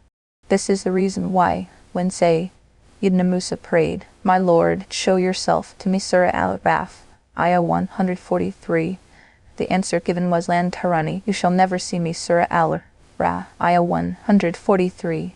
It is obvious when this is the answer given to a prophet no less than say, Ibn Musa, the Kalam Allah, no jinn or human being can even dare think about it. However, that believing Muslims will have the honor of seeing Allah Ta'ala in the hereafter stands proved on the authority of sound, sahih, and strong al-hadith which have been reported in uninterrupted succession, mutawatir, and this is what appears in the Quran itself. Faces on that day shall be glowing, towards their Lord gazing. Surah Al-Qiyamah, Ayah 22-23. However, the disbelievers and the deniers will not have the honor of seeing Allah Ta'ala even on that day, as punishment, as in a verse of the Quran. No, indeed, surely from the sighting of their Lord on that day they shall be deprived. Surah Al-Mudaffifin, Ayah 15. The ziyarah, the honor of seeing or visiting of Allah Ta'ala, shall take place in the hereafter at several places and on the day of resurrection, Al-Mushar, as well as after reaching Jannah, paradise for the people of Jannah. The ziyarah of Allah Ta'ala shall be the greatest of all blessings. The Holy Prophet said, when the people of Jannah had entered Jannah, Allah Ta'ala will ask them if they need any more blessings besides what they have already received in Jannah. If so, let them ask, and they shall be granted those too. They will say, O Allah, you granted us deliverance from Jahannam, hell, and admitted us into the Jannah, paradise. What else could we ask for? That would be the time when the veil shall stand removed. Everyone shall have the honor to see Allah Ta'ala, and of all the blessings of Jannah, this will be the greatest. This hadith appears in the Sahih of Muslim as reported by Say Ibn Suhaib, may Allah be pleased with him, as reported in a hadith from the Sahih Al-Bukhari. The Holy Prophet was sitting under moonlight. His noble Sahaba were with him. He looked at the moon and said, "You shall see your Rabb with your own eyes into the hereafter. In a way you are seeing this moon." In a hadith of Tirmidhi, he in the Musnad of Ahmad, it has been reported from Say Ibn Umar, may Allah be pleased with him, that people blessed with special ranks of Jannah by Allah Ta'ala will have the good fortune of seeing him every morning and evening. In short, no one can see Allah Ta'ala in the mortal world, while in the hereafter all those in Jannah will see him. As for the ziyarah made by the Holy Prophet on the night of Miraj, the ascent to the heavens, that too was, in reality, the ziyarah of Allah Ta'ala, as it would be in the hereafter. According to Shaykh Muhyiddin Ibn al-Arabi, the world is what lies circumscribed by the skies. Beyond that is the domain of the hereafter. A ziyarah there cannot be called a ziyarah here in the world. Now still unanswered remains the question, when we know from the verse of the Quran no vision can comprehend him, that is, human beings just cannot see Allah Ta'ala, how would that become possible in the hereafter? The obvious answer is that the verse of the Quran does not mean that the ziyar or seeing of Allah Ta'ala is impossible for human beings. Instead of that, the meaning of the verse is that human vision cannot comprehend or encompass His being because His being is unlimited, while human vision is limited. Even the ziyarah made in the hereafter will be in a manner that vision would still fail to comprehend Him fully, while in the mortal world, human beings and their vision do not have the strength and capacity to bear by seeing even in this manner. Therefore, this ruya or seeing is absolutely impossible in the mortal world. But in the hereafter, given the strength and capability, this ziyarah or seeing would become possible, but a full, all-encompassing comprehending of the most true being of Allah subhanahu wa ta'ala would still remain impossible even then. Allah is all-perceiving. The second attribute of Allah Ta'ala mentioned in this verse is that His vision encompasses the whole universe. Nothing anywhere, not even the minutest particle, is hidden from Him. This absolute knowledge with all-pervading, all-comprehending reach is also a unique attribute of Allah Ta'ala. Other than Him, no created being has ever achieved such all-inclusive knowledge of everything, nor shall it ever be possible, because this is the domain of Allah, the most exalted in His majesty. After that it was said, and He is all-fine, all-aware. Lexically, the word al-latif has two meanings: a, kind, b, fine or subtle, in contrast with thick or coarse, that is, what cannot be perceived through the senses. As for the word al-kabir, it means all-aware.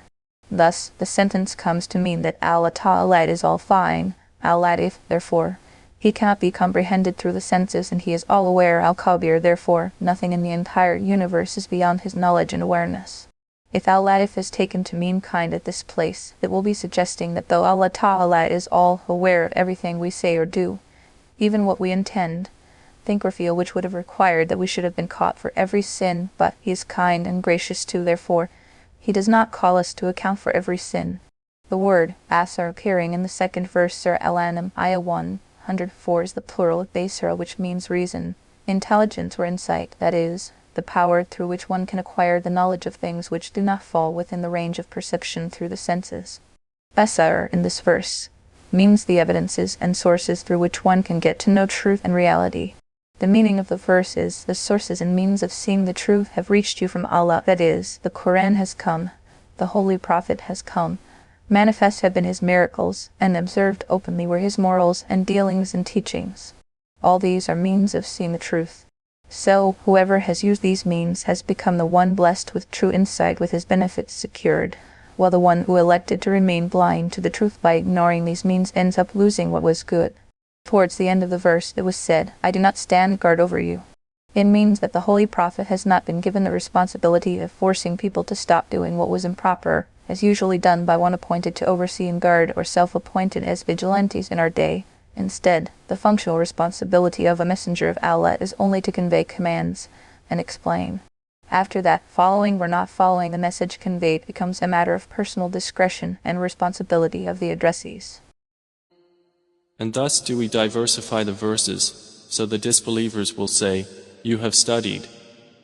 And so we may make the Quran clear for a people who know. It will be recalled that many clear arguments in favor of Tawhid, oneness of Allah, and Risala, the veracity of prophethood, had appeared in previous verses. It is to these that reference has been made in the third verse, Surah Al-An'am, Ayah 105 here, where it has been said, and this is how we bring forth a variety of verses where arguments are presented from different angles. After that it was said, so that they may say, You have been tutored, and so that we may explain it to the people who have knowledge. From here it can be inferred that all aids to guidance in the form of miracles, signs, proofs, and the matchless Quran itself were all solid means to help see truth. Then, there was the spectacle of a total Ummi expressing with inimitable eloquence volumes of knowledge and reality through his blessed speech, which has left the wise of the world wondering. And how could one bypass the eloquence and truth of the word of Allah, which could not be imitated even to the scale of one small surah, despite the challenge to all jinn and human beings valid up till the end of time? As we said, these were means to help people know and see the truth as it was. Such was the class and substance of this treasure trove of truth that even the most hard denier should have fallen on the blessed feet of the Holy Prophet. But people who were chronically crooked in their ways started saying, Derasta, that is, you have been tutored. Then sit along with it was, and so that we may explain it to the people who have knowledge. This essential meaning is that the statement made proved to be beneficial for those who were understanding, sensible, and wise. As for the sources of guidance, those were surely placed before everyone, but the crooked took no advantage of the opportunity offered, while the wise ones owned them heartily and became the leaders of their world. Follow, O Muhammad, what has been revealed to you from your Lord. There is no deity except Him, and turn away from those who associate others with Allah. In the 4th verse, Surah Al-An'am, Ayah 106, the Holy Prophet has been guided to a specific course of action. He has been asked not to worry about the acceptance or non-acceptance of the call. For him, the best course was to keep following the way revealed to him through wahi from his Rabb, the major element of which is the belief that no one is worthy of worship but Allah. That he should continue preaching with his message of truth is part of what has been revealed. So, believing in Allah and remaining steadfast on the way ordained for him, he should avoid feeling concerned about disbelievers and their unfortunate non-acceptance of the call. But if Allah had willed, they would not have associated. And we have not appointed you over them as a guardian, nor are you a manager over them. The reason for this has been given in the 5th verse, Surah Al-An'am, Ayah 107. There it has been said, if Allah Ta'ala had willed in consideration of His own creational imperative that the whole human race should become Muslim in faith, then it would have become impossible for them to associate partners in the divinity of Allah, shirk, but it was because of their misdeeds that Allah willed that they be punished. So He created the necessary conditions for that end. Now, how could He make them Muslims under these circumstances? In fact, why should He worry about what they choose to do with their lives? Allah has not made him to stand guard over what they do, nor has he been authorized by Allah to bring punishment on them for their misdeeds. Therefore, he should not have any anxiety on account of what they do to themselves or for themselves. And do not insult those they invoke other than Allah, lest they insult Allah in enmity without knowledge.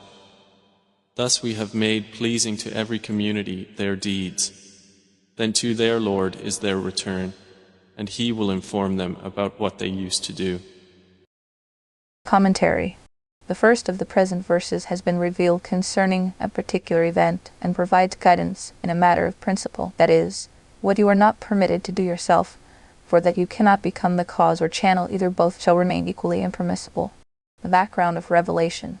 According to the background of revelation, as narrated by Ibn Jarir, when Abu Talib, the respected uncle of the Holy Prophet, was on his deathbed, the disbelieving chiefs of the tribe of Quraysh, who, hostile and torturous to the Holy Prophet, always plotting to kill him, became alarmed at the eventuality of the death of Abu Talib, which was likely to become an impediment to their nefarious designs.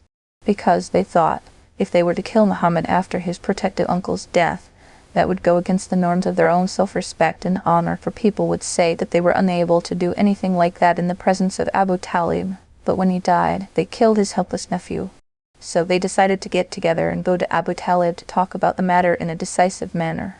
Every educated Muslim knows that Abu Talib, though he had not formally embraced Islam, loved the Holy Prophet dearly, even respected him as a great bearer of the divine message right from his heart, and always defended him against his enemies. So the Quraysh chiefs formed a deputation who would go to see Abu Talib. Included as members of the deputation were Abu Sufyan, Abu Jahl, Amr ibn al-As, and some others. The name of the person chosen to arrange for an appointment to meet with Abu Talib was Muttalib. He got his permission and escorted the deputation to him. To Abu Talib, the deputation said, "You are our elder and a chief, and you know that your nephew Muhammad has been causing great pain to the idols we worship. We wish that you would talk to him and prevail on him that he should say nothing offensive against our idols, in which case we shall make peace on the principle that he acts as he wishes on his faith, takes whoever he chooses as the object of his worship, against which we shall raise no objection." Abu Talib called the Holy Prophet to him and said, "Here are the chiefs of your clan." The Holy Prophet turned to the deputation and asked, "What is your wish?" They said, "We wish that you leave us and our idols alone. Do not speak ill of them. We shall leave you and your object of worship alone. This will end our mutual hostility." The Holy Prophet said, "All right, you tell me. If I were to accept what you were saying, would you be ready to say a kalima statement in words, by saying which you would become masters of the whole Arabia, with even people from beyond subscribing to your authority?" Abu Jahl said, "You are talking about only one kalima. We are ready to say 10 of them. Tell us, what are they?" The Holy Prophet said, La ilaha illallah, there is no God worthy of worship but Allah. That infuriated all of them. Abu Talib said to the Holy Prophet, O my nephew, say something other than this kalima, because it has left your clansmen all confused. He said, As for me, I cannot say a kalima other than this. If they were to bring the sun down from the skies and put in my hands, even then I will not say a kalima other than this. His intention was to let them become totally disappointed.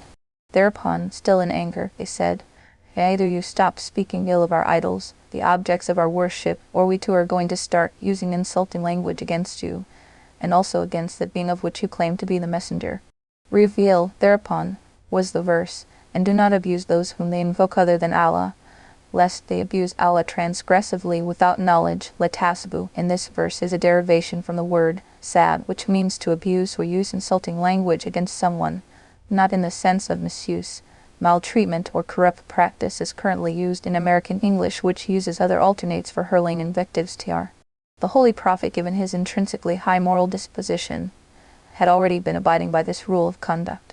Not even during his childhood had his blessed speech ever been contaminated with an abusive word for any human being, rather not even for an animal. Perhaps there may have been some hard word which escaped the lips of some from among the noble companions, which was overestimated as an invective by the disbelievers of Mecca, and which was used as a pretext by the chiefs of the Quraysh, when their deputation brought this case up before the Holy Prophet and gave the ultimatum that either he stops insulting their deities, or they would start insulting theirs. Thereupon came the Quranic injunction through which Muslims were prohibited from making any insulting statement against the false objects worshipped by disbelievers. Particularly worth noticing in this verse is that, just a verse earlier, Surah Al-An'am, Ayah 106 to 107, the address was to the Holy Prophet himself. Examples are, follow what has been revealed to you from your Lord, and turn away from those who associate partners with Allah, and we have not made you to stand guard over them, and you are not entrusted with their affairs. In all these grammatical forms, the Holy Prophet was the addressee who was being asked to do or not to do something. After that, the form of address was changed in the present verse. It was turned away from the Holy Prophet, and was turned to Muslims in general. Said there was Latasibu, the hint given thereby is that the Holy Prophet, who had never used abusive speech against anyone to start with, could not be directly addressed with the words of prohibition, for that could make him disheartened. Therefore the address was made general, and al-Sahaba, may Allah be pleased with him, too started taking precaution in this matter. As in Al-Bar al-Muhit, related considerations, that idols have been mentioned in strong words in several verses of the Quran, and that those verses are not abrogated either, for they are still recited, is a different matter. The answer is that such words, wherever they appear in the verses of the Quran, are there as a polemic or debating device to unfold some reality clearly. Intended at such places is no aggression, nor can a sensible person deduce from it such an intention to malign idols, or to mock at disbelievers, or to irritate them. This is an open difference in approach which is readily understood by those aware of the nuances of diction in any language. They know that the shortcoming or inadequacy of a person is called in question only to elucidate an issue in question.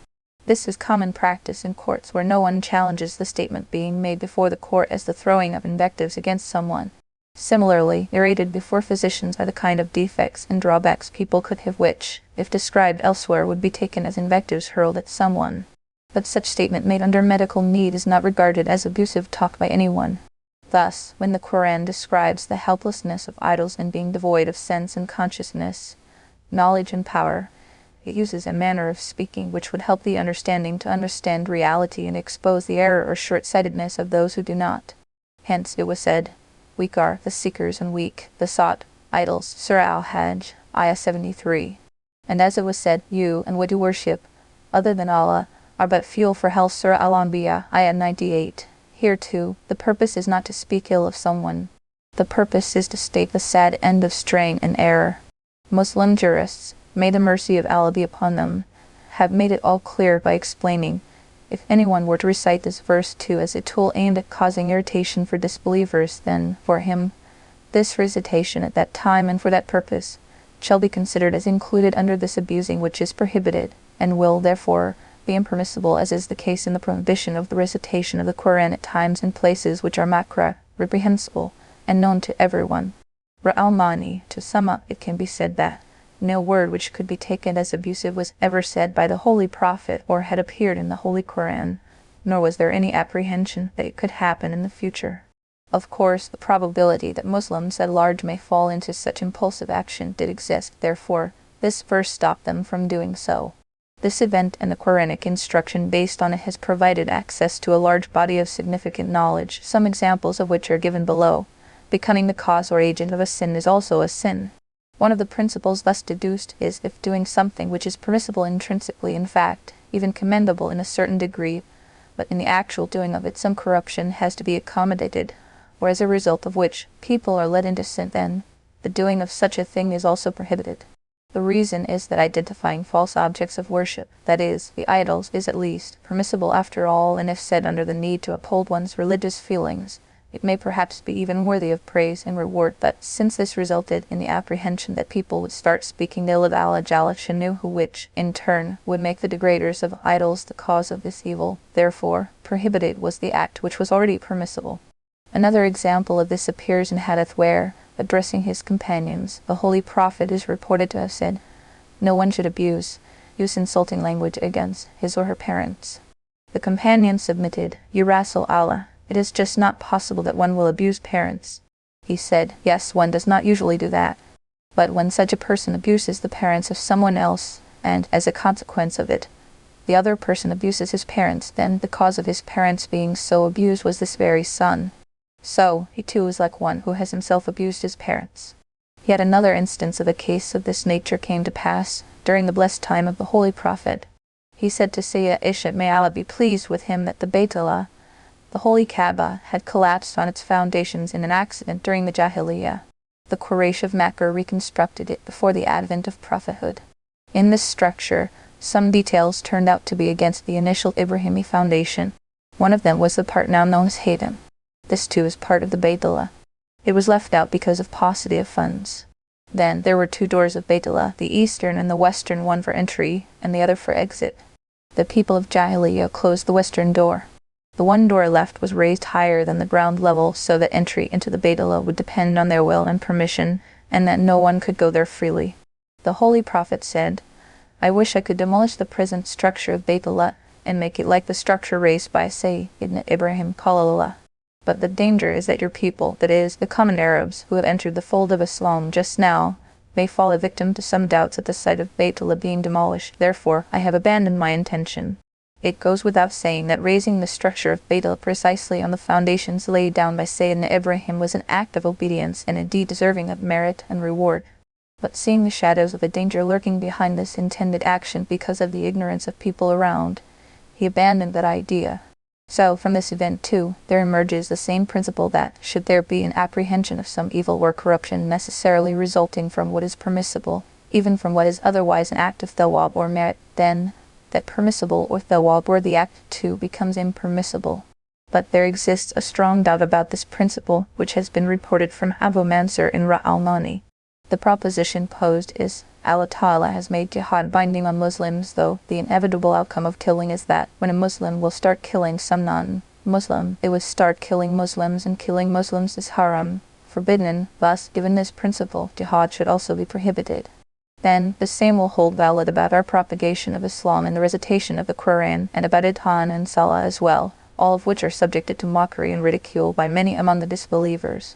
If so, shall we surrender our right to worship and promote our religion? Answering this, Abu Mansur has himself said that this doubt has come up because of ignoring the necessary condition. That condition is that a permissible act which has been prohibited because of the apprehension of something evil should not be one of the basic objectives and necessary duties in Islam. Thus, speaking ill of false objects of worship does not relate to any objective of Islam. Similarly, no basic Islamic objective depends on making the structure of Baytullah conform precisely to the foundations laid out by Sayyidina Ibrahim. Therefore, whenever there was the danger of some religious mal-situation cropping up by doing what was permissible or even reward-worthy, such acts or intentions were abandoned. As for acts which are either the very Islamic objectives in themselves, or on them depends some Islamic objective, then, even if the wrongdoings of other people seem to be bringing visible corruption or evil in its wake, then these objectives will never be surrendered or abandoned. Instead of that, effort will be made that such permissible acts should keep continuing in their place, and steps will be taken to block the spreading of evils and corrupting agents as far as possible. This is why two great men of Islamic history acted the way they did. Once Hassan al-Basri, may Allah have mercy on him, and Imam Muhammad ibn Sirin, may Allah have mercy on him, went out to participate in the Salah for Janazah. There, they noticed a gathering which had men as well as women. Seeing this, Ibn Sirin returned back. But Hadrat Hassan al-Basri, may Allah have mercy on him, said, "Why should we leave doing what is necessary because of the false practice or ways of other people? The Salah of Janazah is fard, obligatory. It cannot be abandoned because of this corrupting agent. Of course, effort will be made as far as possible that this evil is rooted out." This event too has been reported in Al-Mani.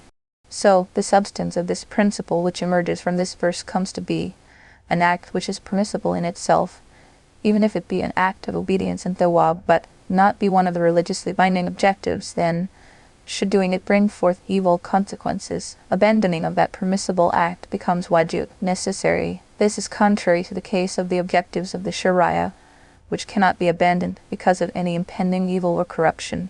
From this principle, the jurists of the Muslim community have deduced solutions to thousands of problems. Some examples of their juristic efforts are: if a person has a disobedient son, and he knows that, should he ask him to do something, he would refuse to do it and even prefer to do against it, in which case he will become liable to a grave sin, then, in such a situation, the father should not ask him to do or not to do something as an order, instead of which he should say so in the mode of a good counsel. For example, he says to him, "If such and such job could be done, that would be nice," so that, in the eventuality of a refusal or reverse action, the son does not become liable to the sin of a new disobedience. Kula satuf, atawa, the same rule holds good in matters where meaning advice is given to someone. If circumstantial indicators show that a person, rather than take advice, is more likely to take a worse course, as a result of which he will sink deeper into sin, then in such a situation, to give up advising is better. In his Sahih, Imam al-Bukhari has introduced a regular chapter on this subject. There are occasions when things permissible, even those commendable, are abandoned lest they put common people in misunderstanding, subject to the condition that these acts are not from the core objectives of Islam, but acts which are included under the objectives of Islam, whether fard, wajib, or sunnah al-makah, obligatory, necessary, or emphasized sunnah, or other kinds of Islamic hallmarks. If by observing them some people lacking in understanding start falling in misunderstanding, then these acts will not be abandoned. Rather, other methods will be used to remove the misunderstanding and misdoing of such people. Events which came to pass in early Islam prove that the disbelievers of Mecca were provoked because of Salah, the recitation of the Qur'an, and the preaching of Islam. But the standing hallmarks of Islam were never abandoned because of such adverse conditions. In fact, the very episode relating to Abu Jahl and the rest of Quraysh chiefs recounted under the background of revelation of the present verse has proved the point eloquently. The essence of the episode was that the chiefs from the disbelieving Quraysh tribe wished to give a guarantee of peace if the Holy Prophet would abandon preaching Tawhid, that is, stop calling Allah one. The answer given by him was, "I can never do that, even if they were to bring the sun and the moon and put them in my hands." In conclusion, the question as refined and resolved is, if by doing what is included under Islamic objectives, some people fall a victim to misunderstanding or misdeed, such acts would never be abandoned. Of course, acts which are not included under Islamic objectives and leaving them off does not compromise or kill any religious objective, then such acts will be abandoned because of the apprehension that others might fall into misunderstanding or misdeed. And they swear by Allah their strongest oaths, that if a sign came to them, they would surely believe in it. Say, the signs are only with Allah, and what will make you perceive that even if a sign came, they would not believe? On signs and miracles. The previous verses had mentioned how obstinate people failed to benefit from clear signs of Allah and open miracles of His Messenger and kept on denying the message of truth. The present verses mention how they took a new turn and demanded particular miracles from the Holy Prophet. As reported by Ibn Jarir, the Quraysh chiefs asked that they be shown the miracle of turning the Mount of Safat into solid gold. If so, they would accept that he was a prophet and messenger, and that they would embrace Islam. The Holy Prophet said, "All right, make a solid agreement that, if this miracle is shown, all of you will become Muslims." They took solemn oaths. The Holy Prophet stood up to pray that Allah turns the mount into gold. Sayyidina Jibril came with wahi which said, If you wish, we shall make this whole amount of gold. But the consequence will be that, according to the customary divine law, all of them, if they still fail to believe, shall be destroyed through a mass punishment, as has been happening with past communities who demanded a miracle which was shown, yet they reverted back to denial when the wrath and punishment of Allah overtook them. Since the Holy Prophet was aware of their habitual obstinacy, and because he was in mercy the foremost, he said that he was not going to pray for that miracle any more. Thereupon, the following verse was revealed, and they swore by Allah uneloquent oaths. Reported here is the sworn saying of the disbelievers that they would embrace Islam if they can see the miracle demanded by them. After that, in the sentence which follows immediately, it was said, signs are definitely with Allah. This contains an answer to their saying. It has been declared here that all signs and miracles are within the power and control of Allah Ta'ala. As for the miracles already manifested, they too were from Him, and those being demanded now, they too lie within His absolute control. But according to the dictate of reason and justice, they had no right to make such a demand because the Holy Prophet claims to be a messenger of Allah, in support of which he has already presented proofs and evidences in the form of miracles. Now, the other party does have the right to question these proofs and evidences by showing the proofs of their being false. But the attitude of not cross-examining evidences presented and yet demanding some other evidences would be like the scenario in the law court where the respondent would avoid cross-examining the witness presented by the plaintiff and take the plea that he does not accept the evidence of these witnesses, and that he would accept what is said particularly by such and such a person in his statement. Obviously, no court would consider this plea worth hearing. Similar is the case of the veracity of a prophet or rasul of Allah. To that end there are many clear signs and miracles before those who disbelieve. Now, unless they prove that these signs and miracles are false, they have no right to say that they would rather like to see a miracle of this or that kind before they could believe. After that, up to the end of the cited verses, Muslims have been directly instructed that their duty is to stay firm on the true faith in their individual capacity, as well as convey it to others correctly and properly.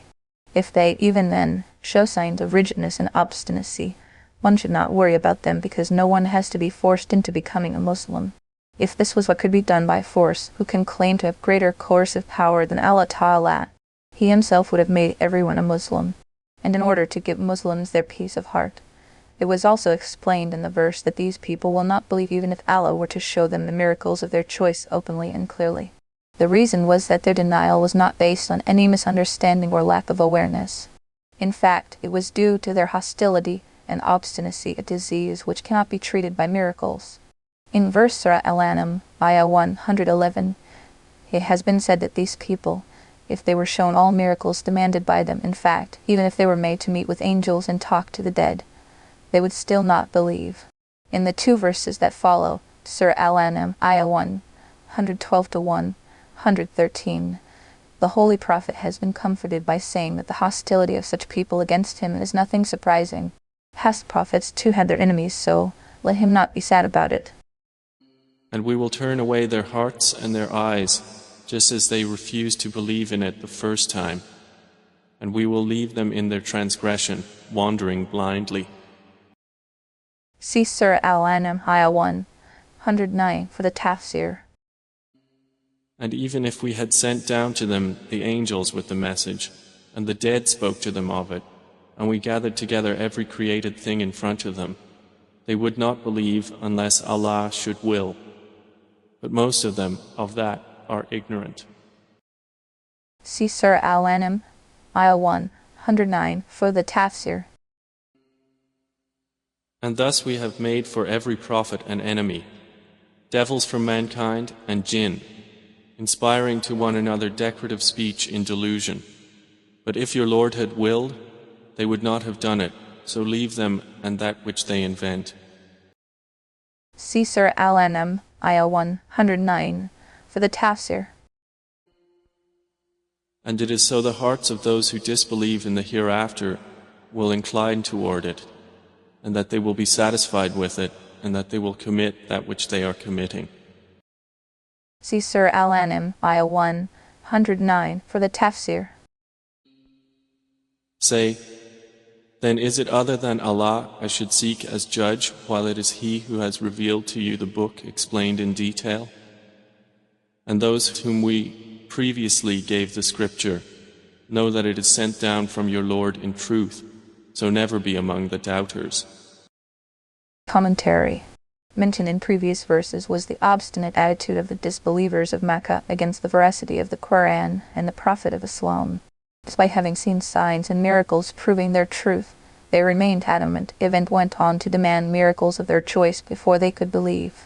The Qur'an answered this illogical argumentation by saying that the manifestation of miracles they demanded was easy for Allah, but those who were demanding them were obstinate people who would see them yet continue in their wickedness.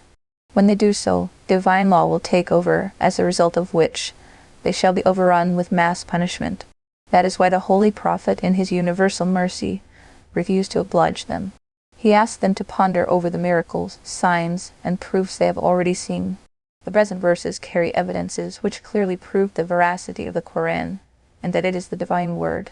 The substance of what has been said in the first verse Surah Al-An'am, Ayah 114 is, "The difference between you and me is in the case of my being a prophet and messenger of Allah. I claim it and you deny it. But this case has already been decided by the judge of judges in my favor in a way that the miracle of the Qur'an itself is more than sufficient proof of the truth of my claim. This is the same Qur'an which has challenged the nations of the world to come forward if they doubt its being the word of Allah, and make a small surah or ayah to match this word. Even the eloquent Arabs failed to meet this challenge. Then there were those opposing Islam, Qur'an, and the Prophet of Islam and block at the cost of their lives, properties, and honor. Even not one from among them rose with one single ayah which would match the words of the miraculous Qur'an.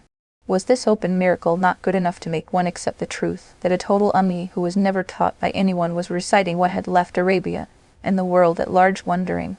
This is a case already decided in the court of the judge of all judges that Muhammad is a true Rasul of Allah, and the Qur'an is the Kalam, word of Allah Jalla Shanuhu. It was regarding this that it was said in the first verse Surah Al-An'am, Ayah 114, "So is it someone apart from Allah that I should seek as judge?" In other words, it means, do you want that I should, after this decision of Allah Ta'ala to reveal the Qur'an to me, go and look for a judge other than him? This is impossible. Following that, given there are some particular qualities of the Holy Qur'an which are by themselves a proof of the Qur'an being true and the word of Allah.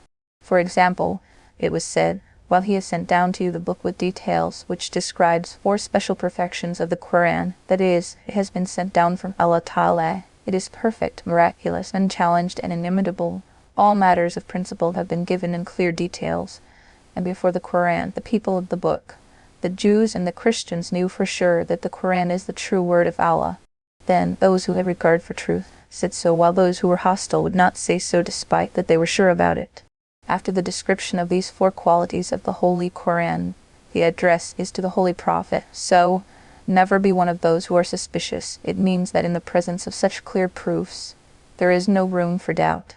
It is obvious that the Holy Prophet was never one of those who were in doubt, nor he could be, as confirmed by his saying reported in Tafsir ibn Kathir, "Neither I ever doubted, nor I ever asked." This tells us that, though in terms of the words, the address is to the Holy Prophet, but in reality, the purpose is to make others hear it. That it has been ascribed to him is a manner in which the aim is to lay emphasis on and heighten the effect of the command in the sense, when this has been said to the Holy Prophet, who would have the audacity to entertain any doubt. And the word of your Lord has been fulfilled in truth and in justice. None can alter his words, and he is the hearing, the knowing. Described in the second verse Surah Al-An'am, Ayah 115, there are 2 more distinctive qualities of the Holy Qur'an sufficient to prove its being the divine word. It is said, "And the word of your Lord is perfect in truth and justice." None is there to change his word. The word, tamat, denotes the state of perfection, and kalimatu rabbik refers to the Qur'an. Al-Bar al-Muhit, from Sayyid ibn Qadada, all subjects of the Qur'an are of 2 kinds. Those in which lesson-oriented events and conditions of world history, reward on good deeds and warning of punishment on evil deeds have been described, and those in which injunctions relating to human betterment and prosperity have been laid out.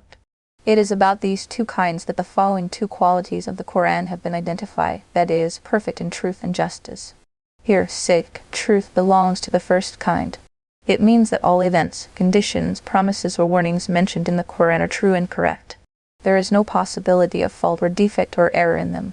And adl, justice, relates to the other kind, that is, the injunctions, akam. It means that all injunctions of Allah Jalla Shanu are based on adl, justice, The sense of adl covers two meanings: justice under which no injustice has been done to anyone, nor has any right been compromised or usurped, and title moderation, that is, not being totally subordinated to the desires of human self, nor being what ingrained human emotions and natural traits cannot bear.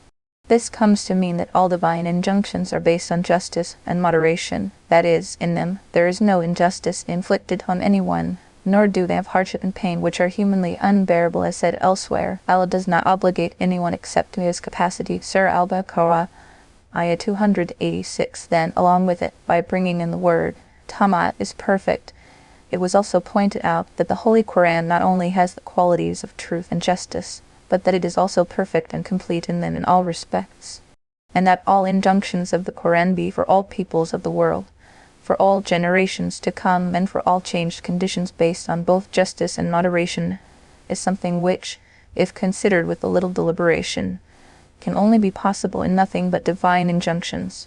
No legislative assembly or congress of the world can completely foresee all forthcoming conditions in the present and the future, nor can it make any law which would accommodate all such conditions.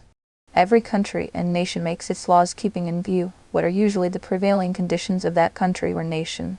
Then, even those laws are made to undergo changes, when their experience proves that many of the provisions have remained contrary to justice and moderation.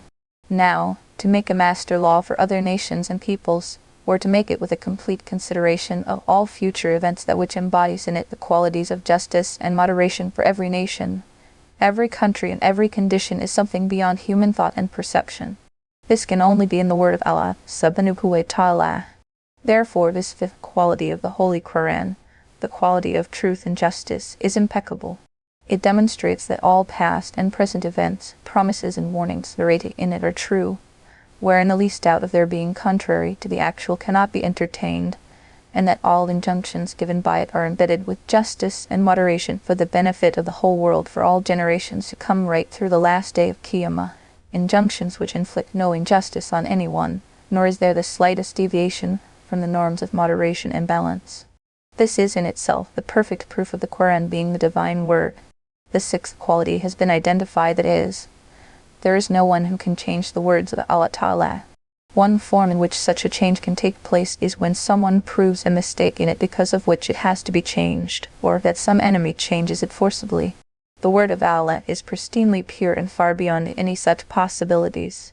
He has himself promised, that is, only we, have revealed the Dhikr, the Qur'an, and for it, only we, are the protectors. Surah Al-An'am 9.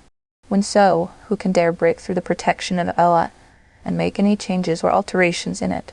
For that matter, over 1400 years have passed, and there have been, in every century and every age, more people who have been against it, as compared in numbers, even in power, with those who have been believing it, but not one of them had the courage to introduce one tiny variance in even a vowel point of the Qur'an.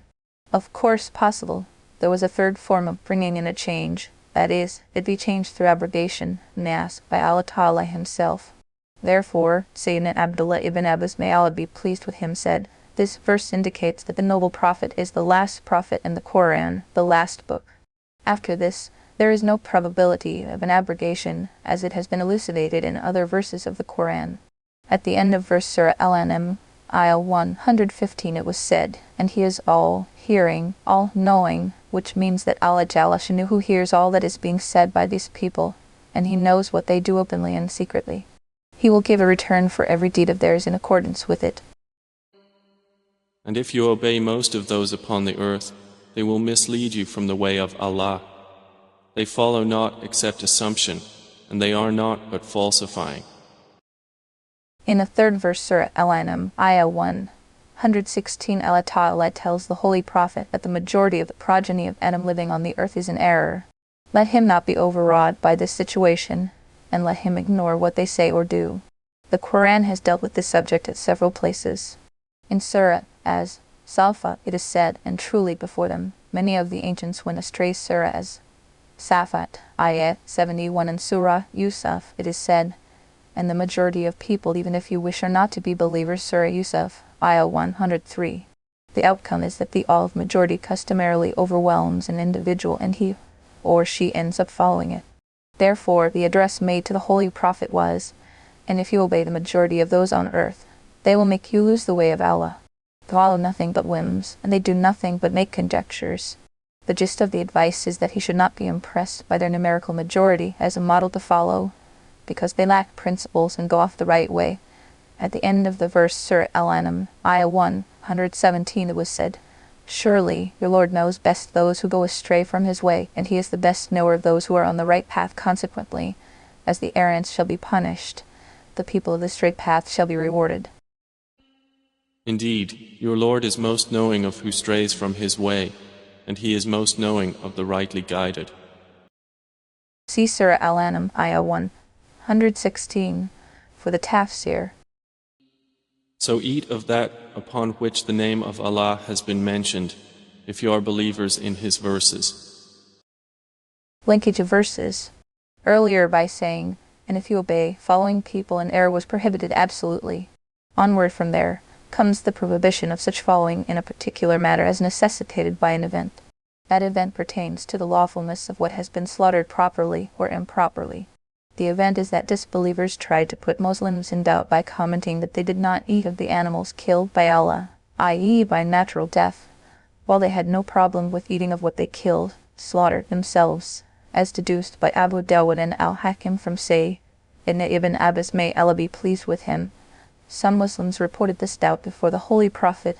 Thereupon, these verses ending were revealed, narrated by Abu Dawud and Al-Tirmidhi from Say, Ibn Abbas as an Al-Ubayb. The gist of the answer given is, you are Muslims.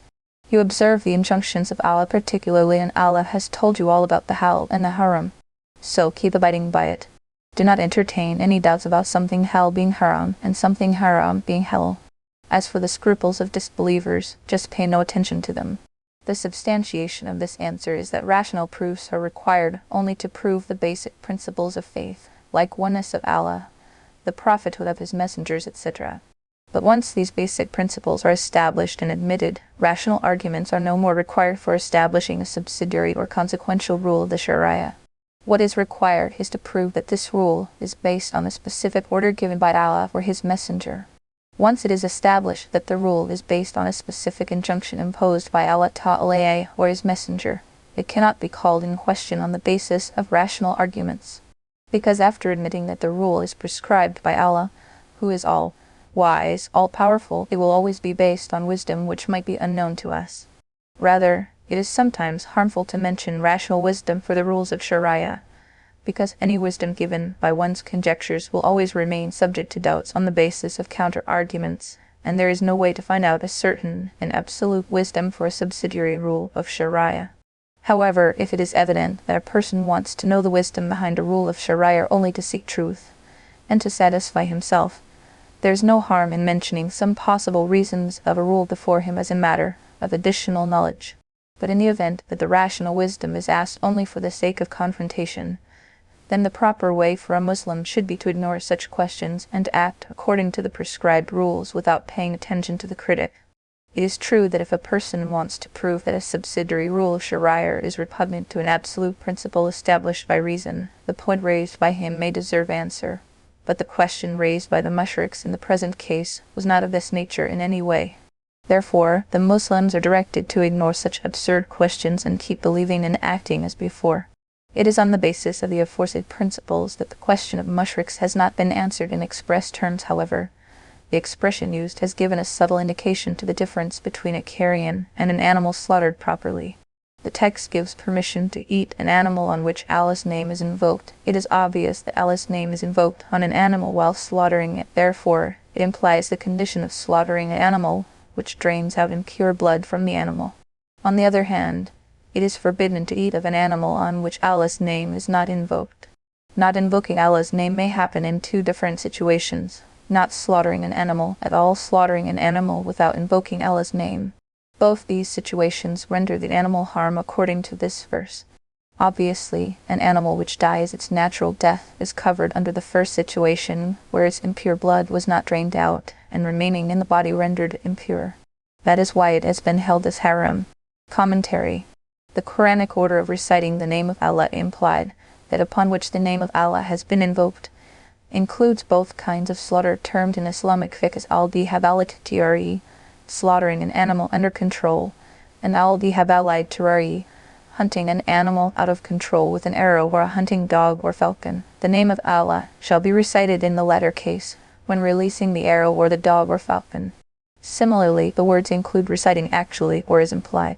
That is why Imam Abu Hanifa, may Allah have mercy on him, has allowed to eat an animal upon which the reciting of the name of Allah was missed inadvertently.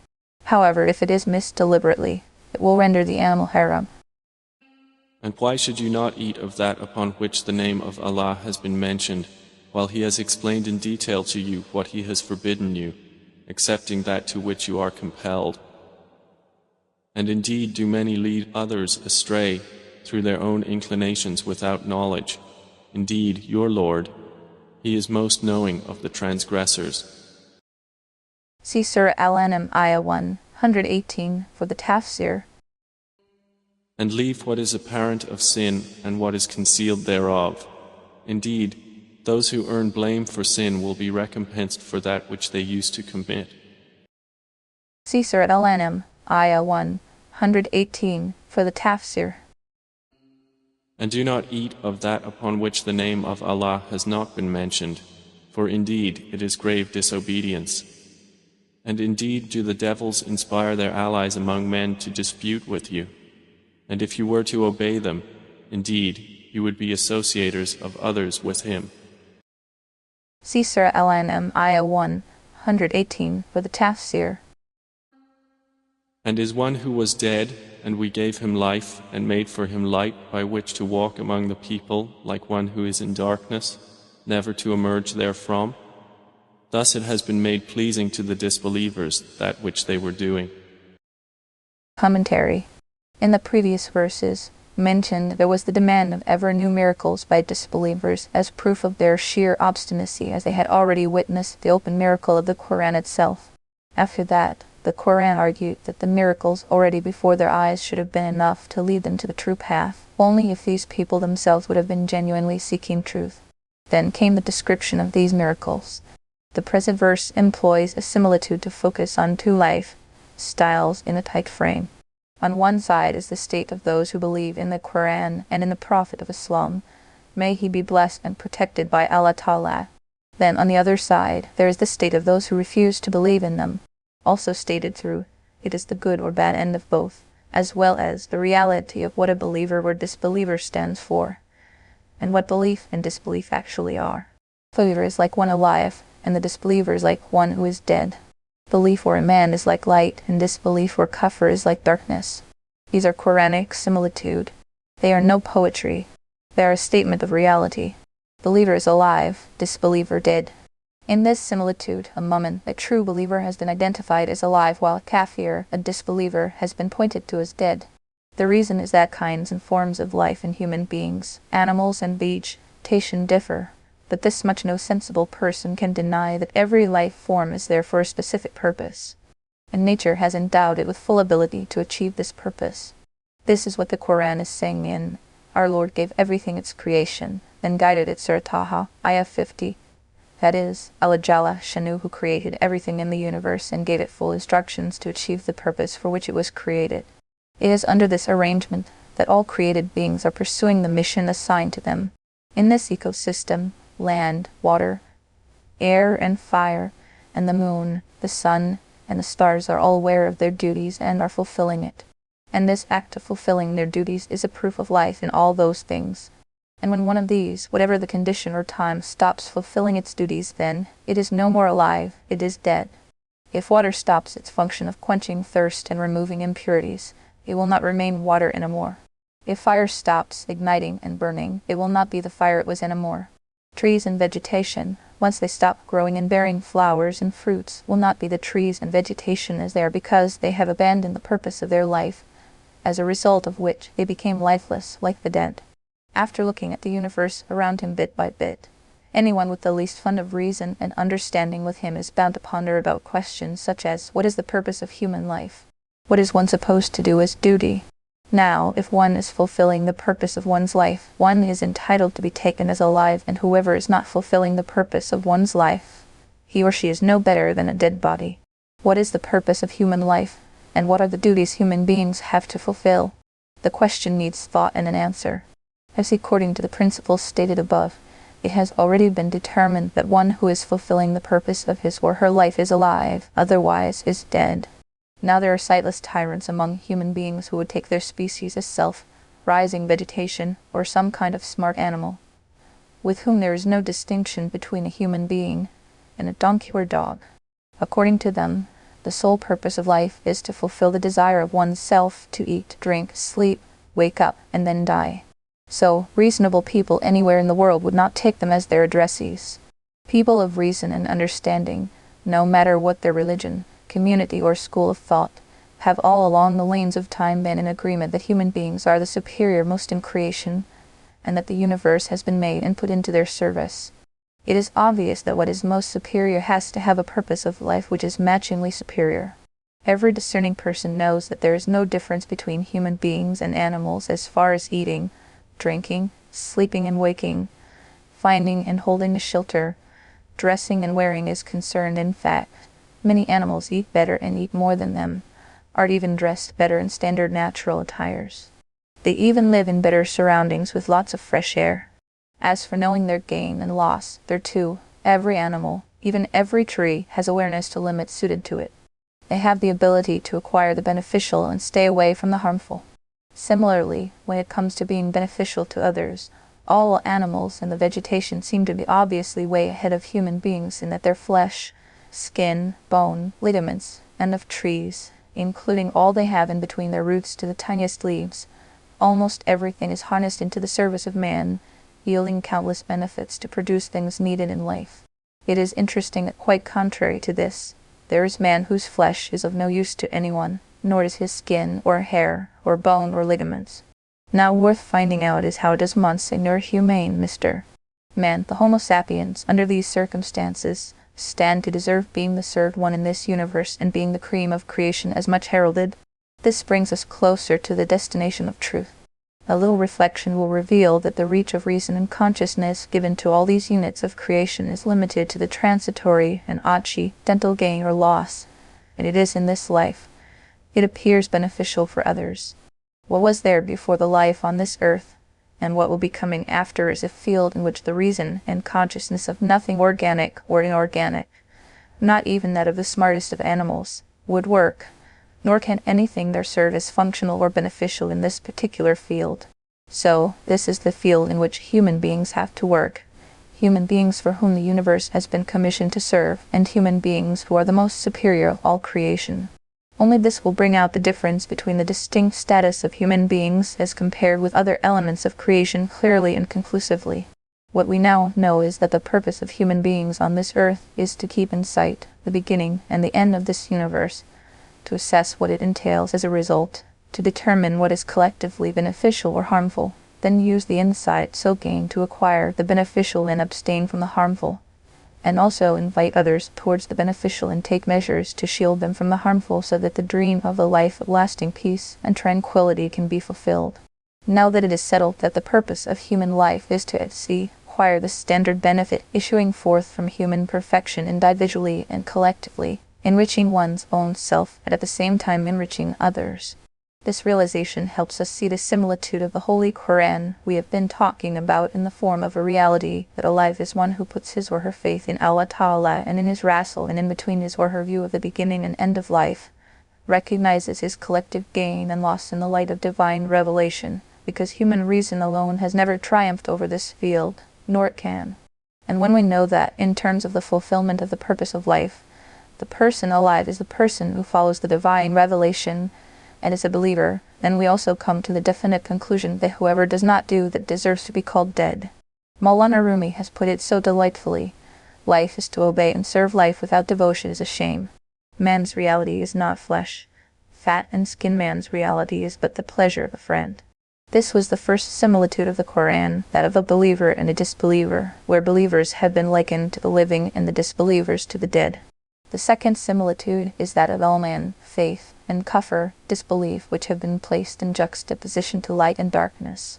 Faith is light and disbelief, darkness. In this verse, Iman, faith, has been called Nur, light, and Kufr, disbelief, has been equated with Zulma, darkness. A little thought will show that this similitude is not imaginary. It is a statement of fact. As we looked for the real purpose of things earlier, we can do the same here by finding out the justification for the existence of light and darkness. The purpose of light is to be able to see things far and near with its help, as a result of which one has the advantage of staying away from the harmful and the opportunity of acquiring what is beneficial. Let us now look at a man. This is a light which surrounds everything in the heavens and the earth. It is this light alone which can show the end of the universal system, as well as the correct consequences of everything done. Whoever has this light by his side, he can not only save himself from the consequences of everything harmful and injurious, but can also help others to stay safe from them. But one who does not have access to this light remains in the dark. He has no panoramic view. He cannot see life as a whole, neither beginning nor end. He cannot distinguish between what is beneficial and what is not. At best, what he can do is to grope around and use his sense of touch to figure out what they are, at least to some extent. The life of this world as we know it is just about the environment most of us usually live in and around. The disbeliever thus does find out the life around him and the benefit and loss it has to offer within that limited framework. But he has no idea or awareness of what lies ahead in the eternal life to come later, nor can he comprehend how beneficial or harmful it can be for him. The subject has been further explained by the Quran in Surah Al-An'am. They know the obvious from the present life of the world, while about the life to come, the hereafter, they are totally heedless. Surah Al-An'am, Ayah 7. In a verse of Surah Al-Ankabut, after the description of past communities given to denial and disbelief, the Quran says, though they were men of sight, Surah Al-An'am, Ayah 29-38, it means that these people who had dismissed this matter of the hereafter, demonstrating rank heedlessness and seeming lack of foresight, were really not that dense when it came to their matters in worldly life. In fact, they were mustafsir and keen-sighted, enlightened people. But this enlightenment of theirs was outwardly oriented of the surface, of the mundane, which could only serve them well to enrich what revolved round their transitory life in this world. However, for the eternal life of the hereafter, the life to come, this was not to work. After hearing these details, please recite the present verse of the Quran once again. It means that one who was dead earlier, that is, was a disbeliever, then Allah raised him back to life, that is, gave him the tawfiq to become a Muslim, and then He gave him a light, that is, a man or faith, with which he moves about among people.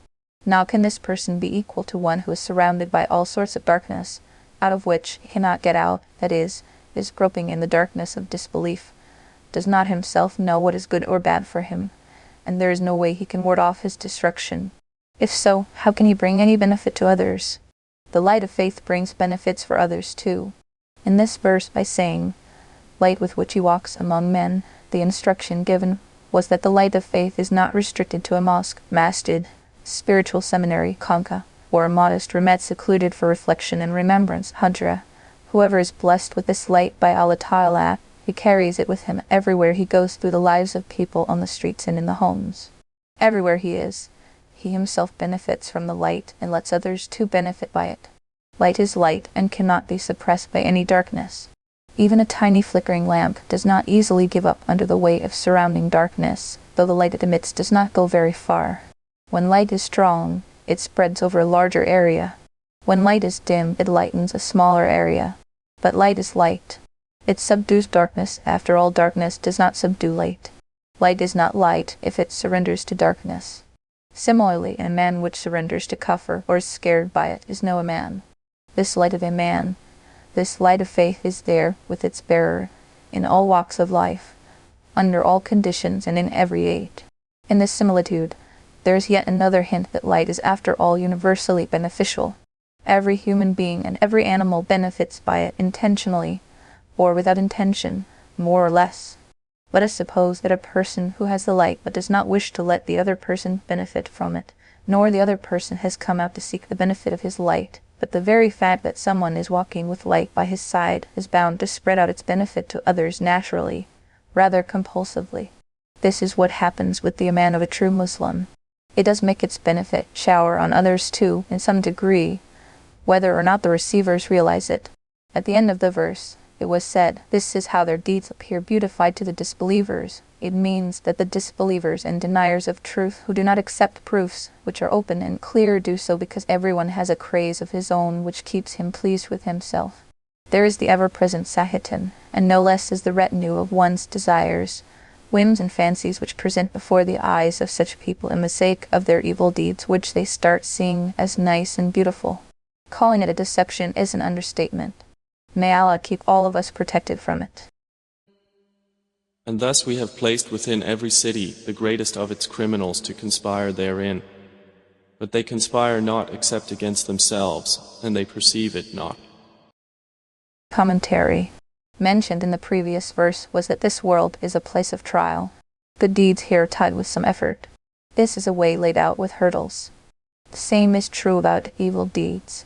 They come with a web of deception laced with unending desires and their short-lived gratifications. A way of living which makes these evil deeds look good in the sight of human beings who are unaware of their reality and heedless to their ultimate end.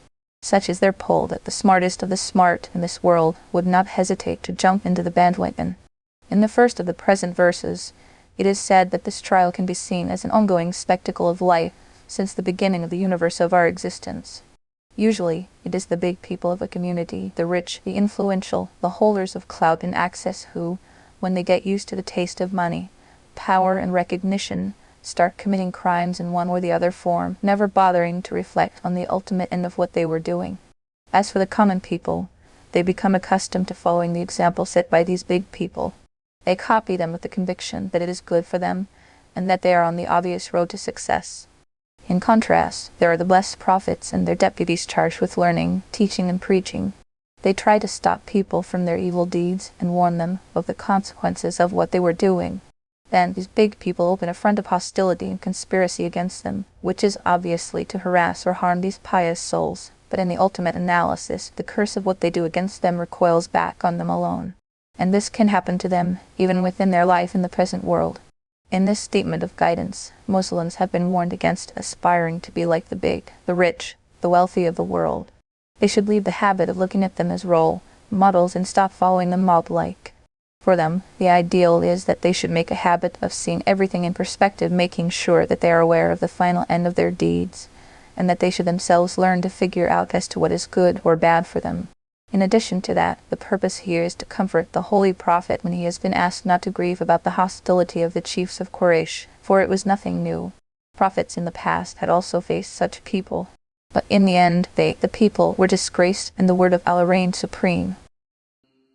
And when a sign comes to them, they say, "Never will we believe until we are given like that which was given to the messengers of Allah. Allah is most knowing of where He places His message.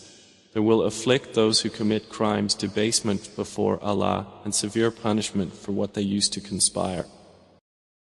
In the second verse, Surah Al-An'am, Ayah 124 mentioned there is a conversation relating to the same chiefs of the Quraysh. What they said was a combination of verbal belligerence, sarcasm, and mockery. It was answered. Imam al-Bayhawi reports from Sayyidina Qadada that Abu Jahl, the big chief of the tribe of Quraysh, once said, "We have confronted Banu Abd Manaf, that is, the family of the Holy Prophet, on every front, and we have never been behind them. But now they say, you cannot match us in nobility and spiritual greatness because we have a prophet in our family who receives revelation from Allah Ta'ala." Then he said, "I swear by Allah that we will never follow them unless we too start receiving the kind of revelation he receives." The statement, "And when a sign comes to them, they say, we shall never come to believe unless we are given the like of what was given to the messengers of Allah," at the end of the verse means exactly this. Prophets and messengers are appointed by Allah. This office cannot be acquired or appropriated. After having reported the statement quoted above, the Quran answers it by saying, Allah knows best where to place His message. It means that the person making this remark thinks in his ignorance that the station of a prophet and messenger can be acquired on the basis of family, nobility, tribal authority, and wealth, while prophethood is the office of the vice-regency. Khilafah of Allah, the acquisition of which is in no one's control. No matter how many excellences and perfections one has acquired for himself, still no one can through his discretion or control or power of achievement succeed in acquiring the office and station of prophethood and messengership. That is purely a blessing of Allah Jalla Shanuhu. He bestows it on whomsoever He wills. This proves that prophethood and messengership are not controlled by human beings. They are not what can be acquired by intellectual perfection, or pragmatic excellence, or utmost striving or consuming devotion. Even a wali or saint no matter how high he may soar in his spiritual station, cannot acquire it. That is nothing but divine grace, as it is given only to particular servants of Allah as dictated by divine knowledge and wisdom. However, it is necessary that whoever is chosen to occupy this station and office, in the ultimate knowledge of Allah Ta'ala, is identified right from the beginning when he is created with appropriate inherent ability, and then he is specially groomed in his morals and deeds. Towards the end of the verse, it was said, "Those who committed sin shall soon suffer from disgrace before Allah and face severe punishment for the mischief they have been making." Here, the word, "saikar," is a verbal noun which means disgrace.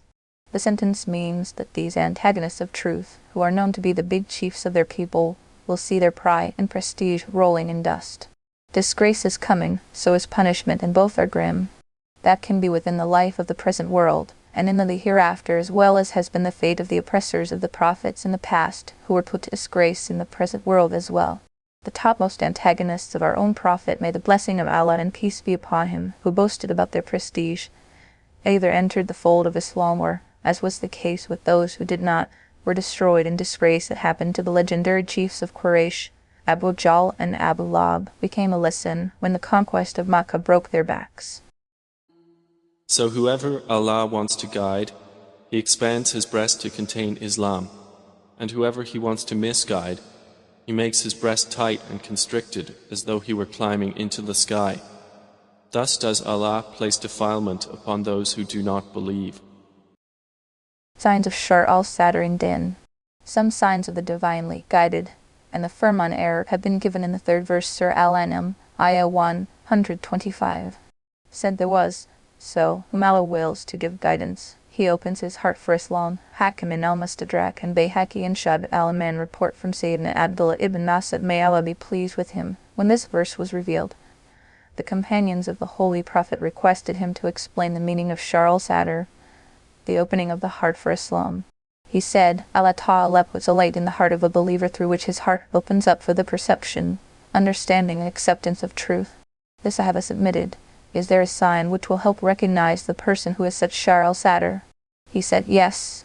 The sign is that the hereafter and its blessings become the object of all his desires. He avoids uncalled for desires and fleeting enjoyments and starts getting ready for death before it comes. After that, he said, and whom he wills to let go astray, he makes his heart narrow, much too narrow, wherefore, for him to accept the truth and to act in accordance with it becomes as difficult as though he climbs up to the sky. Kalabi has said, the narrowing of his heart means that no passage for the entry of truth and good remains open there. A similar explanation has also been reported from Sayyidina Farrukh al-Azam, may Allah be pleased with him, and Sayyidina Abdullah ibn Abbas, may Allah be pleased with him, has said, when he hears the dhikr of Allah, he feels being harassed, and when he listens to what is kufr and shirk, his heart relishes it. The noble Sahaba, ever eager receivers of truth. This was the reason why the noble Sahaba, may Allah be pleased with all of them, who were chosen by Allah Ta'ala to be his prophet's companions in faith, and to be the learners and carriers of his teachings as his direct disciples. They were so convinced as his adherents that their doubts about Islamic injunctions, if any, remained negligibly low. During their whole lifetime, the number of questions presented before the Holy Prophet by them are but a counted few. The reason was that by the grace of the company of the Holy Prophet their hearts were almost engraved with love and reverence for Allah Ta'ala, and because of which they were blessed with the high station of Surah Al-Sadr, a heart open to the acceptance of truth. In fact, their hearts had become in themselves the very standard of truth and falsehood. They would accept truth promptly, and falsehood could not find entry into their hearts. After that, as the distance from the blessed period of the Holy Prophet increased, doubts and scruples started finding room for infiltration, and that was the beginning of dogmatic differences. To remove doubts, open hearts, narrow debates. In our day, the world is a stage infested with doubts. People seek solutions through debates, arguments, and counter-arguments and end up with confusion worse confounded. This is not a sound way to handle doubts, as pointed out by the unique Indian poet Akbar al-Abadi. The philosopher deep in debate cannot find God. He is untangling the string but cannot find where to begin. There is only one way out, that which was taken by the blessed companions, may Allah be pleased with him, and by the early righteous elders. Think of the perfect power of Allah Ta'ala, and imagine his blessings and feel the presence of his love and reverence. The doubts evaporate automatically. This is the reason why the Quran has itself prompted the Holy Prophet to make the following dua prayer. Rabbi Shrali Sadri. O my Rab, open my heart. At the end of the verse it was said, which means that this is how Allah brings damnation and disgrace upon those who do not believe. For truth, their hearts are not open while to every evil they dash. And this is the path of your Lord, leading straight. We have detailed the verses for a people who remember. Commentary. In the first of the 3 verses appearing here, the address is to the Holy Prophet, and it has been said, and this is the path of your Lord, a straight path, here as said by Sayyidina Abdullah ibn Mas'ud, may Allah be pleased with him. The word hada, this, refers to the Quran, and as said by Sayyidina Abdullah ibn Abbas, may Allah be pleased with him, it means Islam. Ra'al-Mani, the sense of the sentence is, this way is the way of your Lord, that is, this is a way which has been proposed by your Lord in his infinite wisdom, and with him it finds favor. Here, by attributing the way to the Lord of all, it has been indicated that the working system of Quran and Islam given to him was not for the benefit of Allah Ta'ala. Rather, it was for the benefit of those who would act in accordance with it. This is as required by his being the Rab, the supreme nurturer. For this way, the purpose is to nurture, train, and groom human beings in a manner which would guarantee their eternal well-being. Then by bringing in the word, Rab, Lord, in a state of attribution to the Holy Prophet, that is, Rabbik, your Lord, the impression of a special kindness towards him has been released that your Lord has proposed this way. The delicacy of this attribution can be readily felt by people of taste. Think of a servant of Allah. If he ever happens to find his person placed in even the minormost frame of reference to his Rab and Ma'bud, his Lord, and the object of his worship and devotion, that would be, for him, the highest possible achievement. And now, if the Lord of Lords, the one worship-worthy entity in this whole universe, were to attribute his pristine person to him and say, I am yours, what remains there for him to say anything any more about his wonderful kismet? After that, the existing identity of this Quranic way has been explained through the word, Mustaqim, that is, this path is the straight path. Here too, rather than have mustaqim, straight, as the adjective of surat, path, it has been placed as an adverb which indicates that the way has been proposed by the Lord of the universe. And in this, any probability, other than its being straight, just cannot exist. Ra'al-Mani and Al-Bar al-Muhit. The text then says, we have made the verses elaborate for people who accept the advice. The word fasalna, we have made elaborate, is from tafsil, which basically means to describe a subject by analyzing it unit by unit. This way, comprehending the subject becomes easy. Therefore, the outcome of tafsil is to explain explicitly. So the sense comes to be, we have stated matters of principle explicitly and in details in which there remains no brevity or ambiguity. After that, by saying, for people who accept the advice, it was pointed out that, though these statements of the Quran are clear, but benefit from them has been derived only by those who ponder over the Quran to seek good counsel honestly. That is, doggedness, inherent resistance, opinionatedness, a priori hostility, or the barriers of blind adherence to or following of ancestral customs do not come in between as walls. For them will be the home of peace with their Lord, and he will be their protecting friend because of what they used to do.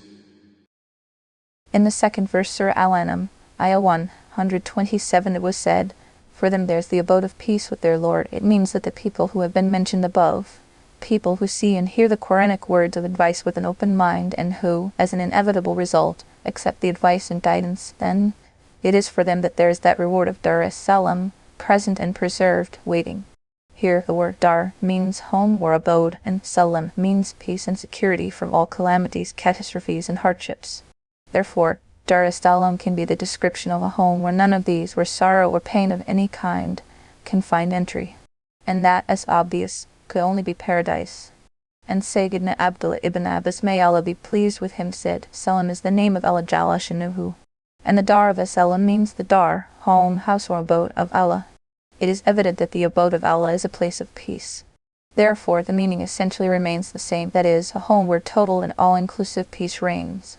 By calling Jannah, paradise, Dar es-Salam, the indication given is that Jannah alone is the place where one sheds off all pain, anxiety, and distaste, and enjoys total bliss, something never acquired by the highest of the high in this mortal world, nor even by the greatest of the great prophets or messengers, because the state of life in the mortal world is not the proper locale of perfect and eternal peace and pleasure.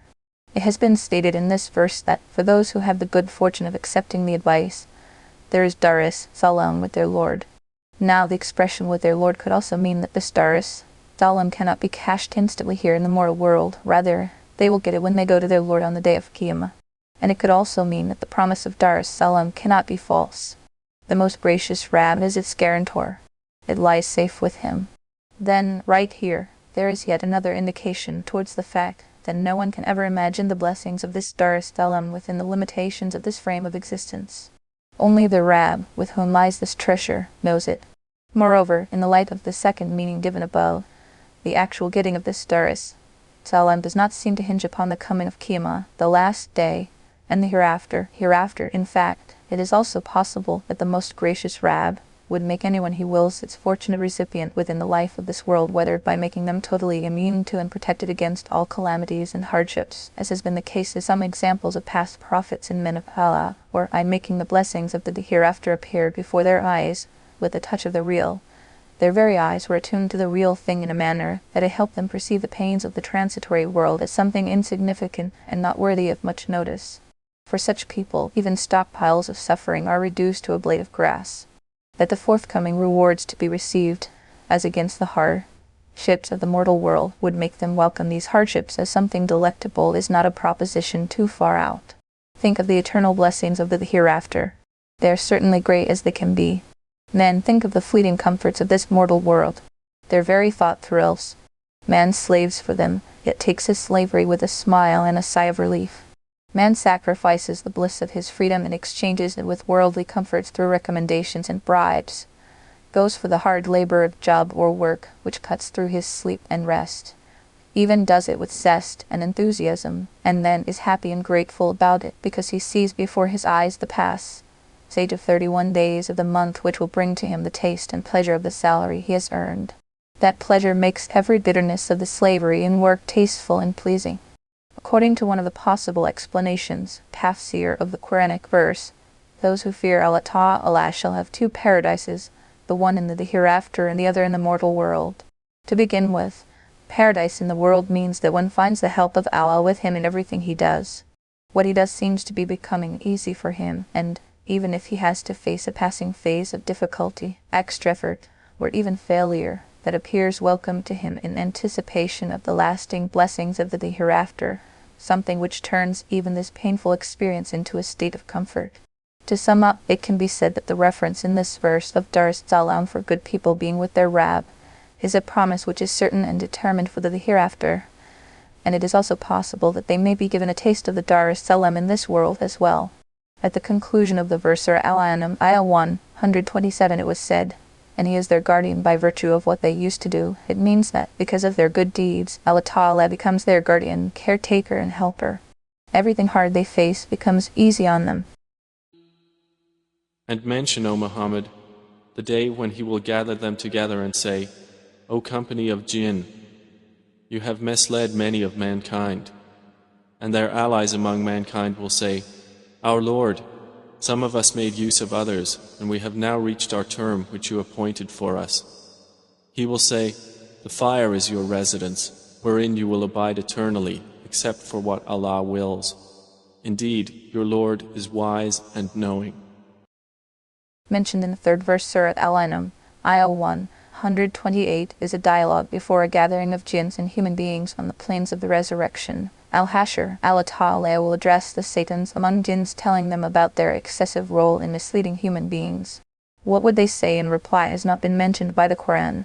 As obvious, there was not much they could do but to confess the truth before the all-knowing and the all-aware. But in not mentioning their confession, the hint given is that they will be so confounded with the question that they would not know how to make an answer. Ra'al-Mani, after that, the text turns to the Satans among human beings, that is, those who followed the instigations of Satans during their life of the world, went astray themselves, and kept becoming the cause of others going astray. It is from them that an answer submitted in the court of the judge of all judges has been mentioned, though the initial question was not asked of the Satans of human beings, but in an implied manner they too were the addressees, because they too had done the same job of making people go astray as was the job of the Satans of the jinn. Thus the reply was based on their being the implied addressees. But it seems obvious that the human, like Satans too, are liable to be questioned, which, though, is not mentioned here explicitly. However, it does find mention in a verse of Surah Yasin, which is, that is, I have not taken a pledge from you, O children of Adam, through messengers, that you shall not obey the shaitan? Surah Yasin, Ayah 60. From this we know that human Satans too will be subjected to the question on this occasion, and they would, in reply, confess that surely they committed that crime, and that they listened to the Satans, and they would also confess that surely the two of them benefited from each other through their friendship and cooperation. The human Satans learned from them the ways of securing gratification from worldly enjoyments, and, on occasions, called on them for help in one or the other way, as is the practice in idol-worshipping Hindus, and, for that matter, even among ignorant Muslims, who would practice methods through which the help of Satans and jinns can be harnessed in some tasks.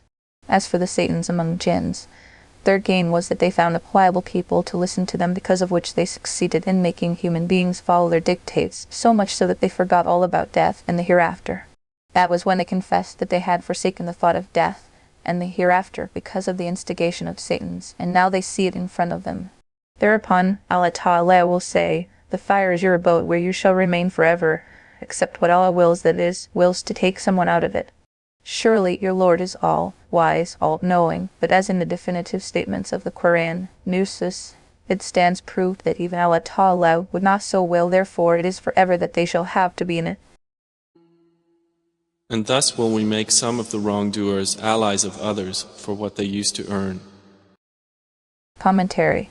Lexically, the word nuwali, appearing in the first of the 3 verses cited above, can be translated either in the sense of joining up and bringing closer, or in the sense of setting on or imposing on. Narrations reported from leading authorities in tafsir among the Sahaba and Tabi'in also carry the explanation of this word as based on these 2 meanings. The basis of human groupings after resurrection. Early authorities at Ibn Jubair and Katana and others have taken the first sense, and according to them, the verse means that on the day of Qiyamah before Allah Ta'ala, the collective formations, that is, groupings and party alignments of people, will not be on racial or national or color and language basis, instead of which these groupings shall be on the basis of deeds and morals. A Muslim obedient to Allah Ta'ala, wherever he may be, shall be together with Muslims, and the disobedient disbeliever, wherever he may be, shall be together with disbelievers, whether their race, heredity, country, language, color, and social living may be way different.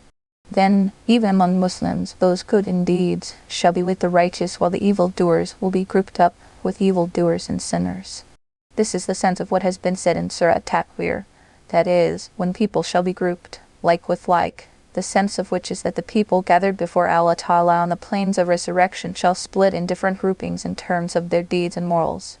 In his tafsir of this verse, Sayyidina Farrukh al-Azam, may Allah be pleased with him, has said, "The doers of one kind of deeds, good or bad, shall be grouped together. The good will go with the good to Jannah, and the evil will be led with the evil to Jahannam." To authenticate his explanation, Sayyidina Farrukh al-Azam, may Allah be pleased with him, cited proof from the verse of the Holy Quran Surahs, Zafat, Ayah 22, which deals with the same subject by saying that, on the day of Qiyamah, the command will go forth, "Gather those who have been unjust, and their cohorts, and take them to Jahannam." The gist of the explanation of this verse is that Allah Ta'ala will, by merging some of the unjust with some others, will make them one group, irrespective of how far apart they may be from each other in terms of their race and homeland. In addition to what has been stated above, it has also been clarified in another verse that, on the fateful day of resurrection, the temporal grouping based on race, country, color, language, and other unifiers will break up root and branch. It means, when the hour of Qiyamah is established, those united shall stand separated. Surah Al-An'am, Ayah 14. Deeds and morals affect collective matters even in this world. As for the severance of existing relations and affiliations, that is something which will come before everyone fully and clearly after all. But a minor sampling of this can be found everywhere in this mortal world as well. It goes without saying that a good person is temperamentally tuned to virtues and virtuous people. He is attached to them individually or collectively. This becomes his passport to ever new avenues of good deeds which go on to make his determination firm. The same holds for doers of evil deeds. They too relate to their kind. To them they are attached, and with them they keep company. And this negative company keeps contributing to their evil deeds and evil morals, as a result of which avenues of good and prospects of better conduct keep closing on him before his own eyes. This is his cash punishment for his evil deeds, which he gets right here in this world. So, in a nutshell, we can say that there is a reward or punishment of good or bad deeds which will come in the hereafter, and there is a reward or punishment which comes within the life of this world in a way that a good person is blessed with colleagues who are equally good and honest, and whose contribution to whatever is undertaken makes them rise and prosper together. In contrast, there is the person with evil deeds and evil intention who gets what he deserves. The colleagues he gets, and the help and assistance he employs are no different than him. What is left of his misfortune, the evil group around him takes care of that when it pushes him into a far deeper abyss. As mentioned earlier, the Holy Prophet said, when Allah Ta'ala is pleased with a ruler, He gives him good ministers and good staff who make his government well managed and progress grown. And when Allah Ta'ala is displeased with someone, He gets colleagues who are bad, and so are the officials he must deal with. As a result, even if he wishes to do something good, he cannot get it done. An oppressor is punished at the hands of another oppressor. The sense of the verse given above is in terms of its translation, according to the first meaning mentioned earlier. As for the second meaning mentioned alongside, reported from Sayyidina Abdullah ibn Abbas, Sayyidina Abdullah ibn Zubair, Sayyidina ibn Zayd, Malik ibn Dinar, and others, may Allah be pleased with him, is a tafsir according to which Allah Ta'ala sets some unjust people, zalim, over other unjust people, and thus is one zalim, oppressor, punished at the hands of another zalim. This approach to meaning is also correct and sound in its place, and is in accord with other statements of the Qur'an and Hadith. The Holy Prophet is reported to have said in a Hadith, that is, as you shall be, so shall be the rulers set on you. If you are unjust and evil, your rulers will also be unjust and evil. And if you are good in your deeds and characters, Allah Ta'ala will make good, kind, and just people your rulers. Sayyidina Abdullah ibn Abbas, may Allah be pleased with him, says, when Allah Ta'ala wishes well for a people, He appoints the best rulers and officials for them, and when He wishes otherwise for a people, He sets the worst rulers and officials over them. Tafsir al-Bar, Amuit, according to Ra'amani, it is on the authority of this verse that Muslim jurists prove that, when people of a country turn away from Allah Ta'ala and become involved in deeds of injustice and oppression, Allah Ta'ala sets oppressive rulers and officials over them and lets them be punished at their hands. Based on a narration by Sayyidina Abdullah ibn Mas'ud, may Allah be pleased with him, Ibn Kathir has reported a decisive statement of the Holy Prophet, that is, whoever helps a zalim, oppressor, in his zone, injustice, then Allah Ta'ala sets that very zalim on him to torment him, and it is at his hands that he gets his punishment.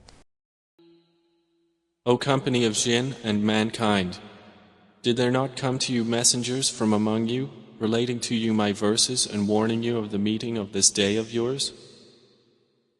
They will say, we bear witness against ourselves, and the worldly life had deluded them, and they will bear witness against themselves that they were disbelievers.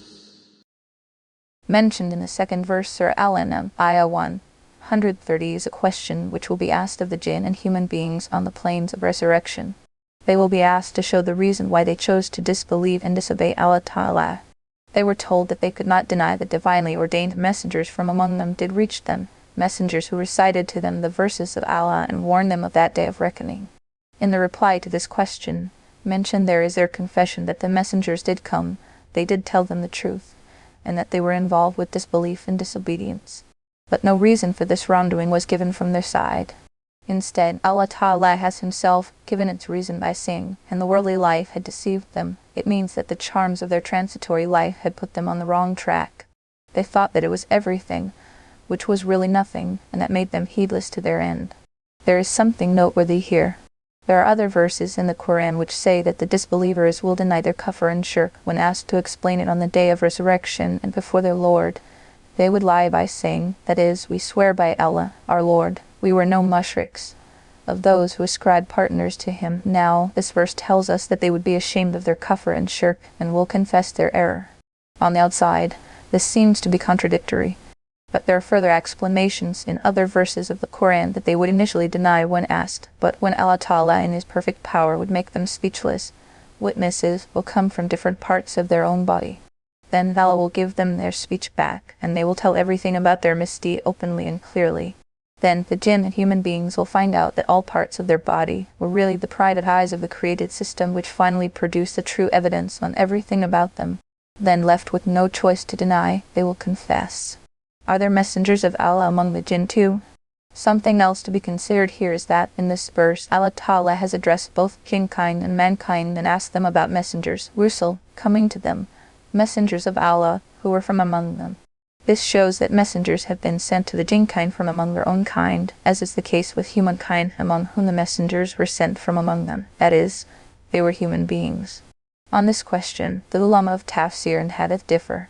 Some say that Rasul, messenger, and Nabi, prophet, have always been human. There has been no Rasul appointed directly from among the jinn kind. Instead, what has happened is that there have been jinns charged with the mission of getting reports of the message of truth conveyed by human prophets and messengers and take it to their kind. They were really, in that way, couriers and message bearers of a Rasul. Therefore, they too are called Rasul, or carrier of a message, within the literal sense of the word in Arabic. The proof of the position taken by these respected scholars comes from the verses of the Qur'an where sayings of the jinn that they conveyed the Qur'an or the saying of the Prophet to their kind have been mentioned. For example, and they returned to their people to warn them, Surah Al-An'am, ayah 29. And in the verse of Surah Al-Jinn, they said, "Indeed, we have heard a wonderful Qur'an that leads to rectitude, so in it we believe." Surah Al-Jinn, ayah 1. But there's a group of ulama who, given the outward meaning of this verse, also believe that, before the appearance of the last among prophets, each of the two species had their messengers from among them. To human beings came messengers who were human beings, and to the different classes of the jinn, messengers were sent from among their kind only. It is the distinction of the last among prophets that he was sent as the only Rasul for all human beings and the jinn of the whole world, and that too was not limited for one given time. In fact, all human beings, and the jinn born right up to the last day of Qiyamah, shall be his community, and he alone shall be the Rasul and Nabi for them. Related notes on Hindu waters. Leading scholars of Tafsir, Kalabi and Mujahid, hold that the avatars of Hindus are generally from the jinns. Hadithanullah of Panipat in his Tafsir Majari has followed this view. According to him, it proves that before Sayyidina Adam the messengers of the jinn used to be from their kind only. Then it is proved that the jinn inhabited the earth thousands of years before human beings, and since they too are obligated to observe the precepts of the injunctions of the Sharia like human beings, it is necessary on the basis of reason and revelation that they too should have prophets and messengers among them in order to convey the commandments of Allah Ta'ala. Kadithanullah Panipati has said that the Hindus of India claim the history of their Vedas as thousands of years old. According to them, their religious deities they called Otter date back to the same early time. It is not far out to say that they may be these very prophets and messengers of the jinn kind, and maybe the instructions brought by them were put together in the form of some book. The images and idols of otters of Hindus placed in temples have particular patterns. Some are represented with several faces, others with many hands and feet, while still others would have other features such as a trunk like that of an elephant. They are very different from common human shapes. That the jinn could transform themselves into such shapes is not beyond the range of probability. Therefore, saying that their otter might be the prophets, messengers, or their deputies who came to serve the jinn kind, and their book itself be the collection of their instructions, is not so far out either. Then, gradually, as there were alterations in other books, alterations were made here too, and what was left of it was idolatry and shirk. However, even if that original book and the authentic instructions left by those messengers were present, they would have stood abrogated after the appearance of the Holy Prophet Ulai and the universal application of his prophethood, and that it would have become impossible to act in accordance with it after its having been deformed and altered is something evident by itself. That is because your Lord would not destroy the cities for wrongdoing while their people were unaware. The third verse, Surah Al-An'am, ayah 131, tells us that sending prophets and messengers among human beings and the jinn is based on the dictate of justice and mercy of Allah Ta'ala, for He does not send punishment over people unless they have been awakened through His blessed messengers and provided with the light of guidance. And for all are degrees from what they have done, and your Lord is not unaware of what they do. The sense of the fourth verse, Surah Al-An'am, ayah 132, is fairly clear. It says that with Allah there are ranks for classes of people among human beings and the jinn. These ranks have been assigned in terms of their deeds. When rewarded or punished, the measure used shall be that of their deeds. And your Lord is the free of need, the possessor of mercy. If He wills, He can do away with you and give succession after you to whomever He wills, just as He produced you from the descendants of another people. Commentary. Stated in previous verses was that Allah Ta'ala has always been sending His messengers, and the rules of conduct required by Him to every set of people among the jinn and the human beings, and unless they were fully warned through their messengers. Punishment was never given to them for their disbelief and disobedience. In the first of the 4 verses cited above, it has been pointed out that the practice of sending needed our obediences and worthier because the Lord of the universe needed our obedience and worship, or some task of his depended on our obedience. No, this was never so. He is absolutely all-independent and need-free. But almost never so. He is absolutely all-independent and need-free. But his perfect freedom from dependence and need, there is the attribute of mercy in him. See how he brings fulfilling all outward, and then he maintains it and keeps present and future needs of everyone and everything. The cause is this very attribute of mercy. Otherwise, human beings, being what they are, would have hardly been able to produce what they needed, not to say much about their lack of etiquette the very blessing of existence need. This is particularly true about the very blessing of existence. That it has been bestowed without asking is all too clear. No human being anywhere has prayed to be born, nor can praying before coming into existence be imagined. Similarly, there are the limbs of the human body which go in the creation of a living body, the eyes, ears, hands, feet, the heart, and the brain. Were they asked for by any human being? Or did one of them have the consciousness and etiquette to ask for them? Nothing of the sort is true. The truth is, we were not there, we did not ask, it was his mercy hearing the unsaid. Allah is all-independent, and his creation is only a mirror of his mercy. In this verse, the words describe how absolutely free from and independent of need the Lord of all lords is. But by adding the needs none words soon after, it was pointed out that, though he needs none, depends on none, is independent of everyone and everything in the universe, and the universe itself, yet along with all that, he is also the one who has mercy and dispenses it at will. Allah, in his wisdom, made no human being meet free, if so, man turns to tyranny. It is certainly a great blessing of Allah, otherwise human beings have their own ways of neglect. When they become free from needs and independent of circumstantial compulsions, they stop caring for the benefit or loss and the sorrow or comfort of others. In fact, what usually happens under such situations is that one becomes all the more adamant on inflicting injustice and oppression against others. Says a verse of the Holy Qur'an, Surah Al-An'am, Ayah 6, that is, when human beings find themselves free and independent, they are ready to rebel and transgress. Therefore, Allah Almighty has made man so tied up with needs which cannot be fulfilled without the help of others. A king needs his retinue of liveries. The wealthy man needs his help. The industrialist depends on his labor. The driver of a passenger vehicle comes out on the streets to earn his living of the day, while one who can afford to pay for the ride has to hail for one. Nature has chained them together. Each needs the other, and no one is doing any favor. Without this arrangement, no rich man will pay a dime to any one, and no handyman or porter would care to carry someone else's burden. So, all this is a manifestation of the most perfect attribute of Allah Ta'ala, who is all-independent, yet the Master of Mercy. The text could have used a single word form such as Ar-Rahman, all-merciful, or Ar-Rahim, very merciful, and that would have served the purpose of describing the mercy of Allah. But the choice of a compound form, Di-Harama, the Master of Mercy, has been preferred because it shows the correlation between the two attributes of Allah Ta'ala described in the verse. He is all-independent, yet he is the master dispenser of mercy, an attribute which is the real cause of sending messengers and books for the good of human beings.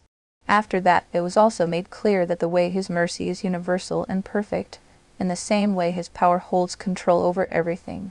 If he wills, he could undo everyone in a moment, and even this undoing of the entire creation would not cause the slightest difference to the working of his power. Then, if he wills to undo the present system of the entire universe and replace it with another set of creation in the same manner, and at the same time, he can certainly do that. An evidence of this possible happening always remains before human beings of all ages. Think of the millions of human beings who inhabit the near and far corners of the earth and run the business of their lives. Then think of the time 100 years earlier.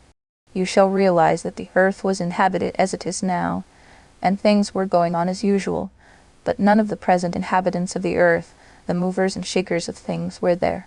What was there was a different set of people, and that different set of people lies buried under the earth with no traces to be found today. The people on the earth today are the descendants of the earlier generation of people. Says the Quran, He wills, He shall take you away, and shall bring after you whom He wills, just as He has raised you from the progeny of other people. The sense of yud-ibkum, translated as take you away, is to undo or make absent with no traces left behind. This is why there is no reference to destroying, killing, or exterminating. The statement in the text restricts itself to taking, which denotes a state of unmaking, unbeing, loss of name, identity, and trace. Indeed, what you are promised is coming, and you will not cause failure to Allah. After having established in the first verse that Allah is all-independent, Ghani, Master of Mercy, the Harama, and all-powerful too, the text carries a warning given to disobedient people. Surely what you are promised, that is, the divine punishment, is bound to come, and you cannot frustrate it. Another method to awaken them from their heedlessness was adopted in the third verse, Surah Al-An'am, Ayah 135, where it was said, "Say, O my people, do at your place whatever you do, I am to do in my way, so you will know for whom is the ultimate abode. Surely the unjust shall not be successful." This is addressed to the Holy Prophet. He is being asked to tell those people of his in Makkah that the choice of not accepting what he is saying is theirs. Let them not accept it, stay as they are, and keep on doing what their belief and hostility tell them to do, and he too will keep on doing what his belief tells him to do. In that there was no loss for him. But very soon they will be the ones to find out who will be blessed with the ultimate salvation and success of the hereafter. And in this let them not forget that the zalim, the unjust, the usurpers of rights, never succeed. Say, O my people, work according to your position, for indeed I am working, and you are going to know who will have succession in the home. Indeed, the wrongdoers will not succeed. Commenting on this verse, Tafsir authority Ibn Kathir pointed out that the exact words of the text here are, "For whom is the ultimate abode," and not the ultimate abode of the hereafter. That is, the suffix of the hereafter or hereafter is not there.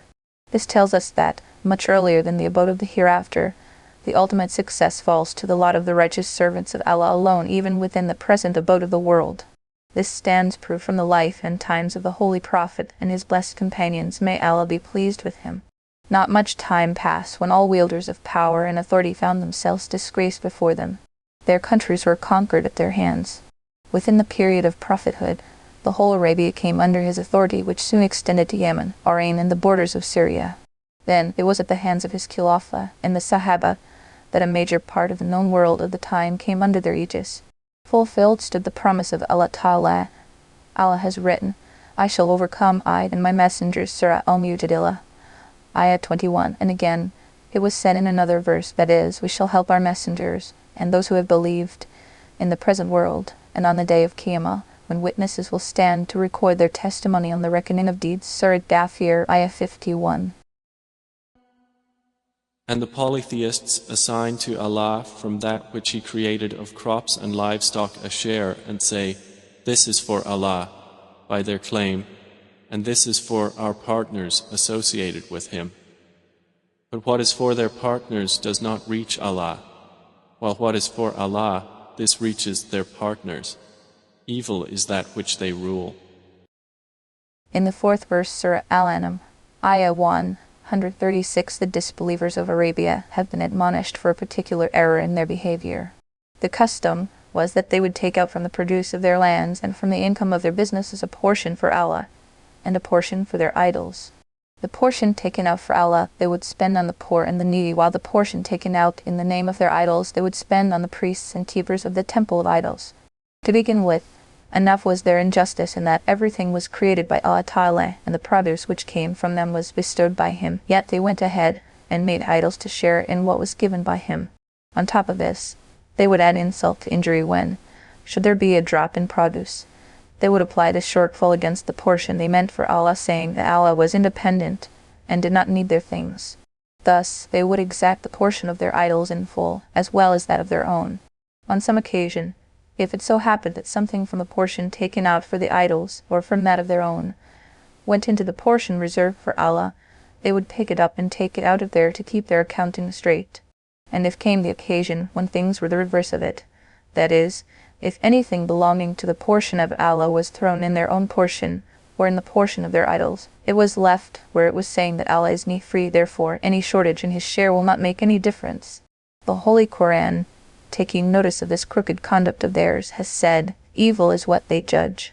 It means that their judgment is evil and crude because they are not realizing that it is Allah who created them and created everything that appears to belong to them, yet they go about equating others with Him. And to top it all, they find excuses to shift elsewhere what, according to their own intention, was supposed to belong to Allah. The admonition for disbelievers is a lesson for Muslims. This is an admonition directed against the waywardness of the disbelievers of Arabia. However, by implication, it holds a sharp lesson for Muslims as well, Muslims who devote their full potential, their life given by Allah, their body and mind, into different sections. They would reserve part of their years and time in life for Allah and His worship, though the right of Allah demanded that all time frames of their living years should have been reserved to obey and worship Him alone. Maybe they could have taken out some time for themselves too to take care of human compulsions, and even then, the truth is that the right of Allah that we be grateful to Him would have still remained unfulfilled.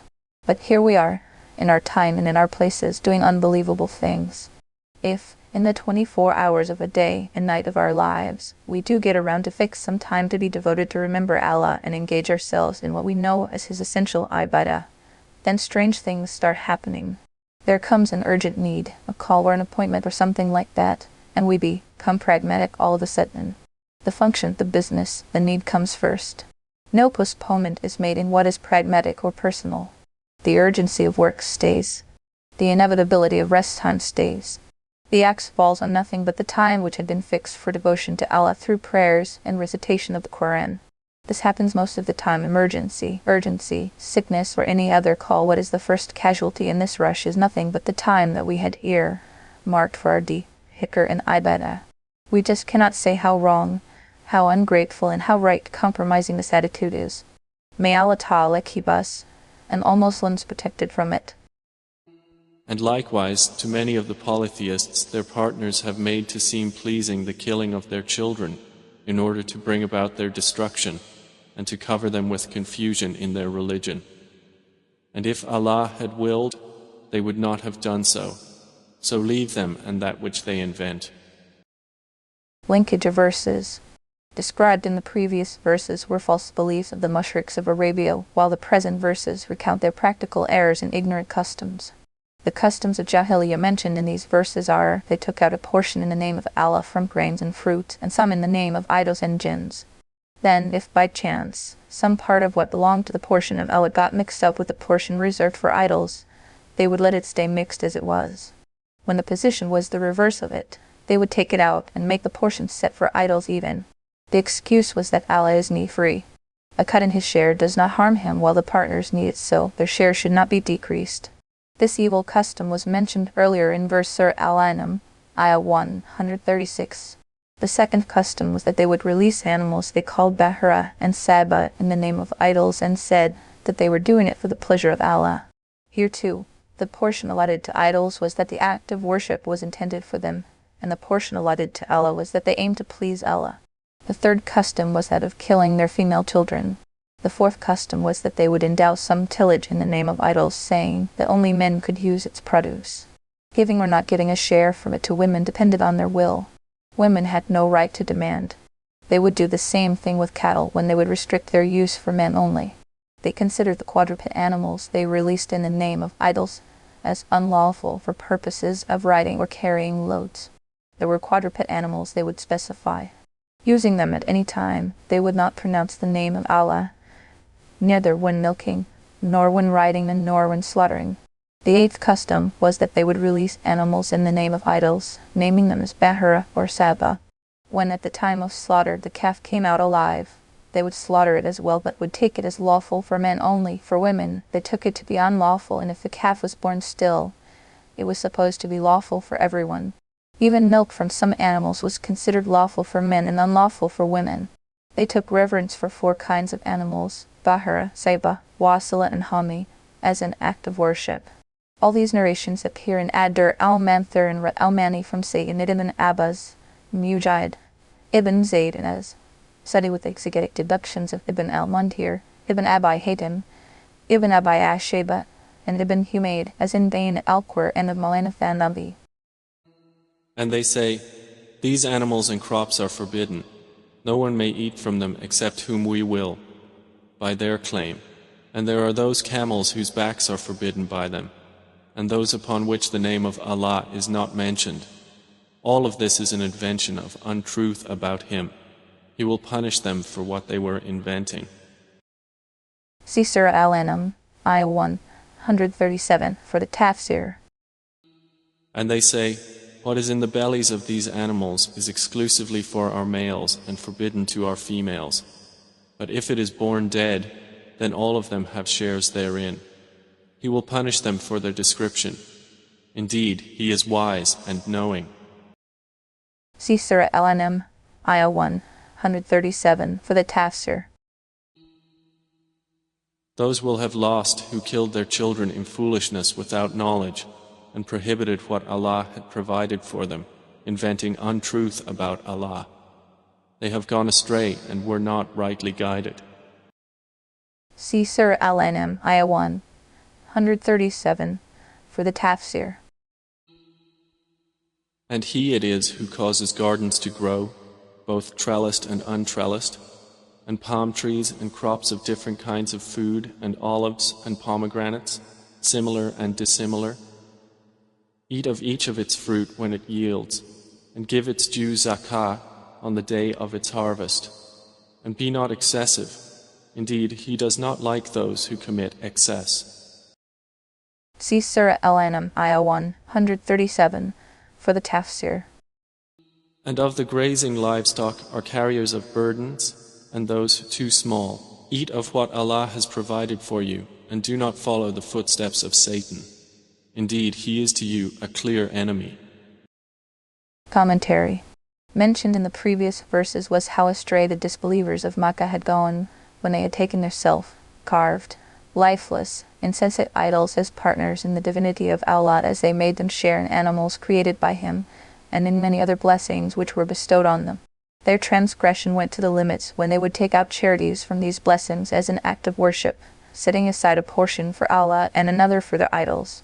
Then they would employ different excuses to take out what belonged to the portion set aside for Allah and put it in the portion reserved for the idols. Similarly, there were many other ignorance-based arbitrary customs which they had given legal status.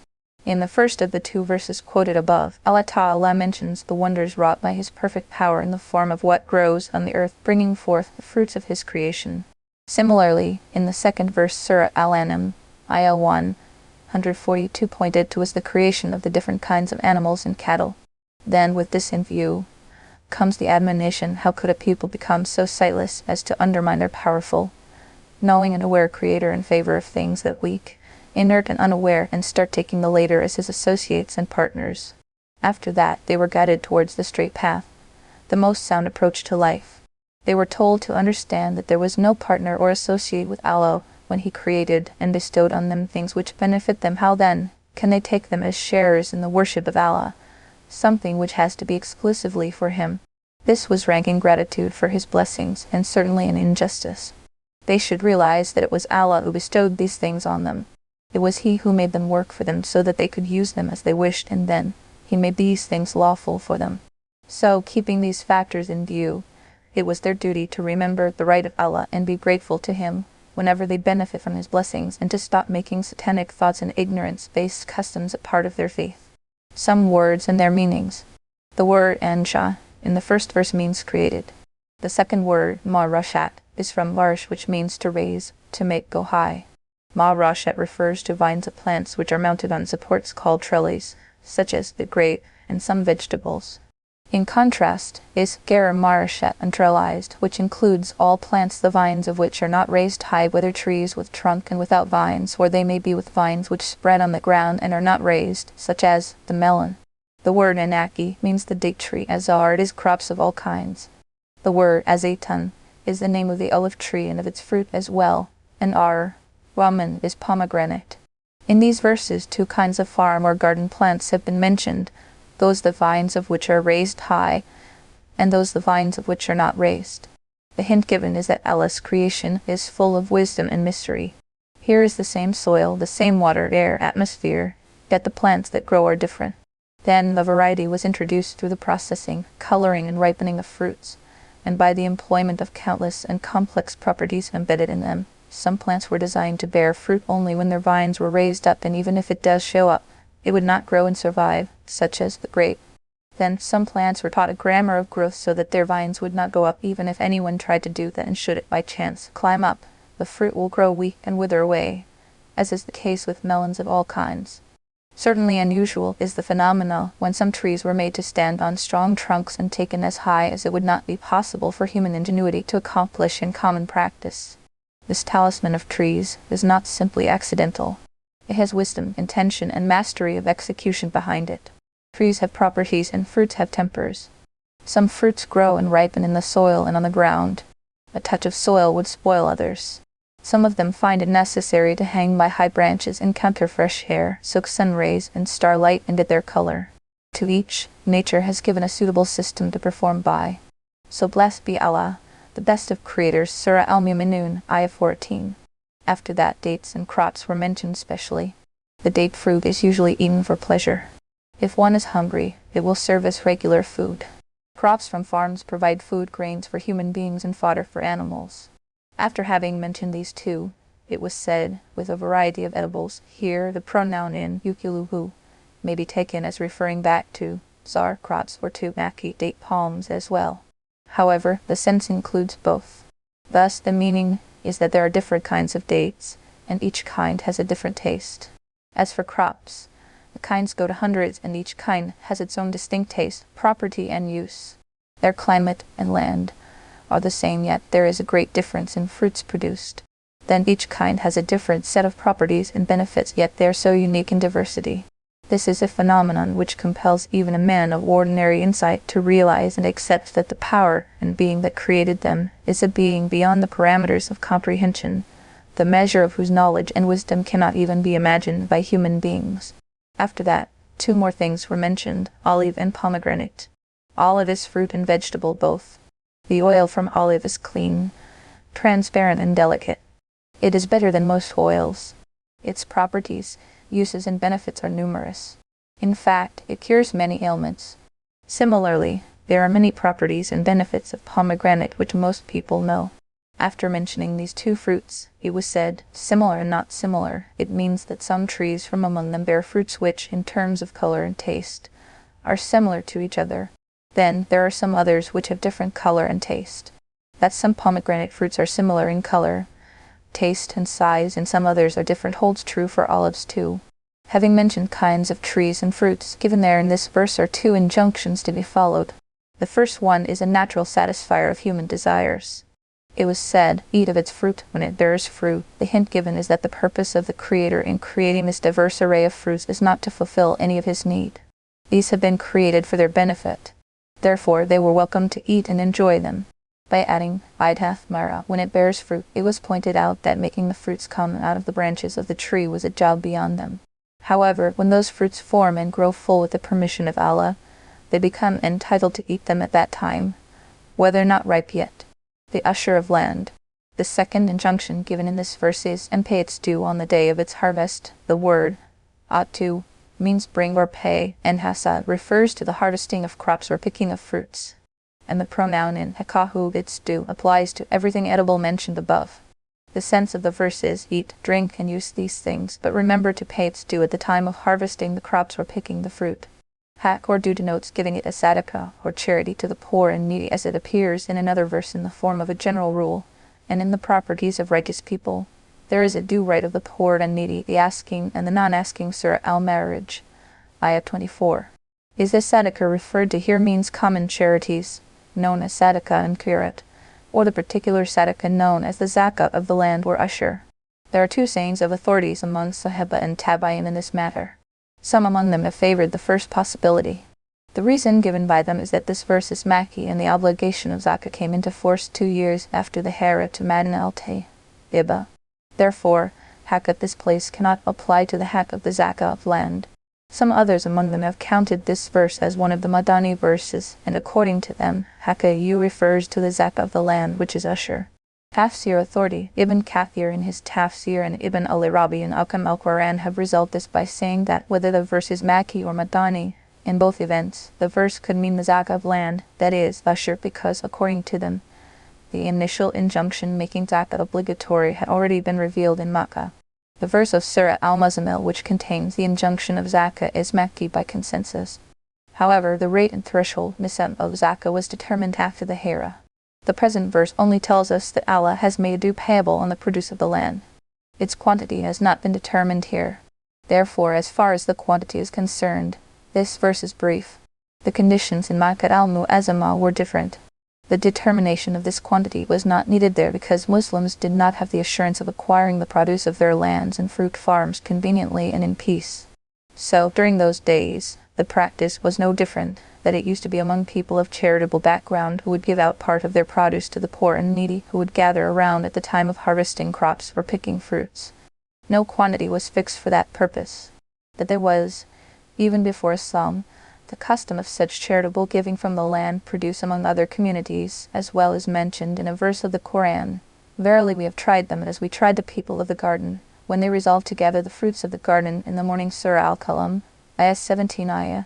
It was 2 years after the hijrah, when the Holy Prophet explained the details of the quantities and thresholds of wealth, property, and zakah under the guidance of divine revelation. He also explained the zakah of the land. This has been reported in all hadith books on the authority of narrations from Sayyidina Mu'adh ibn Jabal, Sayyidina ibn Umar, and Jabir ibn Abdullah. It means in the lands watered by rains, where not much effort is needed for irrigation, it is wajib to take out 1/10 of the produce as zakah, and against lands which are irrigated with water from wells, taking out 1/20 of the produce is wajib, obligatory in its law of zakah. The Sharia of Islam has used a basic principle in determining zakah of all kinds. According to this principle, the quantity of zakah on a produce involving less labor and expenditure increases, while, with the increase in the labor and expenditure on a produce, the quantity of zakah decreases in that proportion. Let us understand it with the help of an example. If someone finds an ancient treasure or hits on a gold or silver mine while prospecting, then 1/5 of it will be due on him as zakah because the labor and expenditure factor is less while the produce is more. After that comes rain-depending land, which has the lowest ratio of labor and expenditure. The zakah for it was cut into half, that is, from 1/5 to 1/10. After that there is the land irrigated with water from wells, or from irrigation canals against payment. This causes an increase in labor and expenditure, so zakah against it was reduced by another half, that is, 1/20. Then there is common cash, gold or silver, and trading goods. Procuring and multiplying these cost a good deal, and need added labor. Therefore, the zakah for it was reduced by yet another half, that is, it was fixed at 1/40 part. In the present verse of the Qur'an, and in the hadith quoted above, no nisab, threshold for the produce of the land, has been determined. Therefore, the juristic creed, madhab, of Imam Abu Hanifa and Imam Ahmad ibn Hanbal is on the produce of the land, whether less or more, taking out its zakah is compulsory. There is a verse in Surah Al-Baqarah which mentions the zakah of land. But there too no nisab threshold has been mentioned. Quoted below is the text of that verse. O those who believe, spend of the good things you have earned and of what we have brought forth for you from the earth. Surah Al-Baqarah, ayah 267. Comments on usher lands also appear under the verse quoted immediately above in Maarif-ul-Qur'an, English, Volume I, page 659. As for trading goods and cattle, the nisab threshold was given by the Holy Prophet, whereby there is no zakah under tola of silver, tola equals ounces equals g, or under 40 goats or 5 camels. But no nisab has been determined concerning the produce of land in the hadith cited above. Therefore it is wajib to take out zakah II of the land, whether the produce is more or less, big or small. At the end of the verse Surah Al-An'am, ayah 141, it was said, that is, do not spend beyond limits, because Allah Ta'ala does not like wasteful spenders. A question arises here. In case a person spends everything he has in the way of Allah, his wealth, even his life, this cannot be called israf, extravagance. In fact, it would be difficult to say that, even by having done all that, one can be sure that he or she has done what was really the due of Allah. Then, what does this prohibition of israf or extravagance at this place really mean? The answer is that extravagance in one department of life usually causes shortcoming or deficiency in other departments. One who spends extravagantly to fulfill his desires generally ends up failing in his duty to fulfill the due rights of others. Prohibited here is this kind of shortcoming. It means that should a person give away whatever he has in the way of Allah and return with empty hands, how is he going to fulfill the rights of his children, family and relatives, even those of his own self? Therefore, the rule of guidance given is that one should observe moderation even when spending in the way of Allah, so that all due rights can be taken care of. They are 8 mates, of the sheep 2 and of the goats 2. Say, is it the 2 males he has forbidden, or the 2 females, or that which the wombs of the 2 females contain? Inform me with knowledge if you should be truthful. See Surah Al-An'am, Ayah 142 for the Tafsir. And of the camels 2, and of the cattle 2. Say, is it the 2 males he has forbidden, or the 2 females, or that which the wombs of the 2 females contain? Or were you witnesses when Allah charged you with this? Then who is more unjust than one who invents a lie about Allah to mislead the people by something other than knowledge? Indeed, Allah does not guide the wrongdoing people. See Surah Al-An'am, Ayah 142 for the Tafsir. Say, I do not find within that which was revealed to me anything forbidden to one who would eat it, unless it be a dead animal, or blood spilt out, or the flesh of swine, for indeed it is impure, or it be slaughtered in disobedience, dedicated to other than Allah. But whoever is forced by necessity, neither desiring it nor transgressing its limit, then indeed your Lord is forgiving and merciful. See Surah Al-An'am, Ayah 142 for the Tafsir. And to those who are Jews, we prohibited every animal of uncloven hoof, and of the cattle and the sheep we prohibited to them their fat, except what adheres to their backs, or the entrails, or what is joined with bone. By that we repaid them for their injustice, and indeed we are truthful. See Surah Al-An'am, Ayah 142 for the Tafsir. So if they deny you, O Muhammad, say, your Lord is the possessor of vast mercy, but his punishment cannot be repelled from the people who are criminals. See Surah Al-An'am, Ayah 142 for the Tafsir. Those who associated with Allah will say, if Allah had willed, we would not have associated anything, and neither would our fathers, nor would we have prohibited anything. Likewise did those before deny, until they tasted our punishment. Say, do you have any knowledge that you can produce for us? You follow not except assumption, and you are not but falsifying. See Surah Al-An'am, Ayah 142 for the Tafsir. Say, with Allah is the far-reaching argument. If He had willed, He would have guided you all. See Surah Al-An'am, Ayah 142 for the Tafsir. Say, O Muhammad, bring forward your witnesses who will testify that Allah has prohibited this. And if they testify, do not testify with them. And do not follow the desires of those who deny our verses, and those who do not believe in the hereafter, while they equate others with their Lord. See Surah Al-An'am, Ayah 142 for the Tafsir. Say, come, I will recite what your Lord has prohibited to you. He commands that you not associate anything with Him, and to parents good treatment, and do not kill your children out of poverty. We will provide for you and them. And do not approach immoralities, what is apparent of them and what is concealed.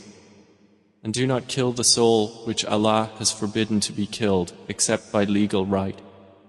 This has He instructed you that you may use reason. Commentary.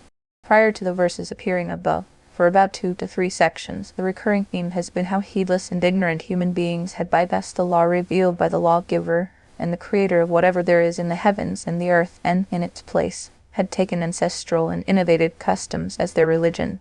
There were things Allah had made unlawful. They took them as lawful and started using them. Then, there were things Allah had made lawful. They made these unlawful for themselves. Again, they made some things lawful for men and unlawful for women, while some others they declared to be lawful for women but unlawful for men. There are 3 verses here, Surah Al-An'am, Ayah 143 to 145, which describe those particular things which have been declared unlawful by Allah Ta'ala. There are 9 things mentioned in the detailed statement Surah Al-An'am, Ayah 151 to 152. After that comes the 10th commandment in the words, that is, this path of mine is straight. So follow it. This statement points out to the religion and code, din and sharia, brought and taught by the Holy Prophet, and entrusts the whole field of halal, lawful, and haram, unlawful, jaiz, permissible, and not jaiz, impermissible, makruh, reprehensible, and mustahab, recommended, to the standard that everyone should follow the Muhammadi sharia, take what it says is halal, and take what it says is haram as haram, and let no one go about deciding what is halal and what is haram on one's own.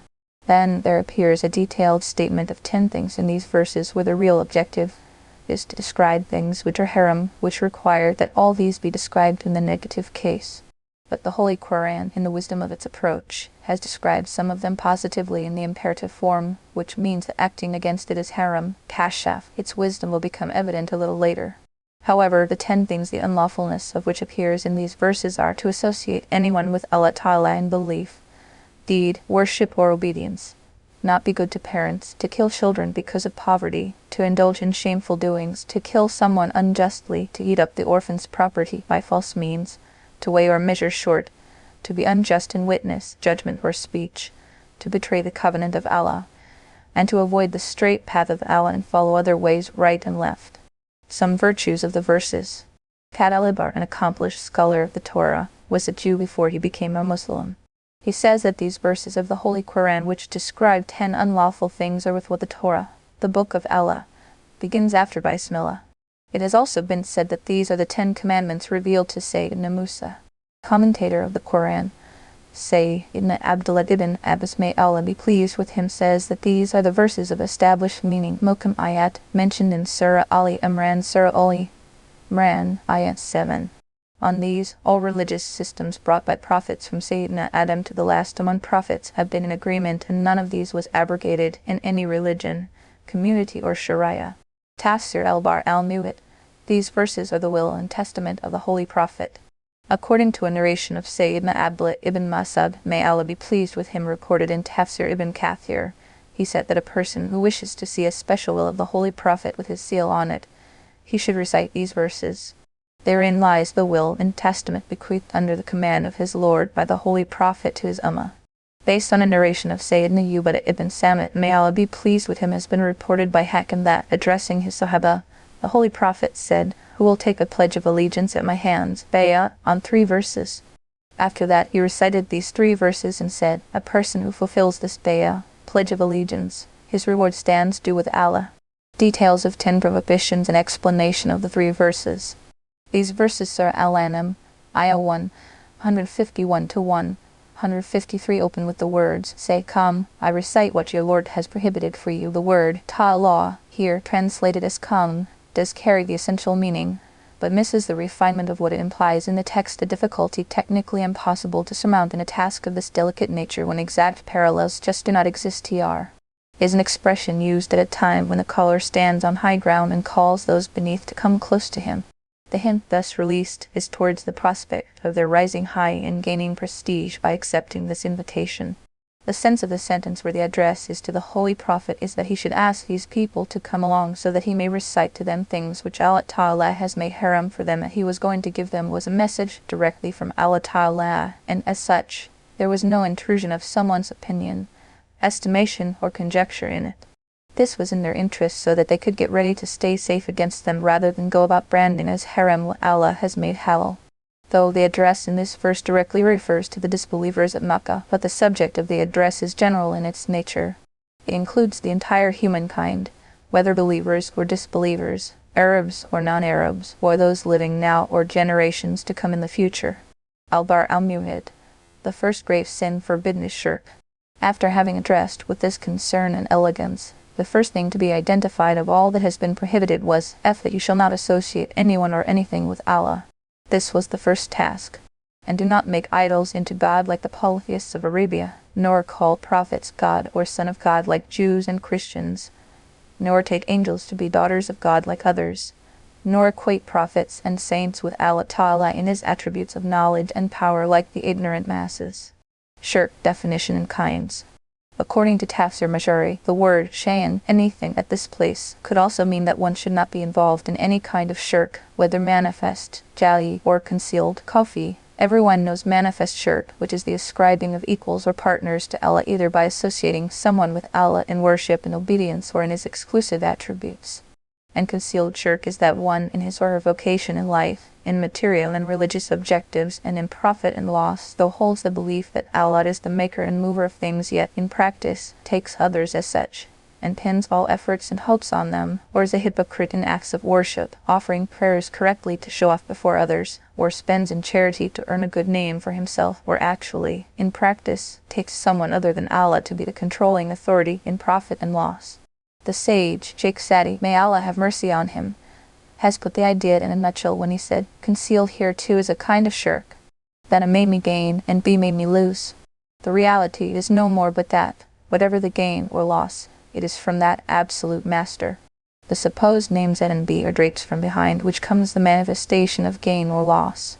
Otherwise, the truth of the matter, as it appears in Sahih Hadith, is if all jinns and human beings join up to bring to you a benefit, which Allah has not destined for you, they can never dare do in the same way if all jinns and human beings join up to bring a loss on you which Allah has not willed.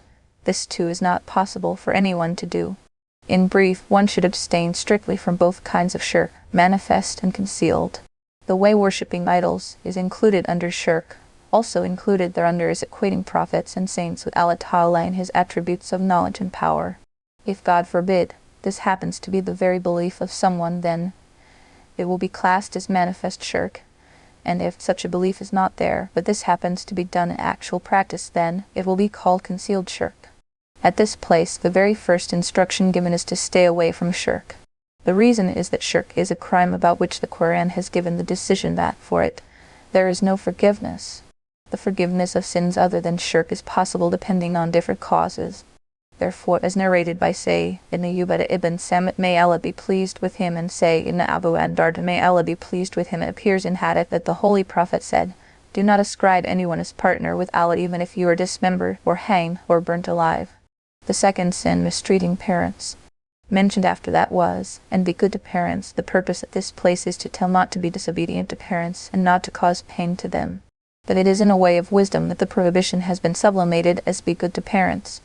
The aim is to point out that, in the matter of parents, it is not enough that one does not disobey parents or does not cause any pain to them, but it is one's duty to keep them pleased with decent, generous, and obliging treatment.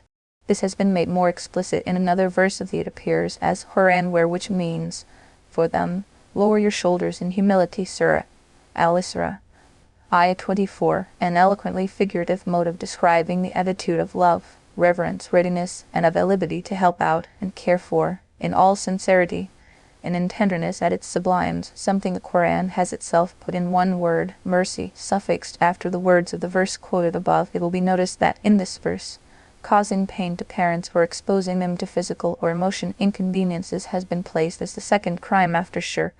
This is similar to the instruction given in another verse of the Holy Qur'an where Allah Ta'ala has combined the duty of being obedient to them and being responsible to see that they are comfortable, with the obligation to worship Him alone. It was said, and your Lord has decreed that you shall not worship anyone other than Him, and that you shall be good to parents. Surah Al-Isra, Ayah 23. Then in Surah Al-An'am, it was said, be grateful to me and to your parents, and to me is the return, meaning, if you do otherwise, you will be punished. Surah Al-An'am, Ayah 14. It has been reported from Sayyidina Abdullah ibn Mas'ud, may Allah be pleased with him, in the Sahihain, the two collections of Sahih Hadith by Al-Bukhari and Muslim, that he asked the Holy Prophet which deed is the best. He said, offering salah at its due time, mustahab, recommended time. Then he asked again after that, which deed is the best? To that, he said, being good to parents. Once again he asked, which deed comes after that? He said, jihad in the way of Allah. According to a narration by Say Ibn Abu Hurairah, may Allah be pleased with him, reported in Sahih Muslim, once the Holy Prophet said the words 3 times, that is, disgraced is he, disgraced is he, disgraced is he. The noble companions submitted, Ya Rasul Allah, who is disgraced? He said, the person who found his father and mother, or one of them, in old age, and still he did not enter the Jannah. It means that serving parents during their old age makes it certain that the server will be admitted to paradise. And certainly deprived and disgraced is he who has allowed such an easy bargain of paradise slip out of his hands. This bargain is easy because parents are naturally affectionate to their children on their own. A little consideration here and there would make them all too happy. So pleasing parents does not depend on or require a major act of grace. The restriction of old age placed here is because parents, when healthy and strong, take care of their needs by themselves rather, would not hesitate to come to their assistance when needed, financially, physically, or morally.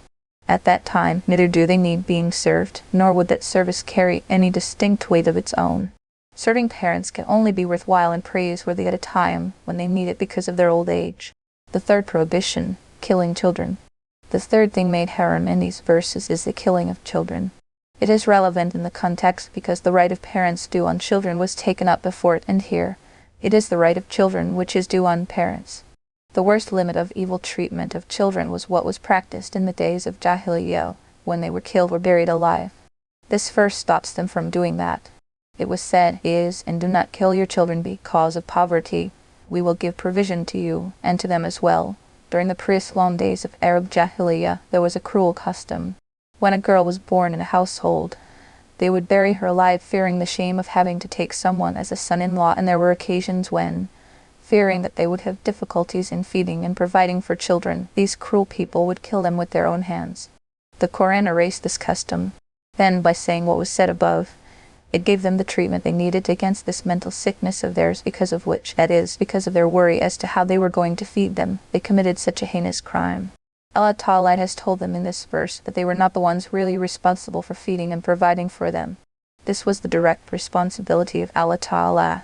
They too, in their food and provisions, were dependent on Him. He gives that to them. Then they give it to children too. If He does not provide them with it, they could not even think of producing 1 grain of wheat or rice on their own. Miracles do not work like that.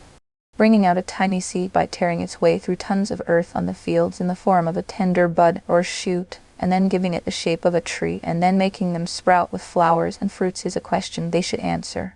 Whose work is that? Can a father and mother do that? Far from it. These are all wonders wrought by the power and wisdom of the Absolute Master. The role human beings played in this phenomenon is limited. They can do no more than make the land clean and soft, water the plants when they come out, and look after them. But they have no role in making flowers and fruits come out. This tells us that the idea of parents that they provide for children is wrong. In fact, it is from the unseen treasures of Allah Ta'ala Himself that parents too get their provision, and their children as well. Therefore, by bringing in the mention of parents earlier in the sentence, it was said, "We will provide for you, and for them as well." In making the reference to parents proceed, the hint given may be that the provisions are given to you so that you pass it on to children, as it appears in Ayat of the Holy Prophet Isl, where he is reported to have said, "It is only for the sake of the weak among you that Allah Ta'ala helps and provides for you too." The same subject appears in Surah Al-Isra of the Holy Quran, where, in the matter of rizq, children have been mentioned before parents by saying, "We shall provide for them, and for you as well." Surah Al-Isra, Ayah 31. Here too, the hint given is that deserving of being provided for first in our sight are weak children who cannot do on their own. It is for their sake that rizq is given to you. A modern form of killing children. It is obvious that the crime of killing children, and that it is a grave sin as pointed out in this verse, applies to formal killing as such. But a little thought would prove that the failure to give proper education and training to children, as a result of which they remain uninformed or heedless to Allah, His Rasul, and the concern for the hereafter, and, God forbid, fall into immoral and shameless life patterns alien to Islam, then this attitude too shall be no less than killing of children. The Quran calls a person who does not know Allah and does not obey Him a dead person. This is what has been explained earlier in this very surah in the verse, "Could it be that the one who was dead and we gave him life?" Surah Al-An'am, Ayah 122. People who do not attend to the grooming of the deeds and morals of their children, leave them open and free, to be hunted by aggressive influences around them, influences which have an open season in our time, or let them go through a system of education, as a result of which Islamic morals are ruined, then they too, in a way, are liable to be charged with the crime of killing their children, for formal killing only ruins what is one's transitory life in the mortal world. But this type of killing ruins what is one's eternal life in the hereafter, a terrible loss indeed. The fourth prohibition, shameful acts. The fourth thing declared haram in these verses is the doing of what is shameful. About it says the Qur'an, and do not go near shameful acts, whether they are open or secret. The word al-fawahish is the plural form of fahisha, and the words fash, fasha, and fahisha are all verbal nouns and are usually translated in English as immodest, indecent, or shameful acts. In the terminology of the Qur'an and Hadith, these words are used to denote every evil act, the vicious and disorderly effects of which reach far and wide. This is the meaning given by Imam Ragib al-Asbahani in Mufradat al-Qur'an and Ibn Kathir in An-Nihaya. The prohibition of fush and fasha, obscenity, indecency, adultery, fornication, whoredom or abomination or monstrosity of any description appears time and again in the Holy Qur'an. For example, in Surah An-Nahl it is said, He forbids you from the indecent and the evil. Surah An-Nahl, ayah 90. And in Surah Al-Araf it is said, My Lord has forbidden indecent deeds. Surah Al-Araf, ayah 33. So, in this general sense of the word used by the Qur'an, included there are all grave sins, whether related to words or deeds, whether committed openly or secretly, in fact, all doings which are counter to good and right, and all acts which are counter to modesty and shame. That is why this word is generally used in the sense of shameful deeds. In this verse of the Qur'an, it has been stressed that one should not go even near to what are shameful acts. If this is taken in a broad and general sense, it will become inclusive of all evil traits and sins, whether of speech, or those of hands and feet and the heart. And if it is taken in the commonly and widely understood sense, that is, in the sense of immodesty, then it would be referring to shameful acts, their preliminaries, and their means and motives. Then, within this verse, there is the explanation of the word al-fawahish when it is said, whether they are open or secret. Thus, according to the first tafsir, all outward indecencies would mean all sins committed through speech, would be referring to sins which in feet, etc. And inward indecencies, ungratefulness, forth from the heart, such as envy, malice, greed, ungratefulness, impatience, and others of this nature. According to the other tafsir, outward indecencies would mean acts of immodesty indulged in openly, while those inward would be the ones done secretly. The open practice of evil includes all its preliminaries and accessories. Looking at some woman with evil intentions, touching her with hands, etc., talking to her in that way are all included under it. As for inward indecency, it includes all secret plans made to actualize thoughts and intentions which are put into practice to achieve the evil and indecent end. Some respectable commentators comment that outward and everyone to shameful acts, the evil of which knows what it means. As for inward indecencies, they refer to acts which are modest in the sight of Allah, though people generally not take them as bad, or common people are not aware that they are haram. For example, after having divorced a wife thrice, to keep living with her as a wife which she is not anymore, or marrying a woman marriage with who is not lawful in Sharia. In short, this verse, in terms of the real sense of al-fawahish, encompasses all outward and inward sins, and in terms of the commonly held view, it is inclusive of all open and secret methods of immodesty, indecency, and act of shame. Then, the command given in this matter is that one should not go even near things like that. The insistence on not going even near them means that one should even abstain from going to a place when there is an apprehension that such a visit would cause the visitor to be smeared with sin, and that one should also abstain from deeds which lead onto ways of sin.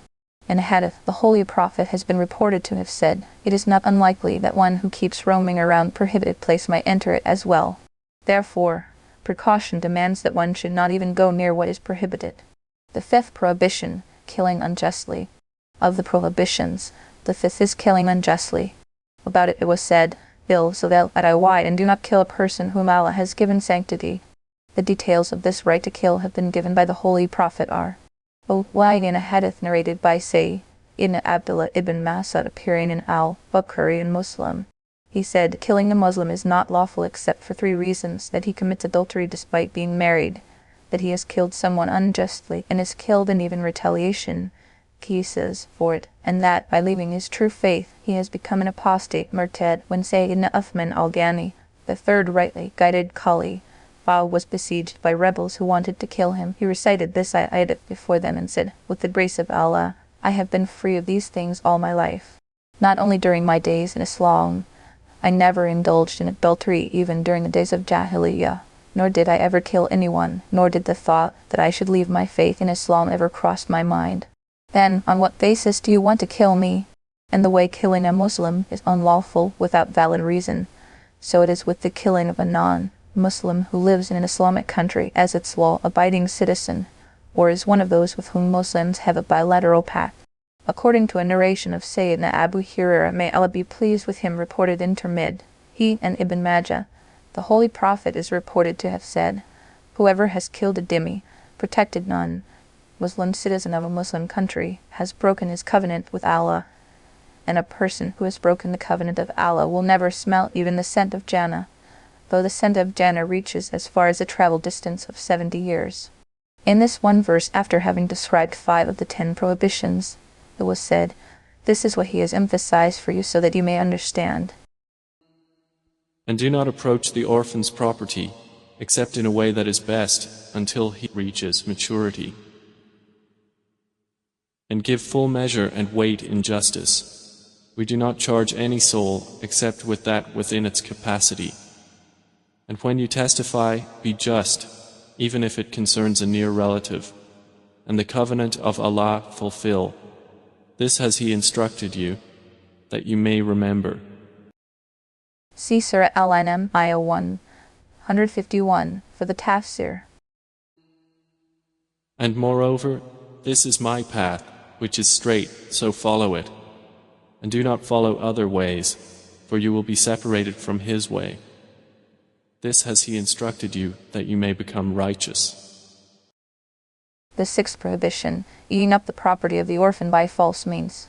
About the unlawfulness of devouring the property of the orphan by false means, the 6th command given in the 2nd verse, Surah Al-An'am, Ayah 152, it was said, "And do not approach the property of the orphan except with the best possible conduct, until he reaches maturity." The address here is to the guardians of orphan children who are minors. The guardians have been told that they should treat the property of orphans as if it was fire. They should not go near it to take from it or eat of it unlawfully.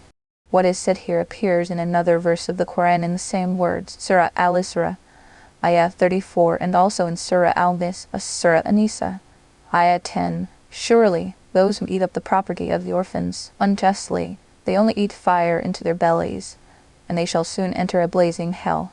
However, protecting the property of the orphan and investing it in a permissible business where the danger of loss does not customarily exist is fair enough, even necessary. Guardians of the orphan children should do so.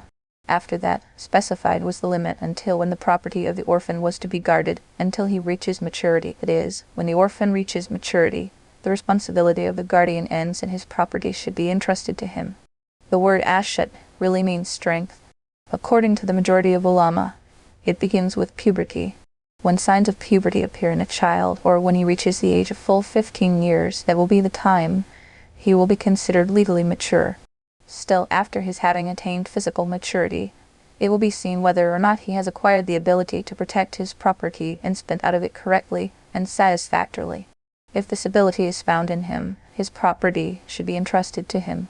If he does not seem to have that ability in him at that time, it is the responsibility of the guardian to keep protecting his property until the age of 25 years.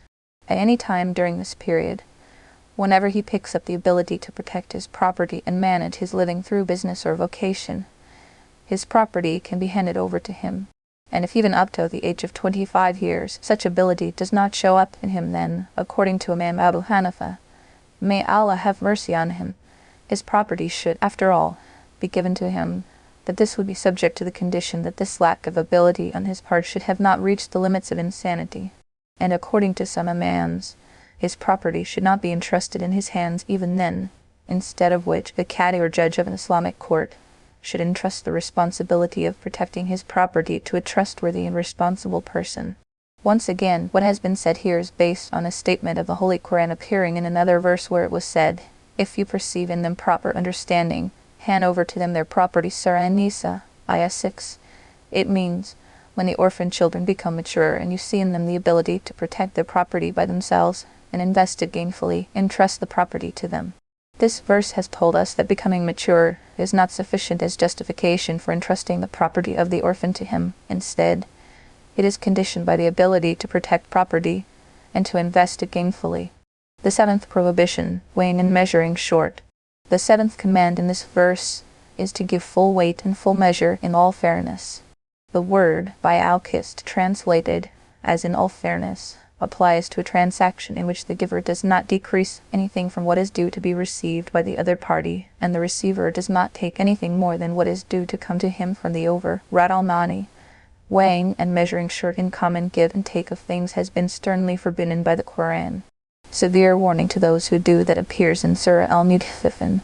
Commentator of the Qur'an, Sayyidina Abdullah ibn Abbas, may Allah be pleased with him, reports that, addressing those who weigh and measure in business, the Holy Prophet said, "Weighing and measuring is a line of duty being unfair and which has caused many communities before you to be destroyed by divine punishment.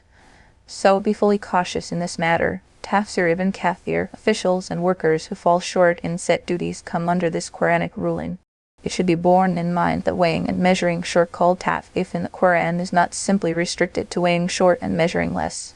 In fact, falling short in giving the other person his right is also included under ta'fif, as illustrated by a report from Sayyidina Umar, may Allah be pleased with him, appearing in the mud of Imam Malik. May Allah have mercy on him. When Sayyidina Umar, may Allah be pleased with him, noticed someone making the required movements of his salah short, he said, "You made ta'fif," meaning thereby that you did not fulfill the right of salah as it was due and obligatory.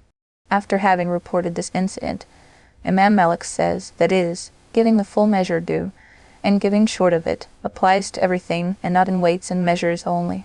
This tells us that an employee who does not discharge his duties as required, steals time or delays work, and a wage earner who falls short in delivering the service agreed to, and for that matter anyone, a minister of government or his qiyan, an assistant in an office, or a scholar, or religious worker shall all be included under the Quranic term, al-mutafifin, if they fall short in fulfilling the right of others due against them.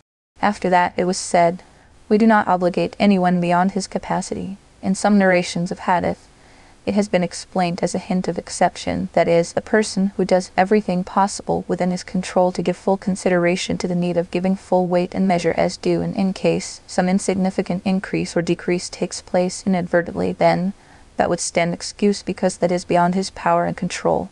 According to Tafsir Majari, the addition of this sentence in between indicates that it is better to give a little more while fulfilling what is due, so that there remains no doubt of being short in giving, as it was when the Holy Prophet on a similar occasion ordered a person weighing, zinwi-arji, that is, weigh and be liberal, literally, weigh and tilt the balance in favor of the receiver, Ahmad, Abu Dawud, and Tirmidhi, he following a narration of Sayyidina Suwayd ibn Qays, and this was the usual practice of the Holy Prophet himself. Whenever he had a right of someone due against him, and when came the time for him to pay it back, he liked to pay more than what the right of the other person was.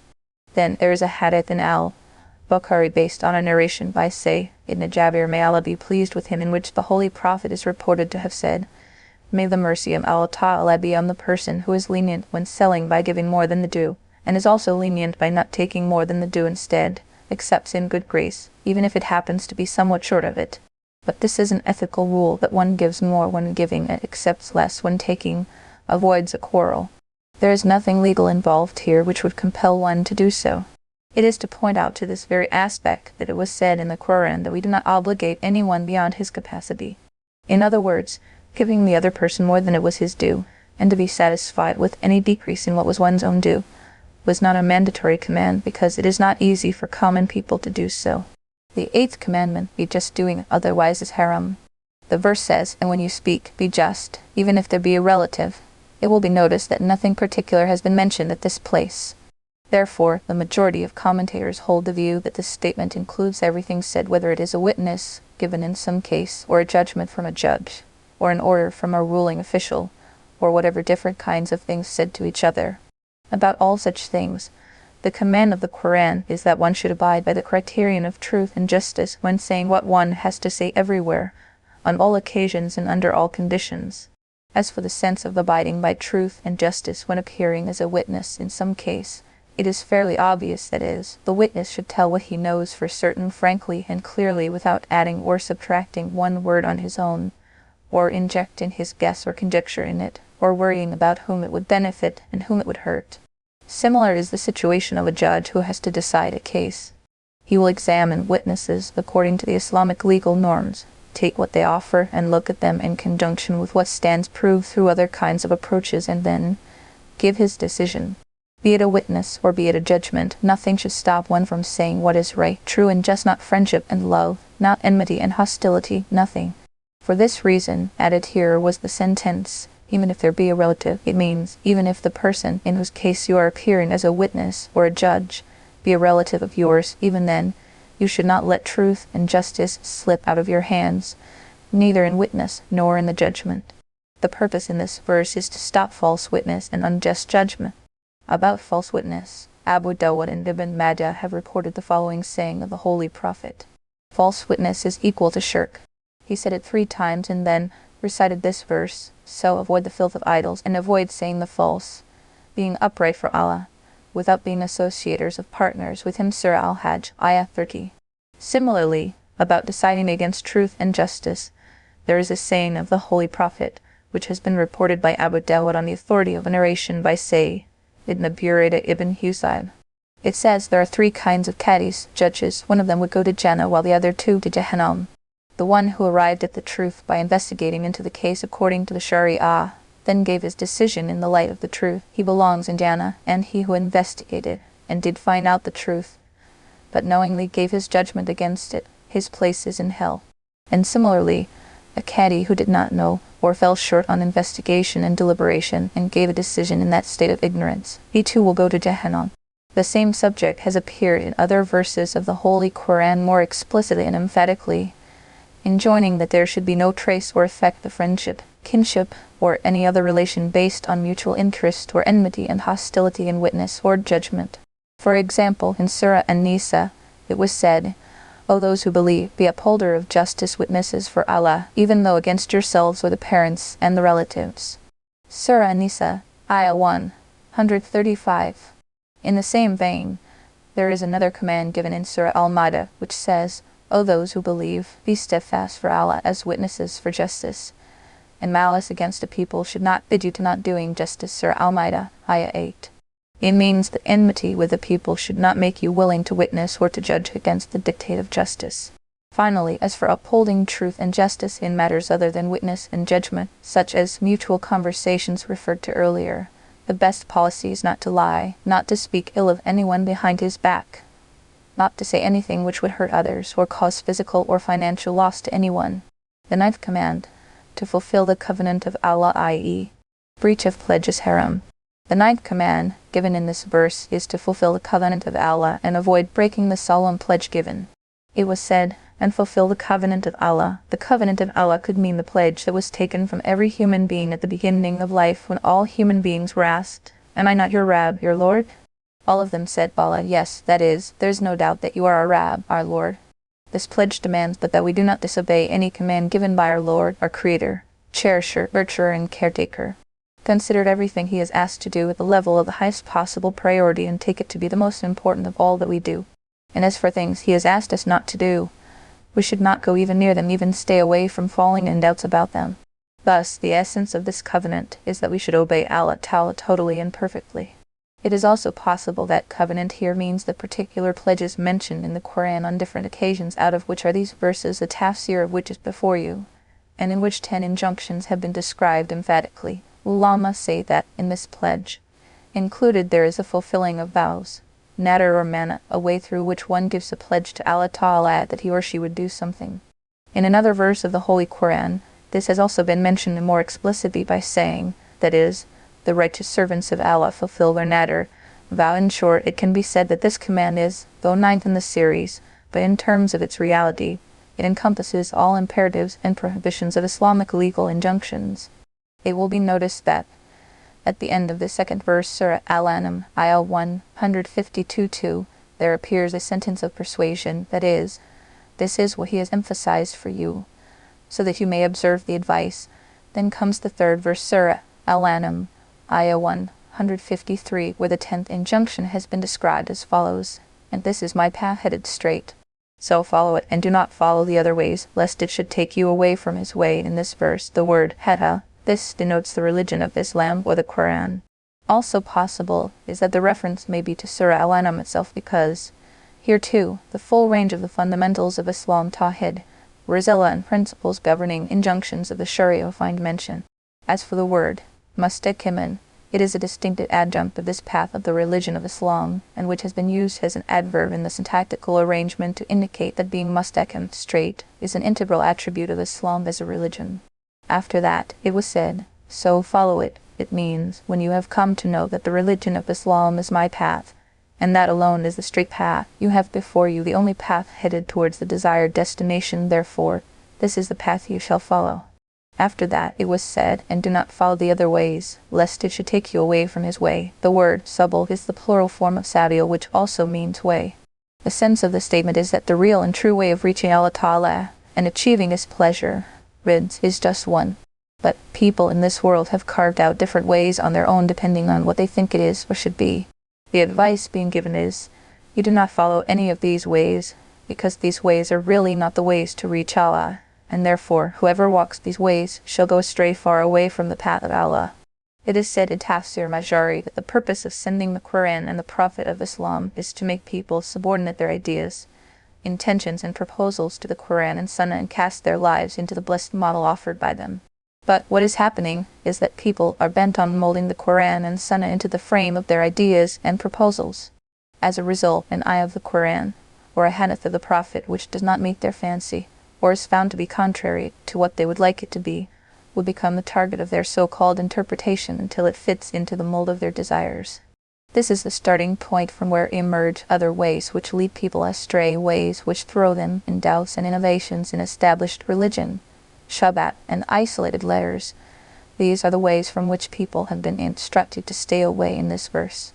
Based on a narration from Sayyidina Abdullah ibn Mas'ud, may Allah be pleased with him, there is a report in Musnad of Darimi which says, once the Holy Prophet drew a vertical line and said, "This is the path of Allah." Then he drew other lines on its right and left and said, "These are sabul, that is, the ways following which has been prohibited in this verse." And then he said, "Set upon every one of these ways there's a shaitan who, after enticing people away from the straight path, welcomes them to this, the ways under the charge of shaitan, as shown in the drawing." After that, as proof, he recited this verse, Surah Al-An'am, ayah 153. Then, once again, towards the end of the verse, it was said, "That is what he has emphasized for you, so that you may be God-fearing." This completes the tafsir of these 3 verses and the 10 prohibitions delineated therein. Finally, have a look at the significant style the Holy Quran employs when described at this place were 10 injunctions. They do not appear here as 10 articles of law, something modern law books would love to do. Instead of doing something like that, first it describes 5 injunctions, then says, "That is what he has emphasized for you, so that you may understand." Then, after having described 4 more injunctions, it repeats the same sentence with the difference that it says, "Observe the advice," in place of "understand" at the end. And after that, described there is the last injunction in a separate ayah, verse, and once again, repeated there is the same core sentence with the difference that said here it is, "Be God-fearing," in place of "observe the advice" at the end. There are many elements of wisdom in this subtle style of the Holy Quran. First of all, the Holy Quran is not simply a coercive law like the usual laws of this world. In fact, it is a law which is genuinely generous and patronizing in the essential sense. That is why, with every law, suggestions are given which would make them come easy. Then, knowing Allah Ta'ala and having a concern for the hereafter are the most effective enforcers of law, in public or in private, and are the only solution human beings have in their problems with law. Therefore, at the end of all the 3 verses introduced there are words which would steer human orientation away from the material world and fix it towards Allah Ta'ala and the hereafter. There are 5 injunctions described in the first verse, Surah Al-An'am, ayah 151, that is, to avoid shirk, to avoid being disobedient to parents, to avoid killing children, to avoid shameful acts, and to avoid killing unjustly. What is used at their end is the word understand, because the people of Jahiliyyah just did not think that there was anything wrong with them.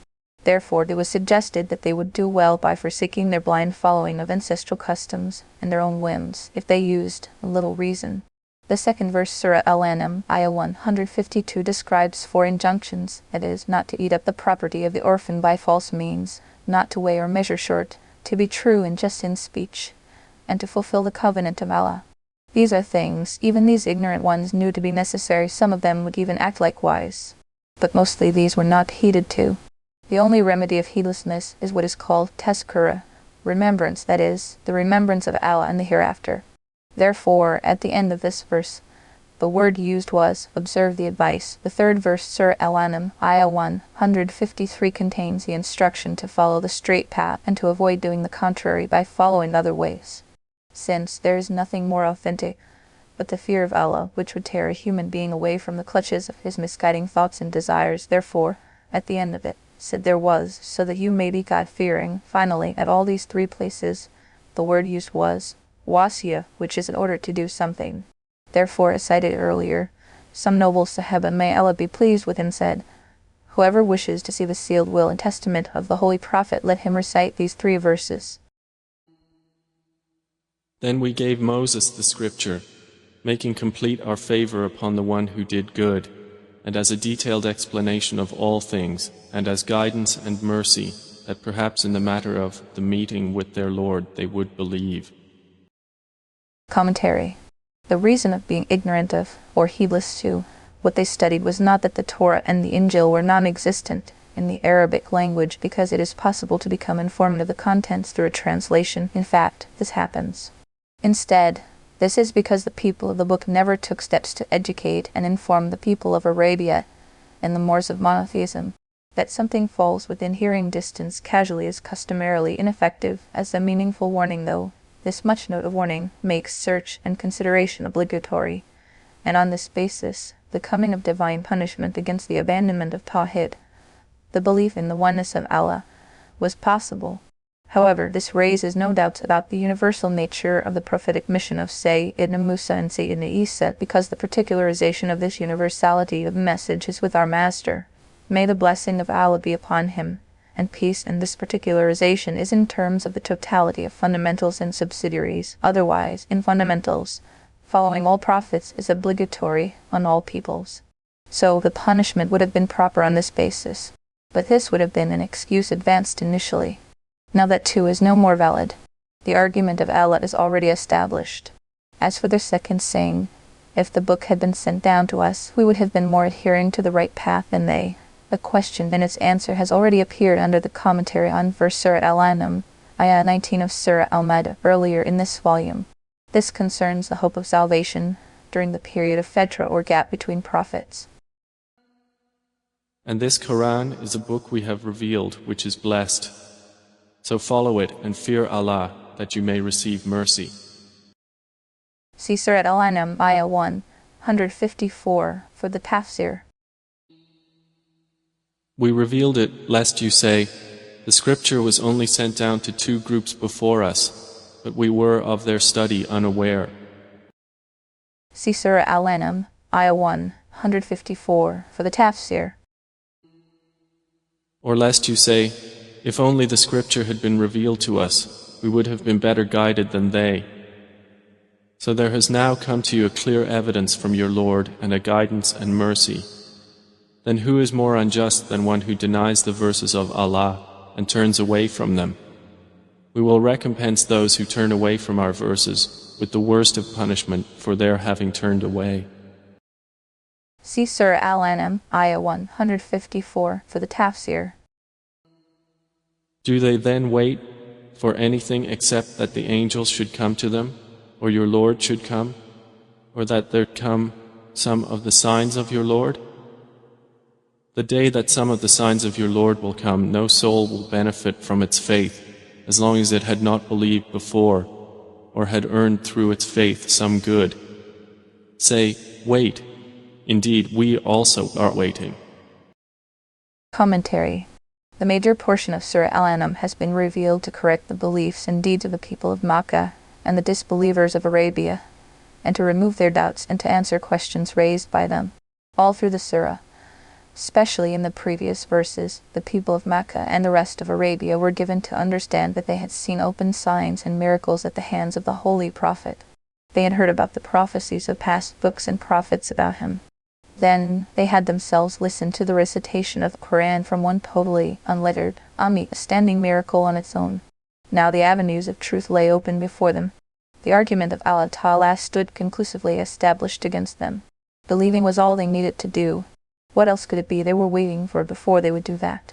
This subject was eloquently put in the cited verse by saying, they are waiting for nothing less than that the angels come to them, or comes your Lord, or come some signs of your Lord. In other words, it means, are these people waiting to believe only when the angels of death reach them, or are they waiting to be on the plains of resurrection, when Allah Ta'ala will come to decide destinies?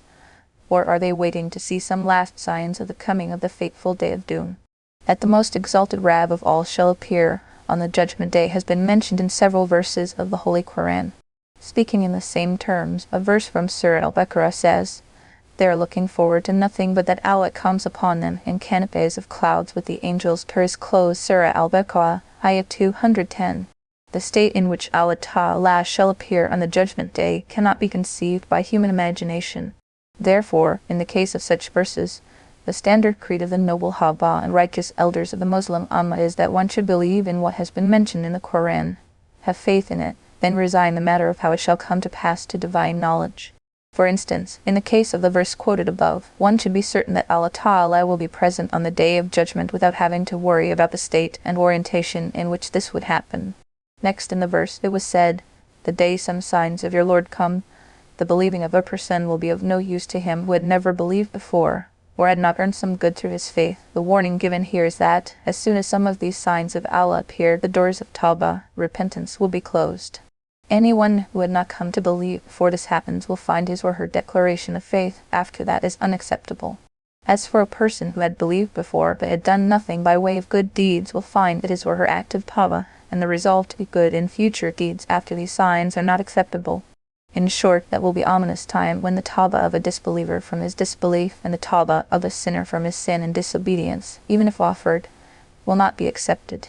The reason is that a man, faith, and Tawbah, repentance, can be accepted only up till the time it remains within the choice of a person. Once divine punishment and the reality of the life to come become open to perception, every human being stands compelled to believe and abstain from sin. A faith under duress and a repentance under threat are not acceptable. There are many verses of the Quran which mention how the people condemned to hell will start wailing on arrival there. They will make big promises that should they be returned back to the mortal world, they would do nothing but believe and be good in deeds. But the answer given to them will be, the time for belief and deed is over. What you are saying now is because you have no other choice. This is not valid. Explaining this verse, the Holy Prophet is reported to have said, when comes the last among the signs of the Qiyamah, and the sun will rise from the west instead of the east, seeing which the disbelievers of the whole world will start saying that they now believe. All those who had been disobedient will turn into the obedient ones. But at that time, no believing and no repenting will remain worth accepting. Albeit wholly on authority from Sayyidina Abu Hurairah, may Allah be pleased with him. However, what we do know from the Quranic explanation is the fact that there will be the manifestation of some signs following which the door of Tawbah, repentance, will be closed. No Tawbah from a disbeliever or sinner will be accepted after that. But the Quran itself has not made it clear as to what that sign is. In the tafsir of this verse, there is a hadith narrated by Sayyidina Abu Hurairah appearing in Sahih al-Bukhari, where the Holy Prophet has been reported to have said, Qiyamah will not stand established until passes the event that the sun rises from the west. When people see the sign, they will all believe. This will be the time about which the Quran says believing then will not benefit anyone. The following details about it have been reported in Sahih Muslim as based on a narration from Sayyidina Hudayfa ibn Uzayd, may Allah be pleased with him. Once the Sahaba were talking among themselves about the signs of Qiyamah when the Holy Prophet came in. At that time he said, Qiyamah will not come in fact until you have seen 10 signs: the sun rising from the west, a particular kind of smoke, the animal of the earth, the coming out of Gog and Magog, the coming of Isa, the coming of Antichrist, Dajjal, the sinking of land at 3 places in the east, in the west, and in the Arabian Peninsula, and a fire which will emerge from an abyss in Eden and will move driving people ahead of it. And in the Musnad of Ahmad, it has been reported on the authority of Sayyidina Ibn Umar, may Allah be pleased with him, that the Holy Prophet said, out of these signs, the first to come will be the rising of the sun from the west, and the appearance of the animal of the earth.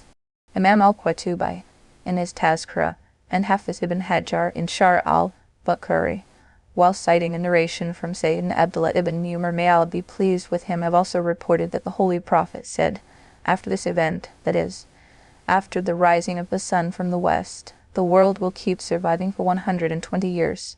Wa al-Mani, after these details, there is a question. According to authentic religious reports, when Sayyidina Isa will return to the world, he will invite people to believe. People would believe. Islam will become the religion of the world. It is obvious that, should believing at that time remain unacceptable, this call and the entry of people in the fold of Islam would become meaningless. In Tafsir of Maarif-ul-Qur'an, commentator Alusi answers this by saying that the event of the sun rising from the west will take place after the passage of a long time since the appearance of Sayyidina Isa, and that would be the time when the door of Tawbah will close. Allama Balkini and others say that it is not improbable that this prohibition of faith and repentance being unacceptable, as tied with the rising of the sun from the west, may not remain operative through the last period. It could be that this restriction changes after the passage of some time, and faith and repentance start being acceptable again. Ra'amani, Allah knows best. To sum up, it can be said that, though the sign after the appearance of which Tawbah will not be acceptable has not been clarified in the present verse, but from the statement of the Holy Prophet it has become evident that it means the rising of the sun from the west. Then, remains the question, why has the Quran itself left it unclarified?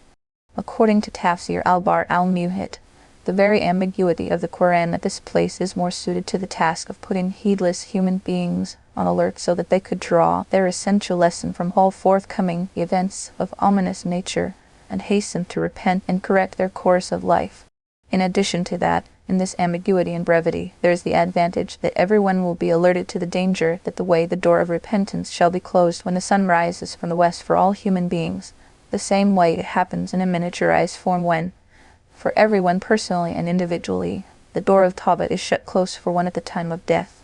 This phenomena has been described in another verse of the Holy Quran clearly as well, and Tawbah is not accepted from those who keep committing sins until death visits one of them and they say, "Now I repent." Explaining this, the Holy Prophet said, the Tawbah of the servant of Allah continues being accepted until comes the agony of death, when Ra comes into the throat and creates a recognizable, parting, hurtling sound. This tells us that at the time when man is taking his last breath, and the soul is about to depart from the body, since angels of death come in sight even then, repentance is not accepted. It is obvious enough that this state of affairs too is a significant sign from Allah. Therefore, included under this verse is this time of death, as well as it is also in the saying of some ulama and other pious elders reported in Al-Bar al-Muhit, that is, whoever dies, his day of doom, Qiyamah, has dawned at that very instant. This is so because the place and time of deeds is all over. What one expects in return for his deeds in his mortal life, he would start seeing a sample from it right from the time he has been lowered into his grave. The Persian poet Cybus put it pithily in poetry, "Your repentance after the last breath stands rejected, unaware man. You are late. The door of the beloved is closed." Worth noting here is the nuance of the Arabic language in that it was first said in the verse, "Or come some signs of your Lord," and then, by repeating the same sentence, it was said, "The day come some signs of your Lord." The believing of a person shall be of no use to him. It will be noticed that no pronoun has been used here to make the statement brief. This seems to suggest that, ba'id'u some signs mentioned first are not the same as those mentioned in ba'id'u some signs of the second sentence, that is, they are different from each other. This may be a hint towards the substance of the narration from Sayyidina Hudhayfah ibn Usayd, may Allah be pleased with him, you have read a little earlier, in which he has enumerated 10 important signs of the coming of Qiyamah, the last of them being the rising of the sun from the west, which is symbolic of the discontinuation of the acceptance of Tawbah. At the end of the verse, it was said, "Say, wait, of course, we are waiting." The address here is to the Holy Prophet. He is being asked to tell those people that they, despite the argument of Allah conclusively established against them, still wish to wait for death or the day of doom. Qiyamah, then, they are welcome to it. They can wait if they must. As for us, we too shall be waiting to see what their Rabb decides to do with them. Indeed, those who have divided their religion and become sects, you, O Muhammad, are not associated with them in anything. Their affair is only left to Allah. Then He will inform them about what they used to do. Commentary. As pointed out earlier, a major portion of Surah Al-An'am is devoted to addressing the disbelievers of Makkah and answering questions asked by them. They were told that the straight path to Allah was following the Quran and the Holy Prophet. Before him, during the time of past prophets, salvation depended on following their books and code of laws. Same thing is true today. Today, salvation lies in following nothing but the Sharia brought by him. So, they were asked to become reasonable, take the straight path, and avoid exchanging it with paths of error right and left. If they did that, they were warned, these ways of error will throw them far away from the way of Allah. The first of the two verses carries a general address included wherein are the disbelievers of Arabia, the Jews and Christians and Muslims, all of them. Addressing them, stated there is the sad end of those who turn away from the straight path of Allah, and the instruction given to the Holy Prophet is that he should have nothing to do with those who take to the ways of error. Then, out of these, there are those ways of error which take one in a direction totally opposite to what the straight path is, such as the ways of the disbelievers, polytheists, and the people of the book. Then there are other ways too, which do not, though, take one all the way in the opposite direction, but misguide them anyway by pulling them away from the straight path and putting them on ways to the right and left. These are ways of doubts and innovations in the true and settled faith, shabat and bidat. They too lead one astray. So it was said, surely, those who have made divisions in their religion and turned into factions, you have nothing to do with them. Their case rests with Allah alone. Then He will tell them what they have been doing. In this verse, made clear first was that the Messenger of Allah was free of any responsibility concerning those who land themselves into the ways of error. The noble Prophet, may the blessings of Allah and peace be upon him, had nothing to do with them. Then they were given the notice of warning that their case was, sufficient to say, in the hands of Allah Ta'ala, and it was He who would punish them on the day of Qiyamah.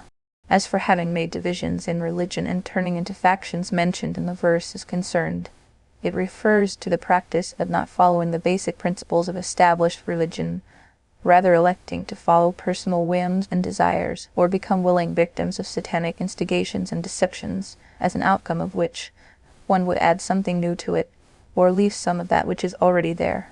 Stern warnings against making additions in established religion. According to Tafsir Mashari, included here are the peoples of the past communities as well, those who had abandoned their basic religion and had added to it things on their own, and with them there are the deviators and innovators, the partisans of bid'ah of this ummah too, who keep adding baseless things on their own into the din of Islam. About this, the Holy Prophet has said, my ummah will face the same conditions faced by the Bani Israel. The kind of evil practices in which they got involved will also affect the people of my ummah. The Bani Israel had split into 72 sects. My ummah will break up into 73 sects, all of them will go to hell, except one. The Sahaba asked about the group which would be so blessed with salvation. He said, Ma ana alayhi wa ashabi, that on which am I and my companions, that is, the collective body of people which follows my way, and the way of my Sababa will be blessed with salvation. This narration from Sayyidina Ibn Umar, may Allah be pleased with him, has been reported by Tirmidhi and Abu Dawud. Al-Tabarani has reported on sound authority from Sayyidina Farrukh al-Azam, may Allah be pleased with him, that he told Sayyidina Isha, may Allah be pleased with him, that the sects mentioned in this verse are the people of bid'ah, innovators in established religion, who, following their whims and desires, invent new ways in religion. The same view has been reported from Sayyidina Abu Hurairah, may Allah be pleased with him, with sound authority. Therefore, the Holy Prophet has emphatically prohibited the invention and introduction of new methods in religion on one's own. Based on a narration from Sayyidina al-Irbad ibn Sariyah, Imam Ahmad, Abu Dawud, Tirmidhi, and others have reported that the Holy Prophet said, those who live after me will see many differences. Therefore, I order you that you should, abiding by my sunnah way and the sunnah of my rightly guided successors, Khilafa ar-Rashidin, strictly keep doing what you do while adhering to nothing but these. Avoid the temptation of falling for new methods, because everything introduced new into the religion is bid'ah, and every bid'ah is error and straying. In another hadith, he said, one who stood separated from the Jama'ah, even to the measure of a span between the extended thumb and the little finger, he has taken out the band of allegiance to Islam from around his neck. Abu Dawud and Ahmad, according to Tafsir Mashari, Jama'ah in this hadith means the Jama'ah Sahaba, that is, the collective body or group of the noble companions of the Holy Prophet. The reason is that Allah Ta'ala sent our Master, Muhammad al-Mustafa, as his Rasul, and gave him the Quran, and blessed him with another kind of wahi, revelation, which is called the Hadith or Sunnah. Then, there are many difficult or brief or ambiguous verses in the Quran. For their tafsir or explanation, Allah Ta'ala promised that He shall have these clarified through His Rasul. The statement after that, to make it clear to you, is on a Surah Al-Qiyamah, ayah 19, means exactly this. So the Holy Prophet explained the difficulties and ambiguities of the Quran and groomed his direct disciples, that is, the Sahaba, into the many modes of his Sunnah through his word and deed. Therefore, the conduct of the Sahaba as a major collective entity, placed by divine design into a trail-blazing role as mirrors of their blessed master, is in itself the statement and the explanation of the divinely ordained Sharia of Islam. Therefore, it is the good fortune of a Muslim that he or she should follow the Kitab of Allah and the Sunnah of the Rasul of Allah, and whenever one faces a doubt in the meaning of an ayah of the Quran or the sense of a hadith, one should go by the meaning and sense preferred by the noble Sahaba.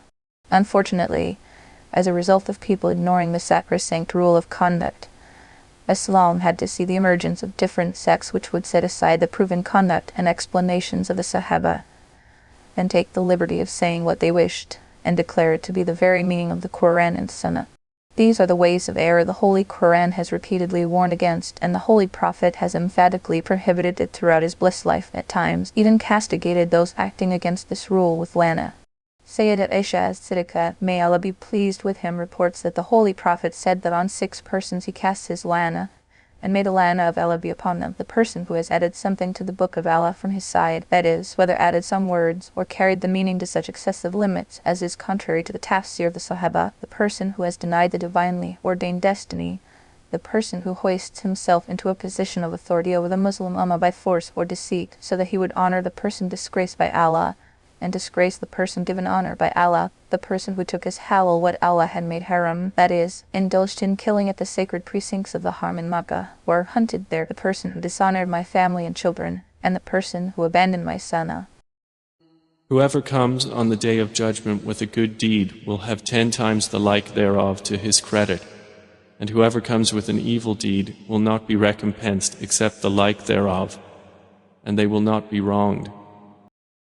Said in the second verse is, whoever comes with a good deed receives 10 times as much, and whoever comes with an evil deed, he will not be recompensed by anything but its equal, and they shall not be wronged. Stated in the previous verse, Surah Al-An'am, Ayah 159, was that the punishment for the evil deeds of those who turn away from the straight path rested with Allah alone. In the present verse, the generous procedure of reward and punishment in the hereafter has been described by saying that a person who does one good deed will get 10 times more in return, and a person who commits one sin, the return for him will be equal to that of one sin. As reported in the Sahih of Al-Bukhari and Muslim and in Nasa'i and the Musnad of Ahmad, the Holy Prophet said, "Most exalted and very merciful is your Rabb." A person who intends to do a good deed has one good recorded in his book of deeds, even if he does not get around to do it. Following that, when he gets to do that good deed, 10 good deeds are recorded in his book of deeds. And if a person intends to do a sin, then stays back and does not do it, still a good is recorded for him, and if he were to actually commit a sin, still what he gets registered in his name is one sin, or that too is erased. With this showering of grace and mercy in the presence of Allah, who can apprehend total destruction, unless, of course, there be the rare person who is determined to be destroyed. Ibn Kathir, in a hadith Qudsi narrated by Sayyid ibn Abu Dihar, may Allah be pleased with him, it is said, a person who does one good deed gets the reward of 10, even more, and a person who commits one sin will get its punishment equal to one sin only, or I shall forgive even that. And a person who comes to me with sins which would fail the whole earth, and still seeks forgiveness, I shall treat him with matching forgiveness. And a person who comes closer towards me to the measure of one hand finger span, I step one hand span towards him. And a person who steps one hand span toward me, I come towards him by the measure of one ba, the stretch of both hands, and the person who comes walking towards me, towards him I come running. From these hadith narrations, we can see that the increase of 10 times for one good deed as mentioned in this verse is actually a description of its base limit, and Allah Ta'ala, in His mercy and generosity, may give even more than that, and shall give, as proved by other narrations which place it up to the level of 70 times or 700 times. In the words of the verse, it is noteworthy that the expression used comes with a good deed, and not does a good deed, according to Tafsir al-Bar al-Muhit. This indicates that such reward or punishment will not be awarded just on having done something good or bad. Instead of that, the condition is that to deserve reward or punishment, a good or bad deed must survive as such until the time of death. The outcome is that a person who has done a good deed, but it gets destroyed because of the misfortune of some sin, then he no longer remains deserving of reward against this deed. An example of it is, God forbid, that of shirk and kufr, which, in fact, destroy all good deeds. In addition to that, there are many other sins which make some good deeds turn false and ineffectual, as it appears in the Holy Qur'an. Do not nullify your charities by boasting about favor and teasing. Surah Al-Baqarah, Ayah 264. This tells us that the good deed of charity, sadaqah, gets nullified and wasted by boasting about the favor done or by causing hurt through teasing and underrating the recipient. Similarly, it appears in hadith that sitting in the masjid and talking about worldly things eats up good deeds as fire eats up the wood. This tells us that good deeds, such as nafil, tasbih and dhikr, go to waste by indulging in mundane conversation. Similar is the case of evil deeds which, if repented from, become the cause of the sin being erased from the book of deeds that does not keep sticking to a person until the time of death. Therefore, not said in the verse was something like, "Does any deed, good or bad, for which there will be punishment or reward." Instead, what was said in effect was, whoever brings to us a good deed will get a reward 10 times as much, and whoever brings to us an evil deed, then it will be only one deed he will be punished for. The point is that this act of bringing to Allah Ta'ala can become possible only when this deed remains intact and unharmed right through the end. The crucial thing is that it survives, that nothing happens in between which will cause the good deed to be spoiled or wasted. And of course, the method is to keep repenting and seeking the forgiveness of Allah Ta'ala from falling into any evil deed. At the end of the verse, it was said, "And they shall not be wrong." It means that this is no human court. This is the highest of the high. No probability of any injustice to anyone exists there, nor can there be a decrease in the return for someone's good deed, nor is there any possibility of an increase in the punishment for someone's evil deed. Say, "Indeed, my Lord has guided me to a straight path, a correct religion, the way of Abraham, inclining toward truth, and he was not among those who associated others with Allah." Commentary. These are the last 5 verses of Surah Al-An'am. It will be recalled from previous verses how people had altered the true religion through a process of excess and deficiency, making many more out of it, and had themselves split into factions and groups. In contrast, the first 3 of the present verses present an authentic profile of the true religion, describing its fundamental principles and some important subsidiaries and details. The first 2 verses carry the principle, while the third mentions their subsidiaries, and in both, the address is to the Holy Prophet, where he has been asked to convey the message to these people. Say, "Indeed, my prayer, my rites of sacrifice, my living and my dying are for Allah, Lord of the worlds." In the first verse it has been said, "As for me, my Lord has guided me to a straight path." The hint given here is that he has not taken this path prompted like them by their own ideas, or under the weight of ancestral customs. Instead of that, this is a way to which he has been directed by his Lord. Then, by using the word Rab, the essential nurturer, benefactor, and carer under all conditions, unfortunately not expressed through any equivalent in English, it was indicated that it is the very dictate of his beneficence that he guides to the right path. Those who look for guidance will have guidance from him. In the second verse, Surah Al-An'am, Ayah 162, it was said, "The straight religion, the faith of Ibrahim, the upright, and he was not of those who associate partners with Allah." Here, the word qiyam is a verbal noun in the sense of qiyam, meaning what stands established on a strong and secure foundation. In other words, this religion is fortified. It stands on God sent basics. This is no compendium of someone's personal ideas. And it is not some strange new religion either lending itself to doubting eyebrows. This has been the religion of all past prophets, may peace be upon them all. That the name of Sayyidina Ibrahim has been particularly mentioned here is because all religions in the world admit his greatness and religious patriarchy. Among the groups of the time, the Jews, the Christians, and the disbelievers of Arabia, no matter how different from each other they may be, they were still unanimous in paying homage to the great spiritual station of Sayyidina Ibrahim. And this spiritual station of leadership has been given to him by Allah Ta'ala as a special reward. "I am going to make you an imam for the people." Surah Al-Baqarah, Ayah 124. Then, every sect from them tried to prove that they were staunch adherents of the religion of Ibrahim and were part of his community. To remove their misgiving, it was said that Ibrahim had the distinction of always abstaining from bowing before anyone other than Allah, and he had a distaste for all kinds of shirk, which led people to associate partners in his pristine divinity. This conduct was the greatest achievement of his life. In sharp contrast to him, here you are all soaked in shirk.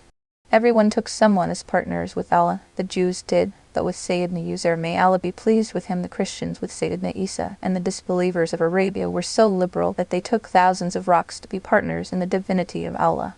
In this state of affairs, no one had the right to claim that they were adhering to the ideal of the spiritual community of Sayyidina Ibrahim except Muslims. They shunned shirk and kufr. In the third verse, Surah Al-An'am, Ayah 163, it was said, "Say, my prayer, my offering, my life, and my death are all for Allah, the Lord of all the worlds." The word nusuk in this verse means sacrifice. Everything one does in Hajj is also called nusuk. So the rites of Hajj are known as manasik, the plural of nusuk. Then this word is also used for ibadah, or worship of Allah, in the absolute sense. Therefore, nasik is used in the sense of abid, one who worships Allah at this place. Any of the meanings given above can be applied. Tafsirs to that effect have been reported from commentators among the Sahabat and Tabi'in. But ibadah, or offering of acts of worship devoted to Allah, taken in the absolute sense, appears to be the more appropriate meaning at this place. In that case, the meaning of the verse would be, my prayer, my offerings and ibadah, my life and my death are all for Allah, the Lord of all the worlds. Out of the subsidiaries of deeds, the first to be mentioned here was salah, because that is the moving spirit of all good deeds and is, of course, the pillar of the religion. Mentioned briefly after that were all deeds and acts of worship. Then, rising to a wider level, everything done or faced in a lifetime was pointed to. The last to be mentioned was death. After having identified all these, it was admitted that they are only for Allah, who is the Lord of all the worlds, and who has no associate or partner in his divinity. And this is the outcome of perfect faith and perfect sincerity. This leads one to think, care, and keep in sight, in all states of life and in everything one does, that my Rabb, and the Rabb of the whole wide world, is one Rabb. I am his servant. I am in his sight all the time. Let not my heart, my mind, my eyes, my ears, my tongue, and hands, and feet, nor my pen or step, move in any direction against his pleasure. This is a simple meditation, muraqabah, of the highest order, something which, if one trains himself to keep present in one's heart and mind, then there is no doubt that he or she will become a human being in the real sense. Things like sin and disobedience and crimes will be scared to come anywhere even close to a person that's strong. In Tafsir al-Maarif-ul-Qur'an, under the commentary on this verse, it has been reported that the well-known Sahabi, Sayyidina Abu Musa al-Ash'ari, may Allah be pleased with him, used to say, I honestly wish that every Muslim would keep reciting this verse time and again, almost making it the constant formula of his or her life. In this verse, the statement that the prayers and the rest of acts of worship are for Allah very obviously means that these should be free from any shirk or hypocrisy or any other worldly interest. As for life and death being for Allah, it could also mean, when my very life and death are in his control, then what I do in my physical and spiritual life, amal and ibadat, has to be for him alone. And it could also mean, whatever deeds are tied with life are for Allah alone, such as salah, psalm, rights and duties involved in dealings with people, etc. Then deeds which relate to death, such as a will, wasiyah, and the concept of an ideal life one longs for, then they too are for Allah, the Lord of all the worlds, and subordinate to what he has commanded. After that it was said, and this I have been commanded, and I am the first one to submit. It means that in this Ummah, I am the first Muslim, because the first Muslim, one who submits in every Ummah, is the Nabi, Prophet, or Rasul, Messenger, himself, to whom the Sharia, religious code of guidance, is revealed through revelation. There could be a hint in the expression first Muslim, towards the saying that the first to be created was the blessed Nur, light of the Holy Prophet, after which the heavens and the earth and the rest of creation came into existence, as it appears in a hadith with the words, Al-Ma'ani. No partner has he, and this I have been commanded, and I am the first among you of the Muslims. See Surah Al-An'am, Ayah 162 for the Tafsir. Say, is it other than Allah I should desire as a Lord, while He is the Lord of all things? And every soul earns not blame except against itself, and no bearer of burdens will bear the burden of another. Then to your Lord is your return, and He will inform you concerning that over which you used to differ. One's burden of sin cannot be borne by another.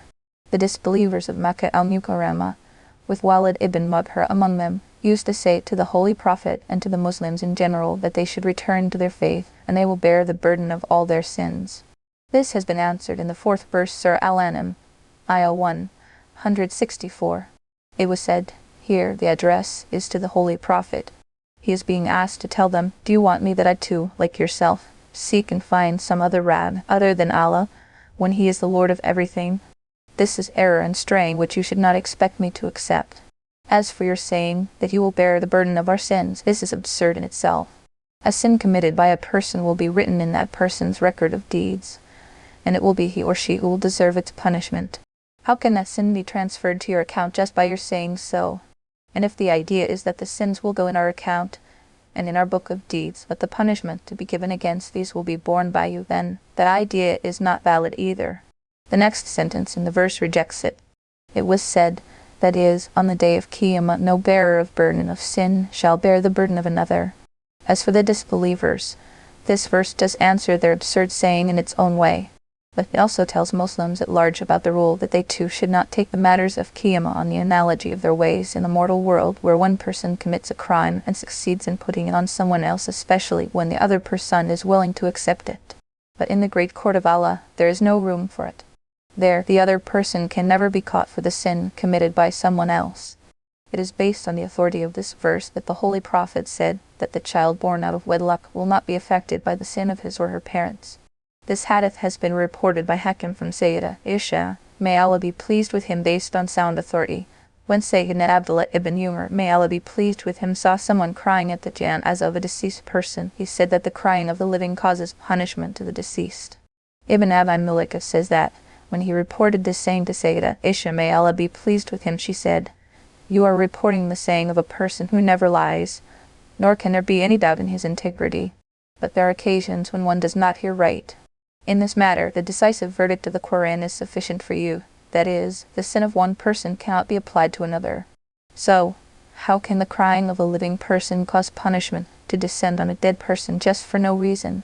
Adbur al-Manthur, at the conclusion of the verse, it was said that, finally they have to go to their Lord, after all, where they will find out the ultimate verdict on all their differences, which means that they would be better off keeping their verbal confrontation in check and devoting more to the end of things. And it is He who has made you successors upon the earth, and has raised some of you above others in degrees of rank, that He may try you through what He has given you. Indeed, your Lord is swift in penalty, but indeed He is forgiving and merciful. In the 5th verse, Surah Al-An'am reaches its end, a comprehensive note of advice. It brings the past history of peoples and their times into focus and invites attention to a projection towards the future by saying, and it is He who made you vice regents of the earth and raised some of you in ranks over some others. Here, the word Khalif is the plural form of Khalifa, which means vice regent or deputy. The sense of the verse is, it is Allah Ta'ala who has let you inhabit places occupied by peoples before you. There is no home, no land which you call your private property today and believe to be so, which was not only yesterday, under the ownership of other human beings like you. Allah Ta'ala has, by removing them, made you sit in their place. Then, worth keeping in mind all the time is the fact of life, that everyone among you too is not alike. One is poor, the other is rich. One is low, the other is high. And equally obvious is the fact that, had being rich or being low been within one's control, who would have chosen to remain poor and low? This distance among steps, and this difference in ranks is knocking at your doors to tell you that this power, control, and choice is in the hands of some other being who can make anyone poor if he so wills, make anyone rich if he so wills, give honor to whom he wills, and let whoever he wills be low.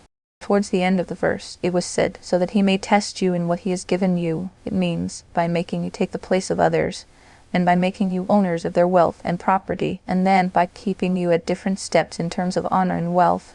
The very aim is to make you open your eyes to this framework of trial, which seeks to determine your reaction to this phenomena, that blessings which once belonged to past peoples have now been entrusted in your hands. To be seen is what it would be that of gratitude and obedience, or that of ingratitude and disobedience. At the conclusion of the 5th and the last verse, the end of both these stanzas was made clear by saying, surely the Lord is swift in punishing, and surely He is most forgiving, very merciful. In other words, it means your Lord is going to send His punishment on the disobedient soon, and for the obedient, He is forgiving and merciful. It appears in Hadith that the Holy Prophet said, Surah Al-An'am, the whole of it, was revealed at one time. Such was the majesty of its revelation that 70,000 angels followed behind it reciting tasbih, glorifying Allah. Therefore, Sayyidina Farrukh al-Azam, may Allah be pleased with him, said, Surah Al-An'am is one of the highly merited surahs of the Holy Qur'an. In some narrations, it has been reported from Sayyidina Ali, may Allah be pleased with him, that Allah Ta'ala would become the healer of the sick person over whom this surah is recited.